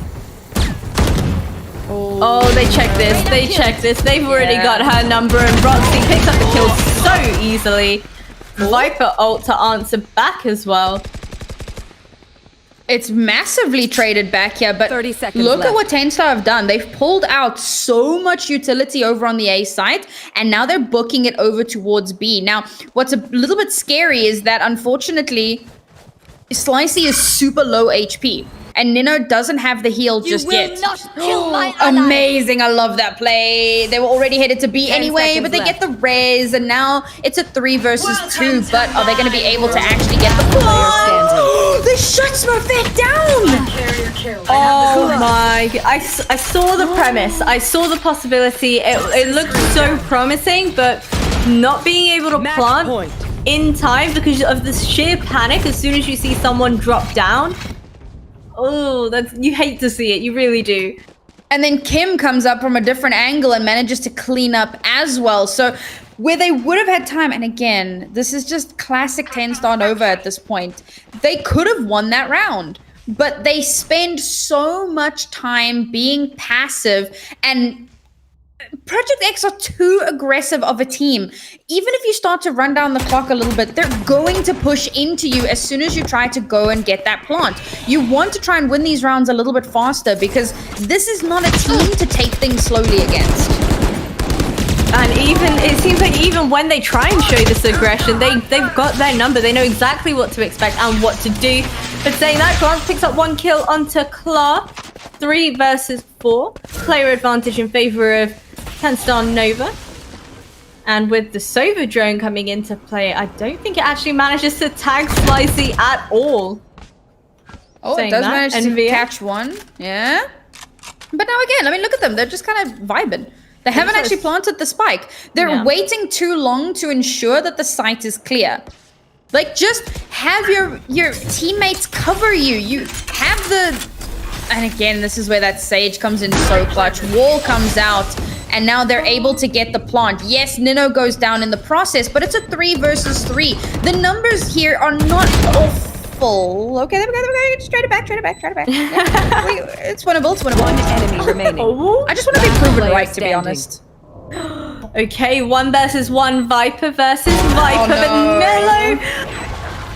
But Mello did not expect it. Diffuse comes on through, and that takes us win. First map all done and dusted. 13-7 in favor of Project X. I feel like I'm just gonna sound like a stuck record here, but like, get aggressive, ladies. And whose map pick was that? This, I believe, was Project X's map pick. Okay. Yes. Yeah. So we're heading on over to Bind, which is Tenstar's map pick. So we'll see if they can get better results on that. Let's take a look at what they're... So they're at an 86% win rate on Bind over 7 maps. Project X on about an 80%. Bearing in mind that for Tenstar, this is 7 maps under the Tenstar banner. They were gangsters before they got picked up, so they probably would have played a little bit on there as well. But just as, like, under the Tenstar banner. They have about 86% win rate. So not surprising to see that that was their map pick. It's actually their 2nd best map behind Split, which I believe was actually banned out really early on. Let's just double check that. No, actually Split is on map 3. So if we go to a map 3, that could be quite devastating, but that means they need to get through map 2 first. 10 seconds left. And I want to ask for your predictions, but you know what? I'm going to ask for it off camera because I don't want to cast the curse anything. I'm not trying to take any more, you know, what was it? Septuple overtime? Oh Lord, please, never again. We did manage to curse ourselves into oblivion with that one. Yeah. So yeah, I think we'll keep predictions to ourselves for a little bit before we, head on to the next map. Yeah, absolutely. Do make sure you guys stick around because we're going to head on over to our second map very, very shortly, and stick around for this CLG video coming up very, very soon. Hi, my name is Benita. I am the in-game leader and captain of CLG Red Valorant. Honestly, I've never in my life seen as many females play an FPS game than Valorant. Whether it's casual streamers or competitors, or just, it doesn't matter like what category you're in, it has drawn so many girls in, and that's been the objective the whole time, is to have like that really strong community of female players. I was gaming when I was like much younger. I have an older brother. We would game as like a way to spend time together. I just copied everything he did, and that's when he got like a Half-Life CD, I remember, from GameStop, and then like you can get like Counter-Strike through that. Counter-Strike 1.6 was just a game that like sucked you in, pure skill. When I was like 12 or 11, that's when I met Miss Harvey. And there was like a community on MIRC where it was just like a women's channel. It was called Womanation. That's how I met Miss Harvey. She kind of like inspired and encouraged me to like keep playing. And it's not that I felt like I was good, but all of my surroundings would always tell me like, hey, like you're pretty good. So I just always like kept that with me, and that I loved playing, so I just kept playing. My career highlights from Counter-Strike would be probably just winning a lot of female tournaments, and we were just considered one of the best female Counter-Strike teams ever in history. And CLG clutched the round. I had received access to play Valorant on the first day when it launched at 5 a.m. It was the first time I had ever set an alarm to play a video game. My first impressions of the game, like I was like blown away, to be honest. I thought it was so refreshing, so fun. I loved it.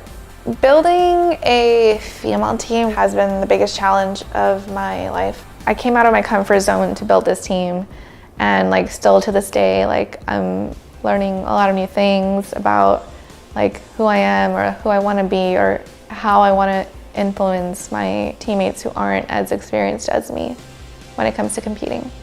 If it's something like you don't want to do, it's just gonna feel like a drag. And that's like the worst feeling of it, is when you don't want to sit on your computer.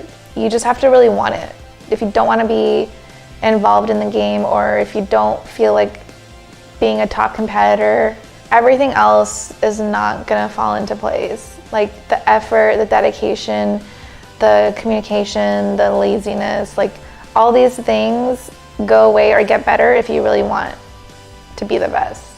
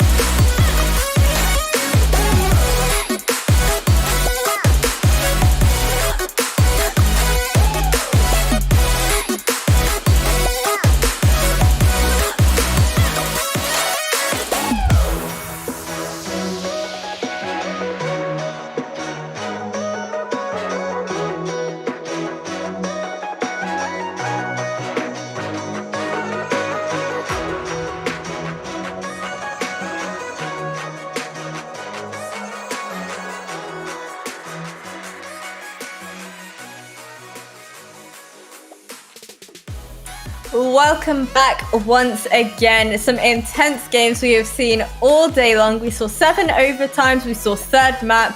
I feel like we've kind of seen it all at this point. My name is Jasmine Kanuga and I am joined by the wonderful Sam, aka Naori Mizuki. And we are ready to take it into the second map of our grand finals. Naori, talk to me. How are you feeling about this matchup?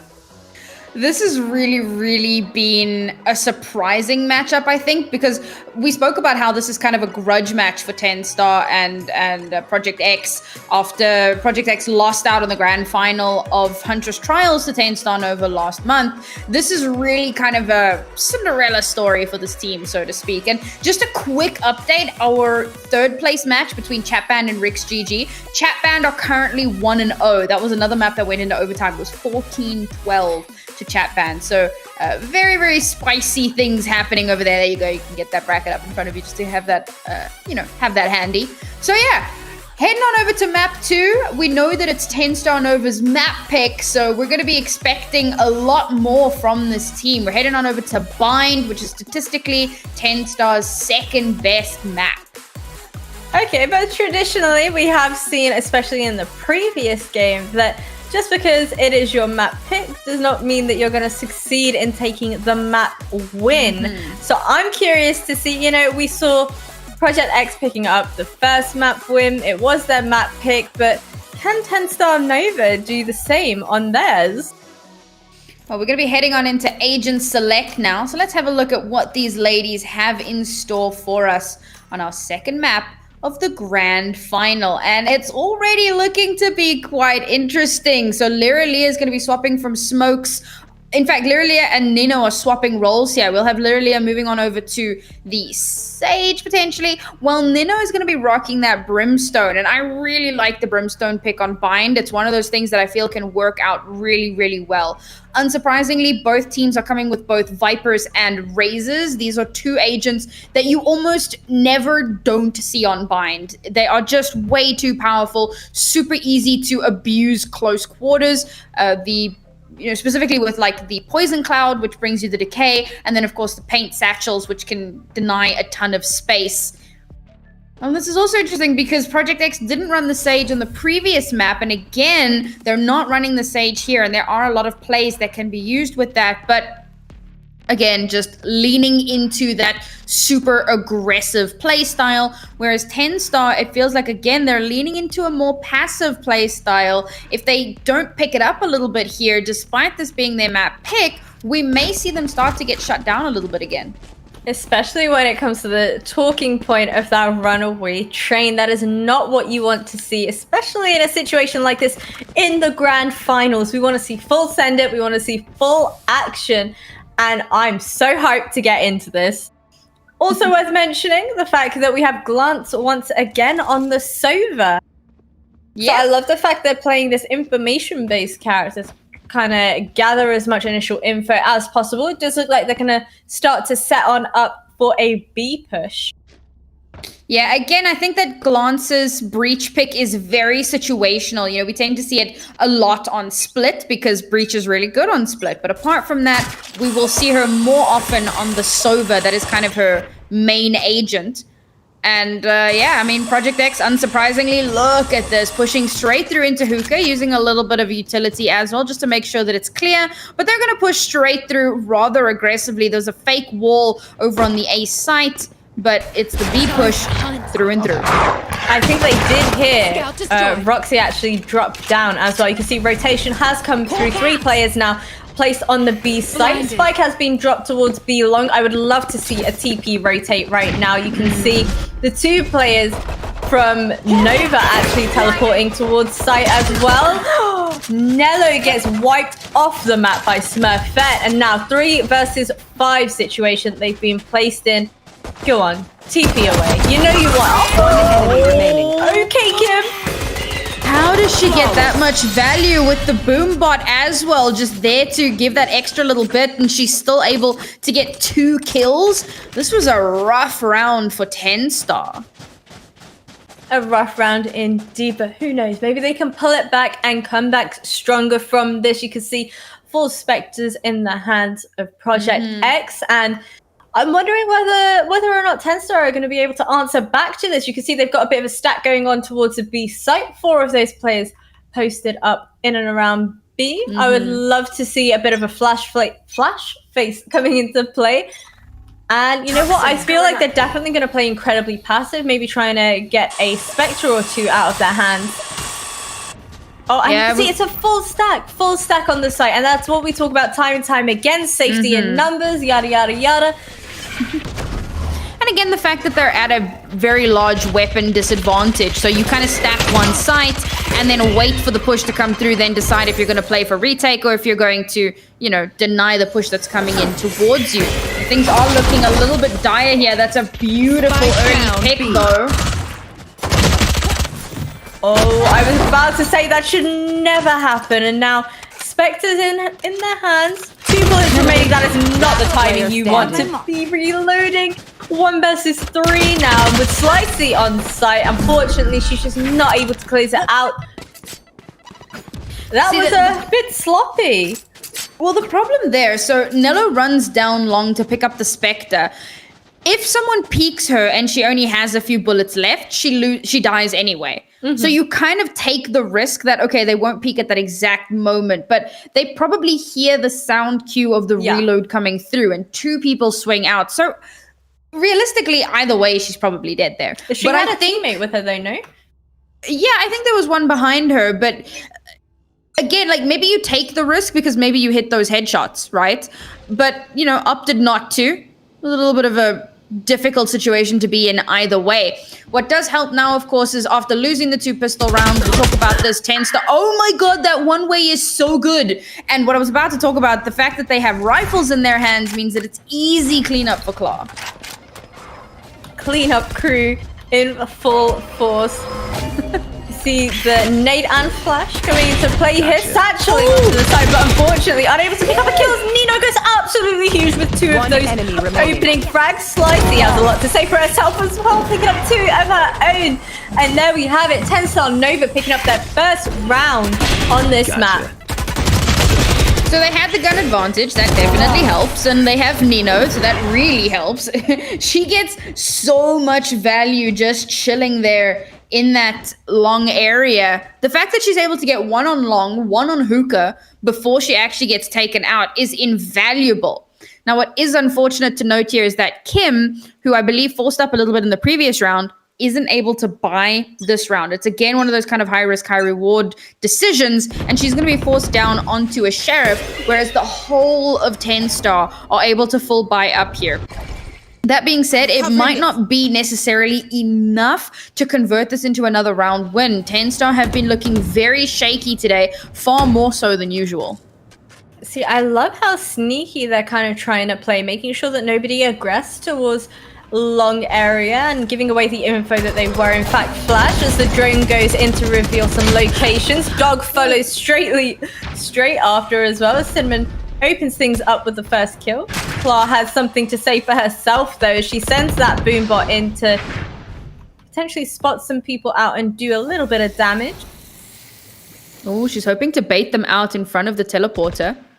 Are they going to actually open this door? Looks like they're just going to rotate away for the moment. Opens the door again.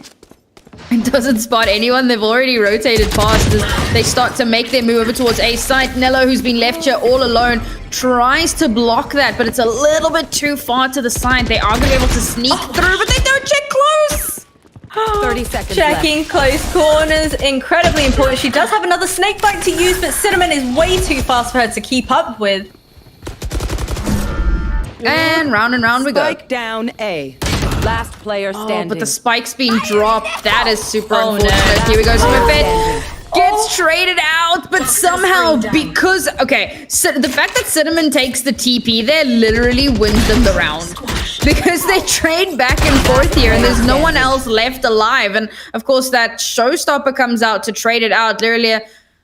I don't know. It was absolutely necessary, though. When you look at the clock ticking away, there was about 10 seconds left on the board. There was no way they would have been able to get to that spike, which was directly in front of her, and then plant as well and get out of it safely. So better off to just pop the showstopper and, you know, count your losses and secure the kill. I'm just not sure about Liralia's reaction to it. Yeah. Because had she been kind of not running face into it, she might have been able to burn down the clock a little bit longer. However, hindsight, of course, is 2020.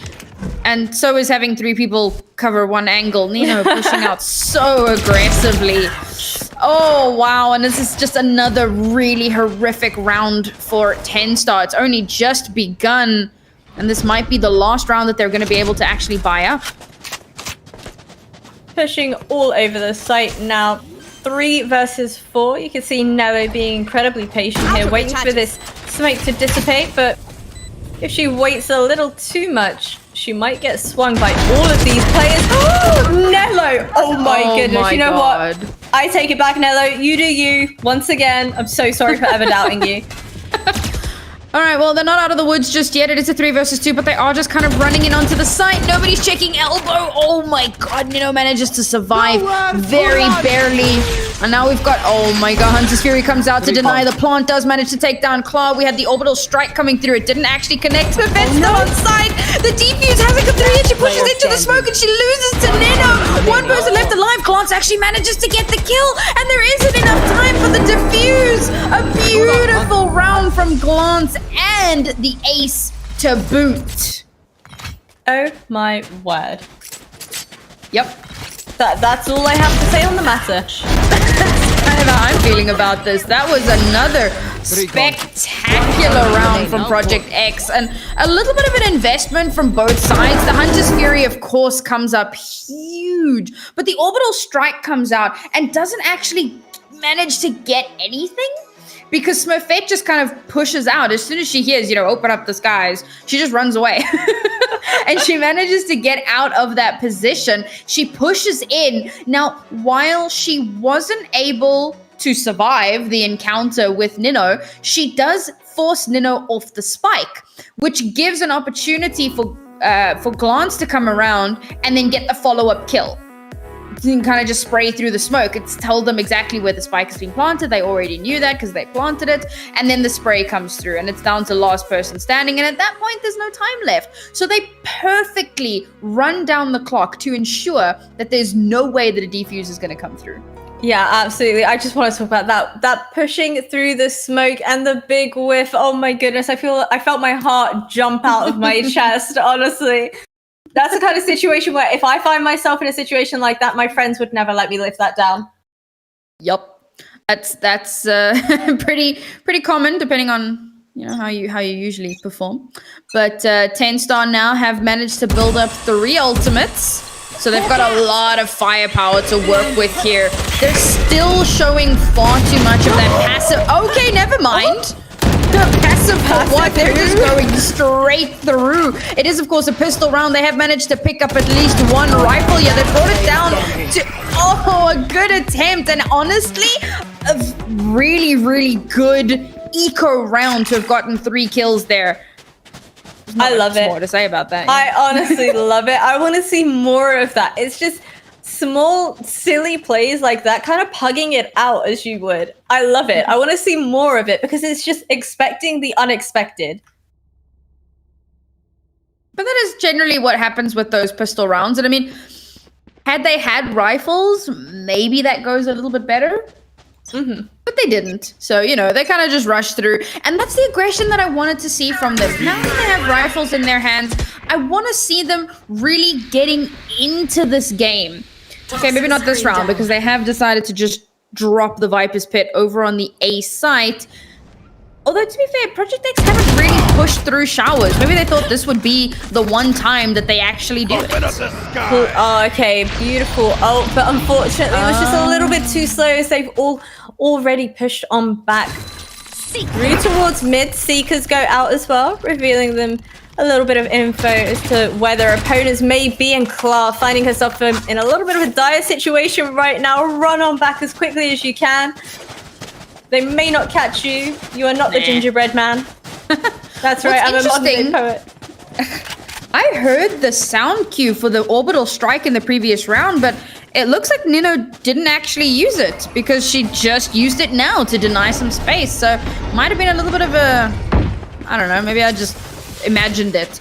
I could have sworn I heard it. Anyway, used it this time around to force Project X back a little bit. Now we are going to see 30 that seconds left. Cosmic Divide come out, and of course the sound dampening.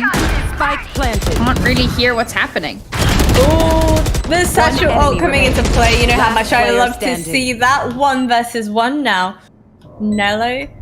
Let's see whether or not she's able to make this work against Kim. She does have Snakebite as well. She does want to kind of hold off that push, but I don't think she's actually aware of where she's playing exactly. Checking all of her angles. Oh, if this Snakebite goes down, this could be dangerous. Oh man, the concuss as well. Just so much utility. Nello just wins the duel. Beautiful work there, and she's actually going to be able to get the defuse as well. I said it before. Nello is such a clutch player for this team. And there again, you see it. You know, she taps the spike the first time, pulls out the first star. Taps it the second time, sidesteps the concuss. She expects that Kim is going to peek out because, like, when you use the concuss, you're kind of expecting that the player that you've used it on is going to be concussed, and so you can swing out and take advantage of that. She moves a little bit to the side, kind of off of where the spike would be, hoping that that's where Kim's going to be aiming, and she wins out the aim duel. Finally, they get a second point on the board, but job's not done. They do have a massive advantage in terms of what weaponry they have available, but things are still looking really bad for 10 Star at the moment. Yeah, not looking the greatest. I feel like they're slowly coming into their own and they're slowly getting into the swing of things. But again, I want to see that aggression. You can see that one player already rotated over. 3 of them posted up towards B site, shooting out all those seekers that we keep seeing time and time again. And just like that. Yeah, looks like it's going to be another round in favor of Project X. They do have a massive numbers advantage here. Oh, I think that Snakebite actually just missed. Yep, and Aurelia swings out, able to get 2. It's a decent trade, but now that makes it a 3 versus 2, and the Viper's Pit's going to be dropped right on top of the spike. Spike planted. And one. Ooh, okay, player really standing. big frag there. Very huge from her. 1 versus 2. We've seen Nello pull some amazing stuff off in her time. And I don't doubt she'll be able to do it yet again. Oh, it's difficult though, because now we talk about how you never expect someone to be holding, like 2 players to hold the same angle, and that's, we were seeing it now. One player's run all the way down long, the other's kind of chilling in the back of sight, and wasn't expecting Smurfette to be right behind her. Could have been a huge clutch moment, but unfortunately, not to be. And that's 10 Star. We're at 6-2 at the moment. 4 rounds left in this half. 10 Star are forced back down onto a pistol round. If they win this round, first and foremost, it's a miracle. But second of all, win or lose, they will have rifles in the next round. So there is potential to start rolling through. And look at Project X's economy. It's not great either. If 10 Star manage to win out this round, it'll be a big blow to Project X. Not like supermassive and force them onto pistols, but pretty big. And that's a damn good start to potentially making that happen. Absolutely, especially when Nino follows it up just like that. Rifle in their hands as well now. Literally are picking up yet another 1 tap. Heal up, squad. What on earth? You know what? Oh, where Last are you player looking? standing. Oh my! They just whiffed this entire round. They funnel out of hookah. No one's checking the angles. And now, once again, it's all down to Nello to try and clutch this out 1 versus 2. I don't know if she's been able to actually pick up a gun because she's going on like a really long rotation. Okay, yeah, she has a gun. So that's something. But how do you allow that to happen? Oh, I have no idea how on earth that managed to play out the way it did. But you know what? It worked for them, I guess, kind of. And Nello might have a bit of a lineup now if she plays this correctly. Shot dart goes out, but she doesn't take any damage whatsoever. Oh my god, please don't line up. Oh, so close. Valid attempt there once again. But unfortunately, this time around, Nello not going to be able to make that clutch. I'm still molding is the only word that comes to mind when I think about that hookah push. When Claw barely looks to the left, drops a satchel to try to like satchel away, and the rest of her team just follow her and fall like pins. They just, I can't believe they allowed that to happen. That should have been a 10-star round, and unfortunately, that gets us ever closer to that round half with 10-star only having picked up 2 rounds. I feel like I probably would have wanted to take a pause at that moment in time. The round after that, you have rifles in hand, formulate a game plan, kind of regain a little bit from what's just happened and go again. But you know what? Each to their own. Maybe they can pull this off and make this work. Roxy sending in the dog as well to try and get some info. However, immediately destroyed that. Oh. Followed her through the teleporter. Definitely wasn't expecting that. No, Cinnamon! The timing. Like a half angle check. Doesn't realize that there's still work. Oh my goodness, lineups kill. This is so scrappy between these two teams, but it is down to a 3 versus 3 here. Smurfette trying to hold this hookah angle. The rest of the team coming through. Slicey not expecting a full rush towards her as Project X book it back towards the A site. And now you can actually see 10-star uncertain of what to do. One has rotated to A for that information. Finally, Nello will follow behind, but at this point, Spike will already be going down. Spike planted. Nino picking up the first kill onto Smurfette. 2 versus 2 now. As Nello is edging on closer herself as well. I like how they're playing quite split apart. You know, one player holding the angle towards showers, the other covering through towards lamps, but Right here. glance at her teammate. Safety in numbers yet again. Recon available, and so is the Hunter's Fury. Last player standing. Neither of these players have been... okay, as I say that, one player has been tagged up. Still has the shot dart to work with as well. Looking. Okay, so they managed to get the defuse, but like Nello's looking towards Defender's spawn when they know the Hunter's Fury came from lamps. Maybe in like the confusion of it, she just got like a more or less general direction and thought maybe it's like further back, like way further back. I don't know.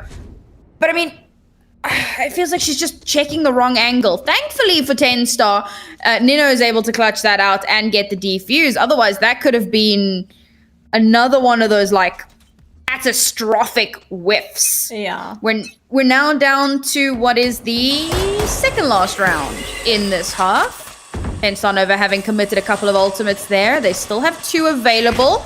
Orbital Strike hasn't come up massive just yet, but it has been really good for doing a little bit of zoning. And of course they have the res available to help out. And I talk about ults that haven't come up super huge. Showstopper's available as well and hasn't done terribly much. In fact, 9 times out of 10, we actually see her die at the same time. Like whoever she kills her. Yeah. Trading back and forth, but oh, you can see that snakebite coming in clutch, but she's so quick to run away from it. She does not want the smoke and spamming away through that wall. Kim goes huge with the kill onto Lirelia. That's its one ult completely removed. No more res available to them. Now 1 player remaining, and just like that, Defenders with another round. Claw hops to the teleporter like, save some for me! By the time she arrives, it's too late. It's all over. Okay, 10-star finally clawing their way back into this. We could see, in fact, I'm going to go out on a limb and say that we're going to see a 7-5 half here. And it's exactly what we saw on the previous map. But once we swapped sides, Project X just continued. And we're starting on the same sides as well. 10-star started Icebox on defense. They did reasonably well. They moved over onto the offense, and their passiveness shot them in the foot. We might be seeing a complete repeat of that. I'm going to need to see something incredible from 10-star on their attacking half. But, you know, we'll get there. We're not there yet. Deploying drone. Slowly but surely. Soon TM. There we go. Drone goes in. Oh, Clara, you do not want to be taking that much damage that early on. Okay. Ray's ult has been popped as well. She does satchel on in. And they are all scared. They do not want the smoke. And she does fire it and picks up a kill with it as well.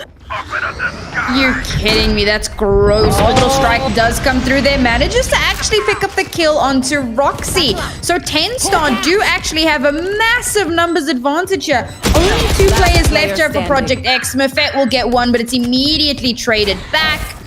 And now it's all down to Kim. Oh, she's been concussed as well. Trying to stick a little bit of a defuse. Oh, the pixel. Beautiful. There we go. The 7-5 half. Didn't cast a curse at this time, although it would have been really difficult to cast a curse that given what the buys were looking like. But you know what? I've seen teams do weirder things with better, you know, resources available to them. We're gonna be heading over into the second half. 10 Star Nova now on the attack. I've mentioned this a few times, but their attacks have been lackluster. They are very passive. They don't take space. They allow Project X to push out aggressively and take the space that they themselves should be taking. And if that trend continues, then we could just be seeing a full-on repeat of what we had on Icebox. As long as it's not a 7 septuple overtime, I think I'm good. Yeah, you know what? I don't see that happening. I'll be perfectly honest. I feel Project like I'm going to X. have nightmares about that. I mean, I gotta say, I spoke about how this was kind of like an epic rematch between these two teams and how 10 Star won it the first time around. But Project X, they have leveled up a lot in the last month. This has been a very impressive performance across series. I mean, they have a lot to prove, right? And they are here and they are ready to prove a point and show that we are back better than ever and we have a lot to show for ourselves as well. And I've been calling them the top unsigned team in Europe for weeks. And it really is. Like, they haven't been picked up by an org yet. They're just waiting for that moment to happen. And maybe now, after this incredible performance, they will finally get that chance. Smurfette, very good aggression. One enemy play remaining. there. Okay, never mind. Cast the curse. You didn't see it. It didn't happen. Nope. Delete the VOD. Oh, 2 versus 1 here. Roxy doesn't actually manage to stop the plant because of course the wall is in the way. No ways. Oh, the reload! And this is why the frenzy is so seldom used in pistol rounds, because spray transfer is incredibly iffy, it's unreliable, and on top of that, the clip, the mag, is so small that when you try to spray transfer, you have what exactly we saw here. Runs out of bullets, has to reload, and yeah, Lyria did not have that same problem. That's a good start. Heartbreaking though, considering the fact that Cinnamon actually had a snake bite to work with there as well. Had she thrown that one down, it definitely would have slowed them down and slowed down that push out of showers. But hindsight, right? It's all about hindsight. What a lot of utility coming out. I will say that this is a good look for 10 Star if we're kind of comparing it to the previous map, because on Icebox, when we swapped sides, Project X won the first pistol round. So this already is a good beginning. And hopefully they can actually kind of pivot off of that into more round wins. One more round win and they've tied up the scores. And that could be the closest that they've been to Project X in a very long time. Slicey. Sending that dog on in for some info. Clark opening things up with the first kill. Spike in hand as well. And in comes the wall after kind of her teammates being there very quick to kind of protect and defend her. Amazing team play and communication coming into fruition now. Where was this aggression on Icebox? Seriously. They're pushing in, they're taking space, they're fully taking control of the site as well, using their utility to shut down sight lines, and then swinging on one another once they have that control. This is brilliant. This is what I wanted to see on Icebox, and for some reason, they just weren't able to deliver. They've now evened things out a little bit. They're going for the bonus round. They know that they're going to be coming up against rifles, so this is where we might see them fall back a little bit, back onto that more kind of passive play style, just because they know that they don't have the guns to match up. We'll see if I'm actually right about that. They might just be like, all right, cool, we're going. Playing. You can see how passive they're playing towards Hookah now as well. With that nade going in, they throw the flash on out, and Smurfette, she could be onto something here if She plays her cards right. Another flash going on in. Her and Roxy just need to be able to swing off each other's contact, but The way that they use that Trailblazer to find out that there is a crossfire being created, and now they just have to. There we go. The cleanup onto Roxy immediately. Ooh, Nino with the shots from downtown, managing to take down Cinnamon with 2 players left alive. This should be a really easy plant. Yes, there is a lurk coming through, but for the last 2 players of Project X to split up so much, I don't know if it's gonna work out the way they're hoping. yeah, big not sure about that one, Chief. They are just gonna look to play for these exit frags by the looks of things, and maybe pick up a rifle or 2 if possible. Oh, never mind. Already have their rifles. They just want they just want the kills. Yeah, this is their rifle round. So, I mean, they came into this with the superior weaponry. Like, realistically, you would think that this is the round that they win, but no, instead they opt to save because they know that if they die here, everyone on their team is forced back down onto a pistol. So you keep 2 alive, keep 2 guns in your hand if you can. Oh, guiding light comes out. Oh my god, Kim actually managed. What? That's huge. That is absolutely How does huge. Kim get 2 there? And that does some serious things to 10 Stars economy. Oh, does literally a check? She does. Oh, that was the rifles, huge. The rifles they were hoping to save get yeeted into the abyss, and now they're all down. Maybe not fully onto pistols. Okay, they could buy some SMGs. They've got a little bit of skin in this game. Hey, look at that. Score update. Chatband defeat Rix GG Lightning by taking bind 14-12 and Icebox 13-2. All right, Rix GG, not an Icebox team. Bomb buddy out. There you go, your 3rd place team in the Women in Games Community Cup will be Chatband. Now we got to find out who takes 1st and 2nd. Honestly, anybody's game, especially when teams are making a comeback like this so often. Glance had really good timing as well. She picked up that final kill and... Ooh, okay. Cute little crossfire going on here. No stun coming into play, no concussion at all. Project X have been really good at setting up those crossfires, but it's nice to see 10 Star using some of that utility to figure that out. And now, instead of trying to push through showers, which is clearly a very dangerous place to be, they're going to be moving over onto the B site. But they've used a little bit of utility, so it looks like a fake. When in fact, this is all right, we just don't want them to be able to see us rotating away. We don't want them to be shooting us in the back. Yeah, that's kind of impossible to do once you get spotted by the dog like they have done now. 3 players on site. Seeker's being popped out as well. Unfortunately not being able to stun anyone as they're shooting through the tube. Ooh, can't pick up a kill with that nade, and yet again with a wallbang. 2. 1 enemy remaining. Oh, you're welcome. what is this round? It's just hectic, that's what it is.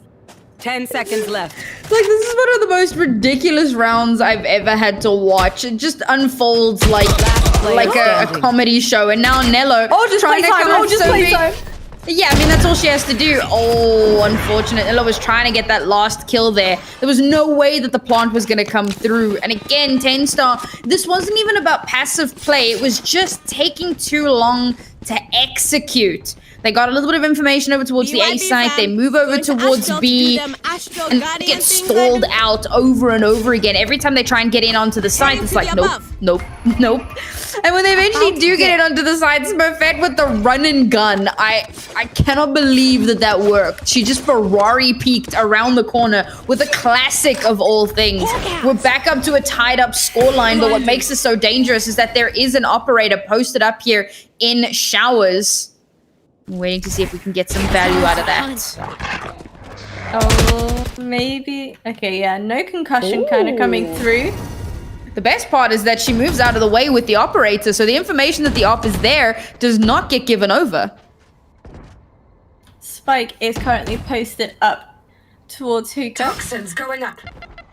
Lots and lots invested towards this B site. Wall goes up. Viper ult follows shortly after as well.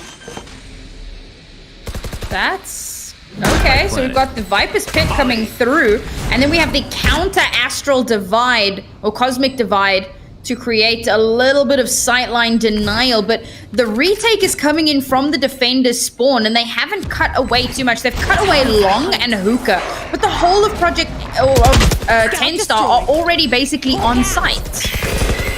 Oh, she is completely flash. Roxy picks up the kill. 2 versus 5 now. Flash goes in once again. Cinnamon deciding to jiggle peek that. Oh, Orbital Strike comes on in, and do they? Nope. You can see them all swarming towards it. Do they have it? I don't think they have it. I think they might. I think they might. Oh! 0.98 seconds, and like you can see, like some of them were hightailing it away, but like it was just like not even close. Not even close.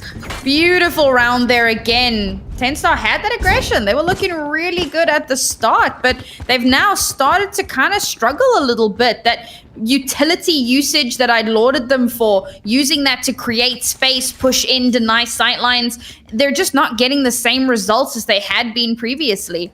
A little bit unfortunate, and forced down onto one of these kind of janky forces once again. Spectres, or not a force, but a half buy. Trying to make something happen with that. The op! Amazing! Beautiful flash coming on through and taking the op out of their hands. Absolutely huge. However, Slicey decides she wants a slice of the action with the op in hand. One-way smoke has been popped. So weird to see Slicey on Sky. Like I know it's a similar kind of vibe to what she would do on Breach, but I'd kind of like to see her on Jet. That being said, this kind of does play in a little bit better into 10 Star's playstyle, and now with 2 kills on the board, despite this being what was a half buy, they've got an opportunity to turn it around. Got your trail. Oh, they managed to concuss one of the players as well. Now the Seekers have been popped, revealing even more of their locations. But look at that Sage Wall blocking the push for one of those Seekers. Oh, Claw getting spotted out there. Difficult position to be in. Oh, Player standing. Oh my spray goodness. through in showers. Now Slicey still has the op available. They want to take that out of her hands very quickly, and they do manage to do so. Project X here on double digits. Now, I wasn't really expecting 10 Star to be able to win out that round. It would have been incredibly impressive had they done so, given that it was a half buy.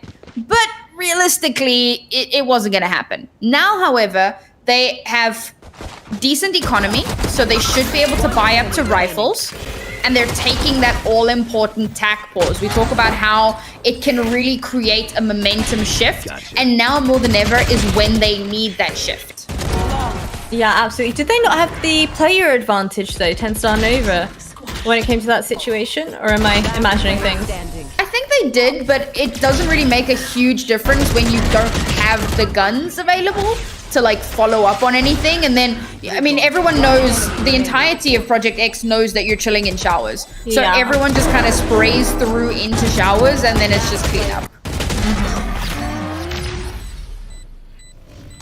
Big panic. I would be freaking out in this situation. I'd be like, I don't know what's going on. I don't know what to do to fix all of the issues we have going on right now. But, you know, that runaway train is not too far ahead. I feel like it's definitely doable and definitely a possibility for them to bring it back. And 10 Star even have a raise on the board as well, so they can potentially bring someone back into play, depending on where it is that they die. But we're at 10 and 8 now. 3 points for Project X to win not only this map, but the entire series and the entire tournament. 10 Star Nova, they realize this. The pressure is most certainly on to make something happen. All right. I had to Viper ult being popped towards that B site. Claw sending her boombot in for just a little bit of info, but none being offered up to her on a silver platter just yet. Oh, could that nade do some damage? Never mind. A little bit of utility has come out, which is always a good thing, you know, for the enemy team. We'll see if they can kind of use that to their advantage. Viper Wall comes out. Slicey's kind of expecting that they're going to be pushing through it. But now they have the information. Okay, the operator is here. They need to be careful. I'm not liking how many of them were playing towards short, but it does seem like they've kind of sold the fake to them already. You can see... Oh no, Sky falling on back to that A site. Okay, see, even though Viper has her ult available to her, this is a bit of a tricky situation to kind of place her in. Oh, she just had to trick master. Yeah, Oh, but no. Cinnamon is still alive, and Roxy's managed to get one, and Cinnamon pushes into her ultimate, and the ult's off the board! But despite that, she's still able to get 2 kills, and now it's all down to Slicey. Last person standing here, 14 seconds left on the clock. The guiding light comes through, and Smurfette's able to follow that up with a quick and clean kill. This was not what 10 Star wanted after that timeout. They were really hoping to start turning this around in their favor. And now look at this economy. At least one player is not going to be able to come in with a rifle. And that's assuming that they even all have rifles. Oh, Claw. Opting instead to buy utility instead of a rifle. I mean, that's kind of the what you have to weigh up when you come into this. So instead, it's going to be a little bit of a half buy so that they can have some economy left, because if they lose this round, it's match point for Project X. Absolutely, you can see Claw relying heavily on that Boombot to give her that info that she needs. Does still have a nade to kind of work with as well. A bit of a split situation coming into fruition here as Cinnamon opens things up with the first kill. Still has a snake bite to work with as well to slow them down just a little bit more. Again, we've got all of this utility coming out, trying to either deny information or give information and kind of create a little bit of a fake. They still have that res, but it's not in a resible situation, and now Nino's gone down. And this is such a horrific situation. Oh no. Oh no. Cinnamon is just too fast to pick up those kills. As soon as the res comes on in, the cover for that res just simply wasn't there. Heartbreaking. That's the only way to describe it. I mean, Slicey trying her best there at the end to try to turn it around, but just not gonna be enough. Match point here for Project X. How does 10 Star even come back from this? Yes, they're gonna have full rifles available, but they have no ultimates apart from the Seekers. They're very close to a few ultimates, one ult orb away from Orbital Strike, but we know that that hasn't really done too much historically. They're 2 away from a showstopper, but the chances of Claw being able to get both of those points are relatively low. One player, unfortunately, literally are down to just a Spectre, and Project X have 2 very high impact ultimates available. This could be it. The moment of truth. Toxin screen down. I want to see the aggression. If there was ever a time for that aggression, it's definitely now. You can see Smurfette knows that that's the case. Throws in the Boombot. You can see Sova ult being popped as well as the Raze ult. Unfortunately, unable to get a kill as a result of that. But Claw, I don't think Glass has any idea she's hit. Beautiful spray transfer there, and she throws out the paint shells as well to stop anyone from pushing in behind her. Now it's down to a 4 versus 3. Nello flanking the flankception incoming. Roxy trying to peek in through showers. Nello's right behind. She hasn't clocked it. And that's Roxy off the board. 4 versus 2 here. I didn't know if 10 Star could turn this around, but it's not over yet as Cinnamon manages to get yet another pick. Last player left alive. Clean up. Beautiful plays there from 10 Star. But again, not out of the woods. Project X's economy is going to be looking pretty ripe in this next round. And 10 Star lost a lot of players in that round. So that means that their economy is going to be very messy. Yep, super messy. They're able to at least get some rifles. I said that in the previous round. And bearing in mind that the previous round was a full buy, they kind of half bought 2 rounds back. They had to full buy in the previous round just to keep themselves in this game. What they have done, and this is super important, is they've taken that operator off the board entirely. Project X in no way can afford to bring that back in at the moment, and that may just be their saving grace. I love this. I love the fact that they've not been too aggressive towards Hookah. They have fallen back and then immediately popped the Viper ult, because we saw how incredibly well that worked out for them in the previous round. Now Klar, desperate to try and maybe reveal some more info if possible, but they're just not offering it up. Spamming on top of the container, unable to connect those shots onto Cinnamon. Oh, Slicey goes down. That's not great. They're kind of spray and praying into the ultimate to try and find that Viper, and unfortunately it's Nella that goes down. Claude tries to pop the showstopper but gets completely taken out. Nino can actually trade it, so that means that the Viper's pit's off the board, but it's a 4 versus 2. Oh my word. Glance is ready and waiting, expecting this peek. Can she get the double spray down? Unfortunately not. 30 seconds left. Literally, I'm picking up 2 huge kills. 30 seconds left on the heel, but unfortunately unable to close that out. And just like that, very, very well played to our Women in Games Community Cup champions, Project X. This has been really a great achievement, I believe, for Project X. They have been working hard for months to get to this position. I have been saying for the longest time that they are the best unsigned team in Europe, and here they prove it to everyone. You know, silence all the haters, silence all the non-believers. They come out on top in a spectacular fashion, winning out against 10-Star Nova, who, as I said previously, were back-to-back Huntress Trials winners. But Project X used that to fuel themselves, to get better, to make sure that they would come back in a way that no one expected. Super, super proud of what this team has managed to accomplish. Absolutely, and we did mention they had so much to prove following this, you know, a little rematch going on here, and they did exactly that, so they should most certainly be proud of themselves. And you know what? Congrats to everybody that has taken part throughout this tournament. It's been amazing to witness all these girls play their hearts out, and they did not disappoint, not at all. And don't run away, everyone. You may think that it's over. Oh, it's not over just yet. We are going to be back after a short break with an interview with Cinnamon, one of the 2 best duelists in Europe, in my humble opinion. So if you are keen to check that out, please do stick around. We're going to be back after a very short break. 1 enemy remaining.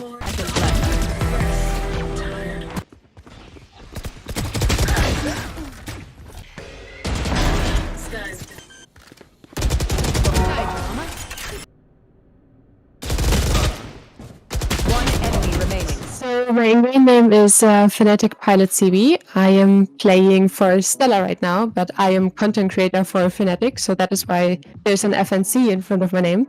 And I am initiator in my team. So I started gaming in 2016. I started playing League of Legends, and actually nothing else than League of Legends before, until Riot released Valorant in 2020. And then I started playing Valorant and was kinda immediately in love. Couldn't stop anymore. Then since I did only play League of Legends before, I didn't know how to use WASD, so that was the first problem.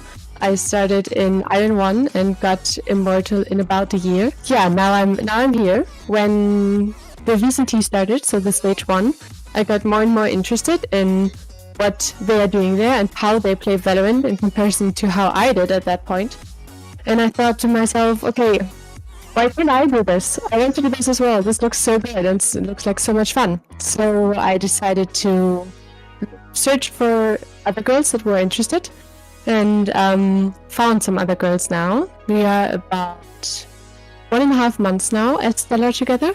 So pretty fresh. But yeah, I feel very confident that we might get very far. If you want to improve, and if you want to improve in a short amount of time, you need to question yourself a lot, and I notice that it is best for me if I am always the kind of worst player in my team, so I can learn a lot from all my other teammates. And that is how I learned very fast a lot of things, I'd say. So as long as you always question yourself and say, okay, why did I die there? And that with every single death, for example, you learn a lot. You learn very fast as well. Since I'm not a full-time gamer streamer, I am doing my training right now of becoming a pilot. I study in the morning, and then I wake up at 9 right about, study until 1 p.m., 2 p.m. roundabout, and then we start with scrims, do 4 to 5 hours of scrims.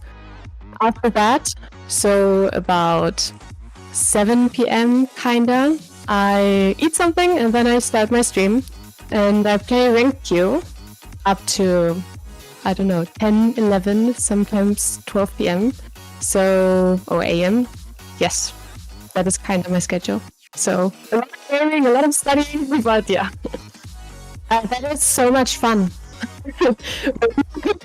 when I started, I was already 18, and if someone told me before, if I was in contact with that scene before, I would have started way earlier. Because I met so many nice people, I had so much fun playing with all of those people. I met so many people around the world that I wouldn't get in contact with. So tell everyone that it's so much fun and they will start. Regarding gaming, I think first of all it's my boyfriend, because he is the one who taught me Valorant.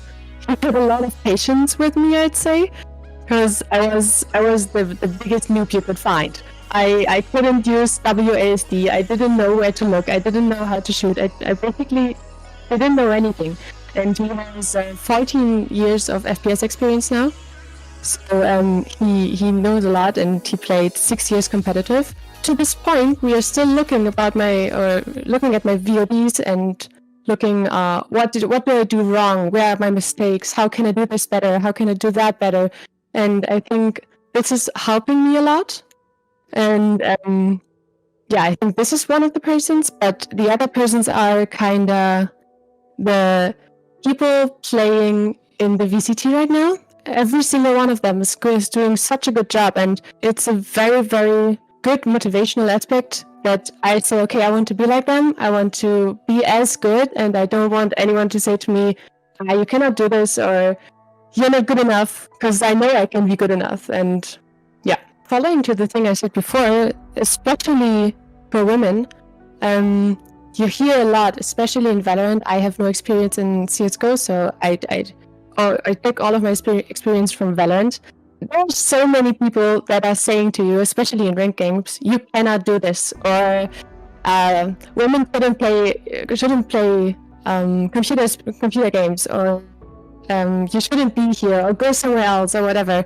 And I think it's so important that everyone who hears stuff like that knows that it's not the case. That's not true. You can do whatever you want, and if you want to play Valorant and if you want to play video games, then go ahead and do this, and you can be better than all of those people who are saying you're not good enough or something like that. And I needed to learn that the hard way as well, because when I started, especially in the lower ranks, they tend to say to you, "Oh, you're a female? Okay, go somewhere else. You don't belong here. Don't listen to them. They are not right." So since Stella is not it's not any organization so far, we are on our own kinda. And I'm team captain, I would always recommend to contact me. And that will be via Discord, Twitter, or in my stream.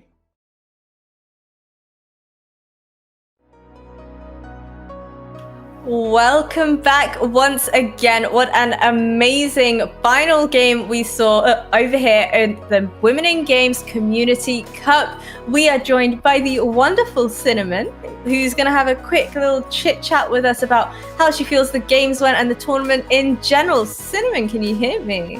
Hey, how's it going? Thank you for inviting me to this interview. Absolutely, it was our pleasure. It's wonderful to have you join us. Now, talk to me a little bit about the rematch we just had going on. Did you guys go into this with something to prove and quite confident feeling that you could take this, or was it end up being like a bit of a surprise to yourselves? To be honest, when we first started playing Valorant as a team, we did beat 10 Star quite a lot, and then they started beating us. Like every time we played them, it was always 0-2. They always beat us. And then so this match, going into this, it was like a nice little revenge match, and it feels so good to win. Going into this tournament, we had like a little team intervention. We kind of discussed the issues we're having. We discussed individual skill. We discussed like outside of prac, what we should be doing as a player to get better, what we can be doing as a team. Like we just had a full team intervention after our last loss when we finished 4th in, was it Huntress Trials? I think so, but it was one of the last tournaments we finished. Birds of Prey. We finished 4th. We lost to Oxygen and we didn't make it to finals. And honestly, for me and my team, the expectation is always to win. Being in the grand finals is obviously fun for a second, but I think getting second place is one of the worst feelings in the world because you're that close to first place. And so going into this tournament, the expectation was to win. We prepared a lot for it on our own game. We didn't care what the opponents were doing. We didn't look at their games. We didn't watch the strats. We simply focused on ourselves, and I felt like overall we did well. I think our team communicated a lot. I think we won a lot of our clutches. We won a lot of our retake situations, and overall it just felt really good to finally win, honestly. Yeah, I mean, a huge congrats. Go ahead, Nauri. I just want to say, as someone who's obviously been involved in the FE scene, since the inception at the beginning of the year, it's been amazing for me to like watch your growth as a team. And it was one of my big storylines throughout the broadcast as well. Huntress Trials August, you guys came second place to 10 Star. Huntress Trials July, you came second place to Gangsters, who were 10 Star. So this was like a really big, important matchup. And one of the questions, you kind of pre-answered it, that I was going to ask was what your prep was like coming into this. So I guess what my next question is like, what kind of experience did the ladies have coming into this, like prior to Valorant? Are you all kind of like ex-CS pros, or like are you all from like Paladins, or like how did you prepare yourselves to finally enter the competitive scene as a team? Right. So when we built our team, we built it around the trio of myself, Roxy, and Smurfette. And us three, we're from CSGO. I played professionally CSGO for the last 6 years of my life. We competed. I was always top 2. Xset was always number 1. You guys know them in Valorant. My team was always number 2. It was Galaxy Racer. And it was always us in the finals, and we would always lose. And then Smurfette, she was one of the best Turkish players. She constantly played with all the guys. She was in Turkish Pro League. Even when we played against females, she was always to be feared. Like she was just the same Smurfette you see in Valorant was the same one that you see in CSGO. And then in Roxy's case, she never really played professionally on a team. However, she's because she started playing CS very late. Whereas me and Smurfette have been playing for many years. We were never teammates, but we just knew of each other. Roxy has been playing maybe for the last 2 years. So she definitely hopped on that train late. And funny, when we started playing Valorant, I told Roxy, I said, don't start playing this game too late like you did with CS. And now look at us. We're just playing tournaments and we're loving it. But this is kind of the story with myself, Smurfette, and Roxy. We had 2 teammates previously, Jirilla and Futura, who when we first started playing as a team, this was like May. And unfortunately, because of Jirilla's and Futura's schedule, we couldn't see this because like for us 3, we really wanted to continue playing all day. We love this game. We want to prac all day. We want to play as much as possible. So for us, this was the priority. And unfortunately, we couldn't do that with their schedules. And then we picked up Glance and Kim. Kim also played CS. She played on many teams. She was maybe like top 5 in terms of CSGO teams. And then Glance, she was just an Overwatch player. So Glance is definitely the newest when it comes to competitions. And it's something that we as a team are very much so aware. There's moments where maybe like the pressure might get to her, but because we build our team on experience, she quickly gets back into it. So that's kind of our team. That's kind of how it is. Okay, I just want to ask you, how have you found your Women in Games Community Cup experience? And do you have any words of wisdom or perhaps advice that you'd like to give to any ladies out there wanting to kind of take part and become more involved within the esports competing scene? Yeah, sure. Honestly, I love this format. I loved it so much. Every single tournament, because we are like one of the top, 3-4 seed, top 1, 2, 3, 4, whatever, the highest rated teams, we never really get to play the other good teams. And like our first match is maybe against like a lower seed.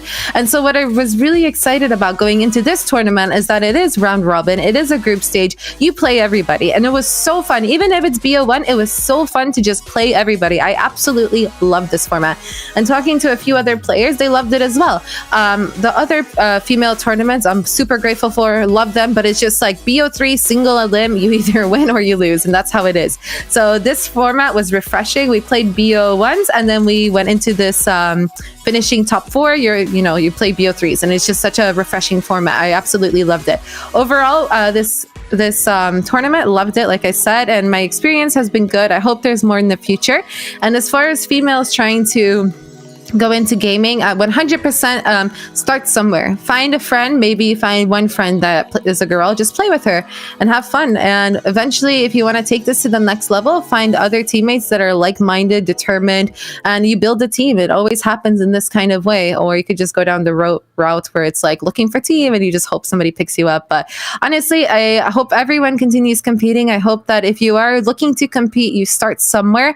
And that's what I recommend. You will build that experience and you'll get there eventually. So I have like 2 questions. So I'm just going to run ahead and roll with those quickly. The first one is, one of the things that I have said for quite some time now is that you and Smurfette are possibly the most deadly duelist duo in Europe. So like, how did you build on that? I know that you've come over from Counter-Strike, but obviously like all of the abilities and stuff, and there's different roles. So how did the two of you find that mesh where you just become so like terrifying? Honestly, it's because me and Smurfette have the same like mindset. We really want to win, and we're not afraid, because the moment you're afraid is the moment you start hesitating, and the moment you start hesitating is when you start making mistakes. And honestly, I've been a professional player, same with Smurfette, for years. One of the worst mistakes and one of the worst feelings is losing because you're hesitating or because you're unsure or you're not confident. I've learned this when I first started playing CS when I was 18. I used to get nervous in matches. Quickly, I was tired of losing because I was nervous, and from that moment, like, I just don't fear anybody. In this game, you're just a player to me, and this is the same mindset that Smurfette has. At the end of the day, you're just a player. I'm here to win, and yeah, me and Smurfette have really good synergy with that. I also think that Duelist fits us well because we're not afraid to go. We're not baiters. We're not going to lurk around. We use the Duelist role, and we really, for us, it's perfect because, like, when you compare it to CS, where we came from, being an entry fragger, there wasn't stuff like a Reyna dismiss where you get a pick and you're able to be excused for it. You're able to run away. There wasn't something like a Reyna heal. There wasn't Phoenix mollies or these Phoenix flashes. Like CS, I feel like, although I'm very grateful for CS. I learned a lot. I understood my role in that game. And I do think that Valorant 5v5 is very similar to CS 5v5. At the end of the day, I thought that the transition was really easy and smooth, and I think that because of our CS experience, me and Smurfette were able to just continue building on our roles as entry fraggers and as duelists because of the abilities that this game has for duelists. I hope that answered that. Yeah, that's amazing. So the last question is one of the other things that I've said, and you guys have proven hands down today. You are undoubtedly the top unsigned team in Europe. So, like, just if you could have any one org, you get to pick. Which org would it be that picks you up? Oh my God, I really love that Guild org. I think they do such I just love Guild, and it would be my dream to be signed by them. All right, Guild, if you're listening, you know what to do. Make it happen. Wave the magic wand. That's what we're all rooting for and what we all want to see. Once again, thank you so much for joining us, Cinnamon. I feel like I need you to be my motivational speaker, hands down, and be the person, my driving force to kind of motivate me to not be afraid when it comes to playing in loads of different ranked games. But thank you once again for joining us. Nauri, I don't have any more questions. Do you? Nope, that's me covered. I think that's the really important stuff. So yeah, GG's once again on finally overcoming your Goliath. And honestly, I'm looking forward to seeing you. I expect you're going to be in Game Changers. Yes? Yes, 100%. Thank you again for inviting me to the interview. It was a blast. And yeah, if you guys, again, I'll say it again, if you are a woman watching this and you want to get into esports, start somewhere. Just start it and you won't regret it. Competing is so fun, and I hope everyone gets the chance to do it. So thank you again, and thank you again for an awesome tournament. Thank you so much for competing, and GG's once again. Bye, everyone. Bye. Wow. She was amazing. So lovely. And you heard it here first, folks, from Cinnamon herself. If you do want to compete, if you are looking for people to play games with, do not hesitate to kind of join the Women in Games Discord.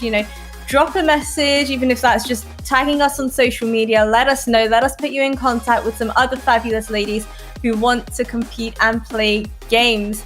And that's it from me. I've had an absolute blast casting this event. It was an absolute pleasure, and I just want to give a huge shout out to our behind the scenes team, the production crew, and of course Women in Games and the Goose House for making this all possible and running this tournament with us. It's been an absolute pleasure. So Nari, any final words?